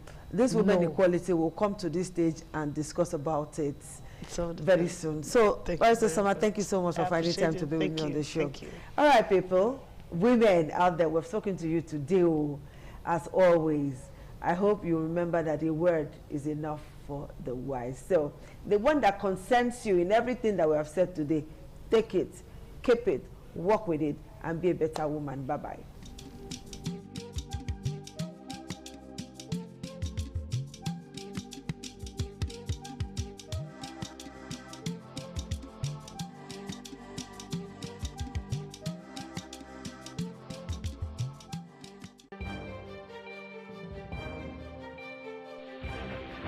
This is ITV.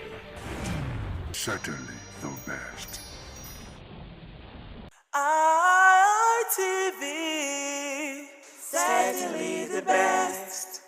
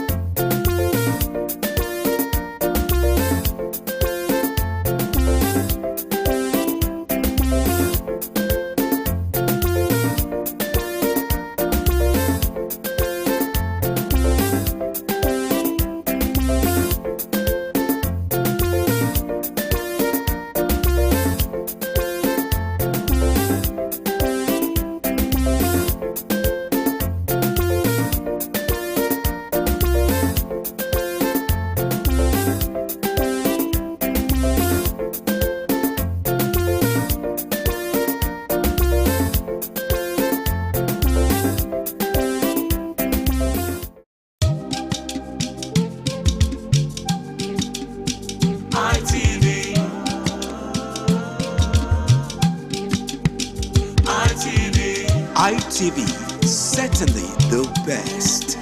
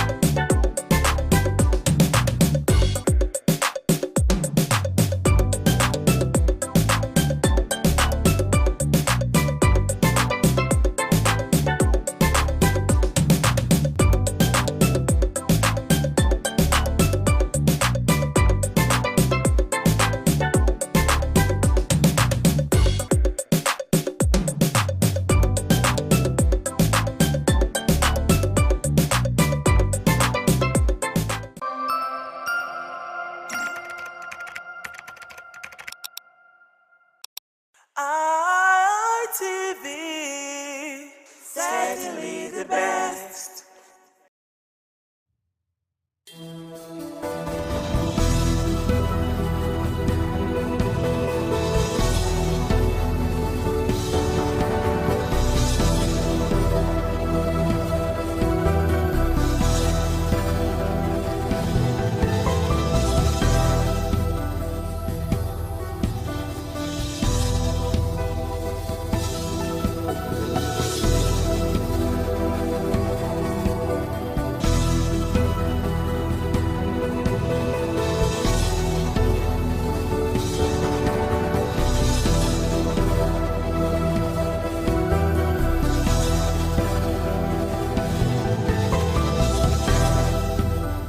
This is Business 360 right here on ITV. Hello, welcome on board. I am Anuluwakbo Stevens here to take you through a couple of interesting business roundup stories for this week. Now we'll quickly run through the headlines. We'll start off with this interesting story coming in from how the Naira is performing as against the dollar. As it says, Naira weakens to 1,349 Naira per dollar as US dollar falls on Iran talks.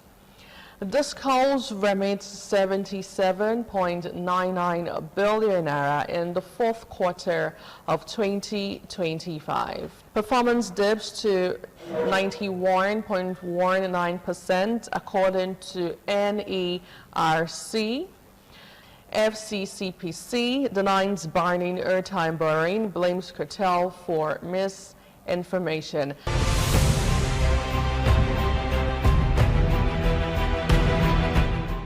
Now let's get into the details. We'll start off with the news coming in from the Naira as against the dollar. As it says, Naira weakens to 1,349 Naira per dollar as US dollar falls on Iran talks. So the Naira depreciated to 1,349 Naira per dollar on Monday, down from 1,342.5 Naira per dollar recorded at the close of trading on Friday. Now, this is according to data published on the Central Bank of Nigeria, that's the CBN website. The currency decline comes amid contrasting global currency movement as the US dollar weakened against major peers on the back of renewed optimism over potential peace talks linked to the Iran conflict. So global foreign exchange markets responded to signals suggesting a possible ceasefire despite lingering tensions between Washington and Tehran. Now, what really is the data saying?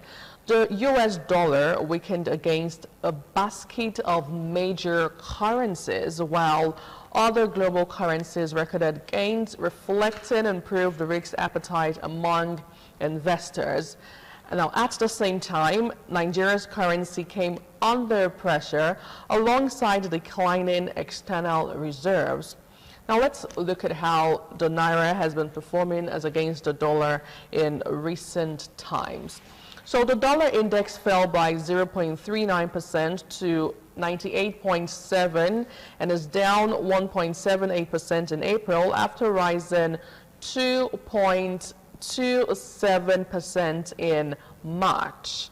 The euro strengthened by 0.16% to 1.1781 per dollar, while the British pound rose by 0.16% to $1.3535.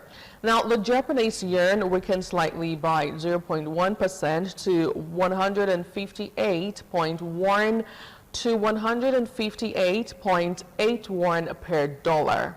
The Naira depreciated to 1,349.67 per dollar from 1,340.5 per dollar, with intra-day trading between 1,341 Naira and 1,353 Naira, and an average of 1,349.72 Naira per dollar. So all of these interesting figures reflect divergent currency trends, with global optimism weighing on the dollar, while local pressures continue to affect the Naira back at home here in Nigeria. Now, more insight on this. The market sentiment improved following signals that Iran may return to negotiation with the United States, raising hopes for a de-escalation of tensions. However, a recent development continued to pose risks to stability in the region. Now, Iran is considering attending peace talks with the United States and Pakistan following diplomatic efforts to ease tensions. The United States recently seized an Iranian cargo ship accused of breaching its blockade, prompting threats of retaliation from Tehran. Now, the ongoing conflict, now in its 8th week, has disrupted global energy supplies and heightened uncertainty in financial markets. So oil prices surged by more than 5% due to supply concerns linked to the disruptions in the Strait of Hormuz. Now, these developments have influenced investor behavior, with a shifting expectation around risk and safe haven assets shaping currency movement. Now, back here in Nigeria, Nigeria's external reserves have continued to decline, reflecting ongoing pressures in the foreign exchange markets, although the Central Bank of Nigeria maintains that the trend is not alarming, saying it is not something we should worry about. But then again, the steady drop in reserves points to sustained interventions or capital outflows.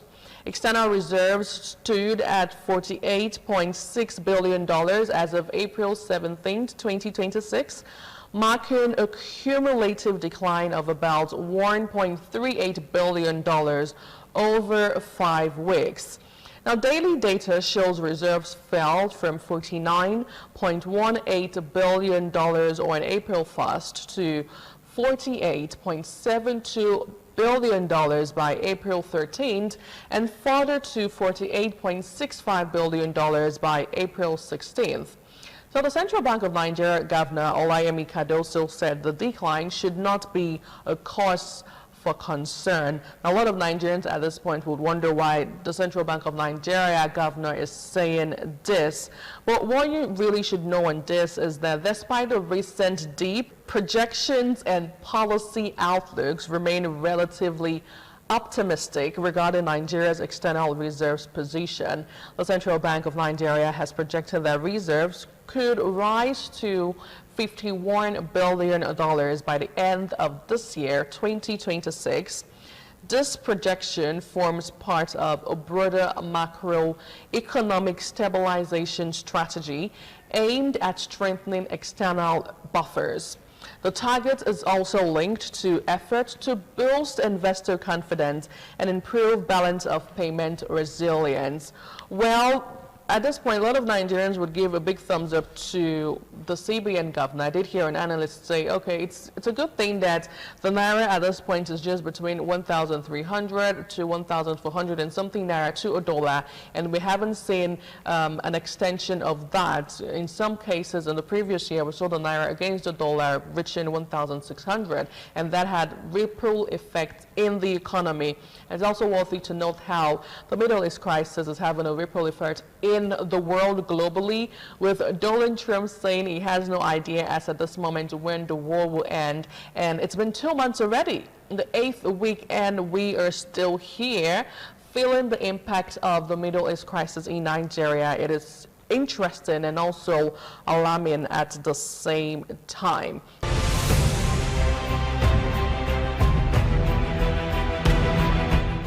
Now, away from that, let's talk about electricity, but this time around we'll look at what the DISCOs, that's the distribution company, is saying from a recent report released by NERC.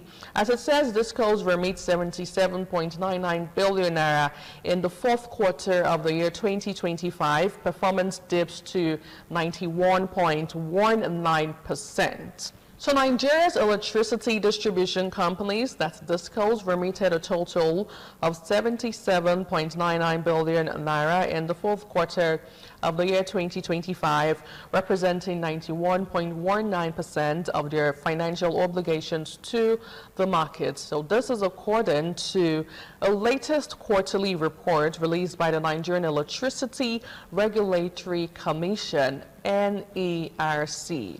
The performance reflects a slight decline compared to the 3rd quarter of 2025, raising concerns about liquidity and operational efficiency within Nigeria's power sector. Now, what really is the report saying? So the NERC report shows that DISCOs recorded a marginal drop in remittance performance in the 4th quarter of the year 2025 compared to the previous quarter. While most operators met their obligations, a few companies posted significant shortfalls. Now, for instance, invoice of 85.53 billion naira in the 4th quarter of 2025, translating to 91.19% remittance rates. This represents a decline from the 3rd quarter of the year 2025, when 73.3 billion naira was remitted out of 76.77 billion naira, with a higher performance rate of 95.19%. 0.13%. So 4 discos fell below full remittance, and they actually include Ibadan Disco, Kano Disco, Jos Disco, and Kaduna Disco. Now, for instance, Jos Disco recorded the sharpest decline, dropping by 21.32 percentage point, while Kano, Ibadan, and Kaduna also posted declines of 5.25 and 3.91 other margins respectively. So despite this decline, NERC actually is saying, and they actually noted, that the majority of the discos met 100% of their remittance obligations during that period. Now let's get up to speed and give you a background story to this. Now, President Bola Tinubu in June 2023 assented to the Electricity Act 2023, a landmark legislation originally passed by the National Assembly in July 2022. So the new act replaces the Electricity or the Electric Power Sector Reform Act 2005 and introduces a comprehensive framework to guide the post-privatization phase of the Nigerian electricity supply industry, and it's also designed to attract increased private sector investment into the power sector. Now, a major feature of the law is the removal of electricity from the exclusive legislative list, effectively decentralizing the sector.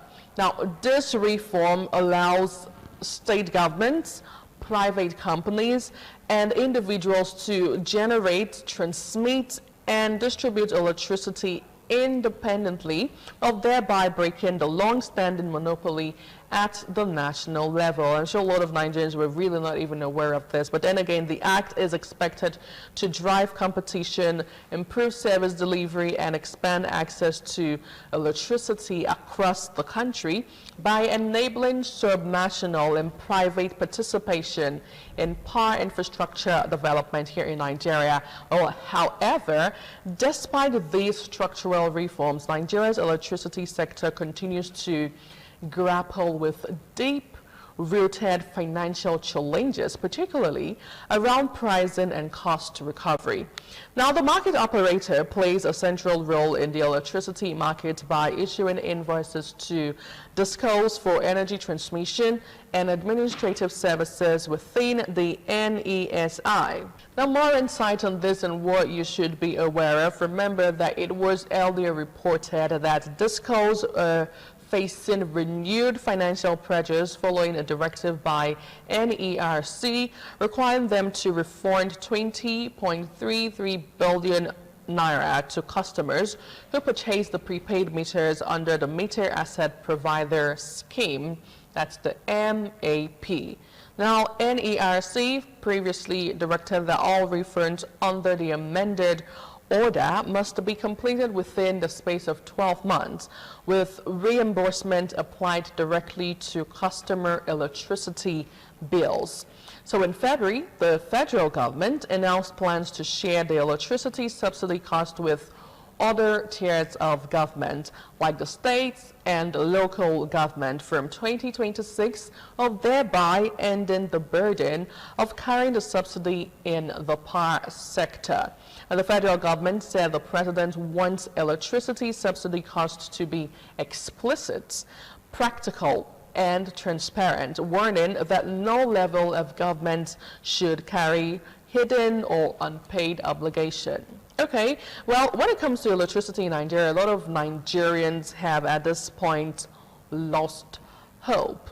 And it would also be interesting to highlight a real current trending video every single time now on the social media space, where the president during the 2023 election did promise to give Nigerians electricity, and what we have been seeing so far is far different from that, even though we've heard counter assurances and counter reassurances, and also from the Minister of Power, who I feel a lot of Nigerians do not even hold accountable enough, because I think the last time he came on board he requested for 2 weeks, and the 2 weeks has elapsed. Now the question is, has electricity improved in your area? Well, I really love to know And we should not also forget the chain and how it runs from the discos to the transmission, and a whole lot of other bodies involved in this. It's a conversation that is ongoing, a conversation that's come to stay. And let us hope by this time next year, God willing, when NERC is given the report of what happened in the year 2026, is going to be way, way better than what we are getting now from the fourth quarter of the year 2025. Well, if you just joined in, welcome. You're into Business 360 right here on ITV. We'll take a short break, and when we return, we'll move over to another interesting, the last part of the show, but very, very important. You do not want to miss out on this.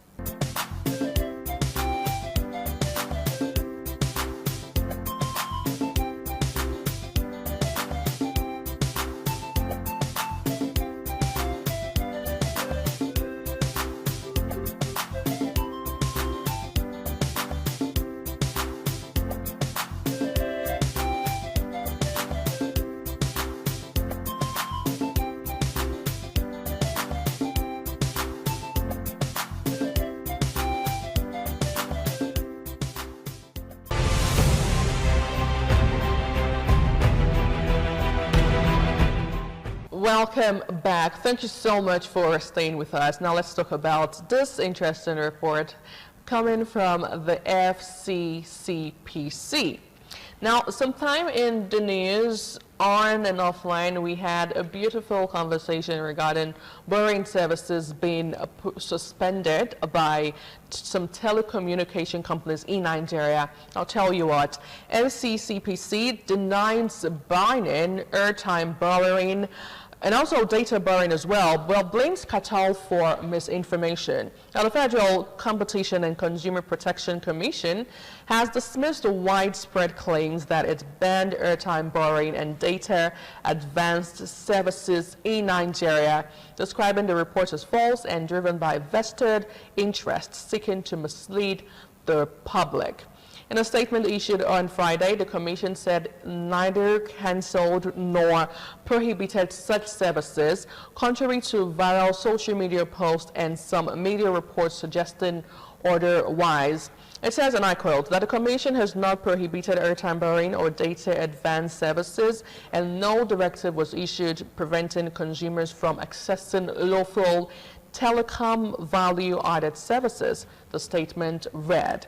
The FCCPC explained its intervention in the sector stems from mounting consumer complaints about opaque charges, unexplained deductions, aggressive debt recovery method, and weak accountability among service providers offering digital lending and advanced services. Well, to address these concerns, the agency introduced the DEON Consumer Lending Regulations in July 2025. Now, according to the Commission, the framework was designed to sanitize the market, protect consumers, and also promote transparency. Now, under the regulations, service providers are required to register properly, disclose fees and terms clearly, establish accessible complaint channels, and adhere to data protection standards. The rules also impose stricter accountability on third-party partners and aim to strengthen regulatory oversight. The Commission further revealed that some telecom operators had engaged in exclusionary technical partnership that violated provisions of the Federal Competition and Consumer Protection Act 2018. So these arrangements, it said, limited competition and shut out local participants. So despite these provisions, the agency noted that several operators failed to comply within the initial 90-day window granted after the regulation were introduced. So even after an extension to 5th January 2026, some companies reportedly did not regularize their operations. Now, as a result, any temporary suspension or disruption of services experienced by consumers, the Commission said, should be attributed to business decisions of non-compliant operators, not regulatory action. It says, and I quote, "It is inaccurate to attribute avoidable disruption to regulation where regulated entities had adequate notice and sufficient opportunity to comply," the statement added. The FCCPC accused unnamed interests, including foreign collaborators, of orchestrating misinformation campaign to resist reforms aimed at creating a fair and transparent market. While urging Nigerians to disregard misleading claims, the Commission reaffirmed its commitment to protecting consumers and ensuring responsible practices within the digital financial ecosystem. So it is worthy to also note that what FCCPC, that's the Federal Competition and Consumer Protection Commission, is saying is that it is taking themselves out of what you're currently experiencing, just in case the telecom communication company that you're operating in right now in Nigeria is not providing you that service of being able to borrow airtime or data. Now you're saying it's not your fault, it is the fault of those who refused to comply with the directive and the reform that they are trying to create and establish here in Nigeria. That is why you're having that kind of experience now. Well, a lot of Nigerians offline and online have been reacting to this, with some persons saying they feel a bit of discrepancies in how the things are being run. A situation where you borrow 500 naira, and then when you're to repay what you borrowed, it's a different ballgame entirely. It seems like you're even paying triple or 50% of what you owed or what you did borrow. Well, there are those Nigerians who would say that, oh my goodness, here in Nigeria you get to borrow a lot, and then there are some persons who would just borrow and borrow and borrow and then do away with the SIM card. Well, it's a lot. Well, this is Nigeria at the end of the day, and on that note, we wrap up Business 360. Thank you so much for being part of the show. I am Anuluwakwo Stevens. We'll do this again next week, God willing. Please have yourself a great day ahead.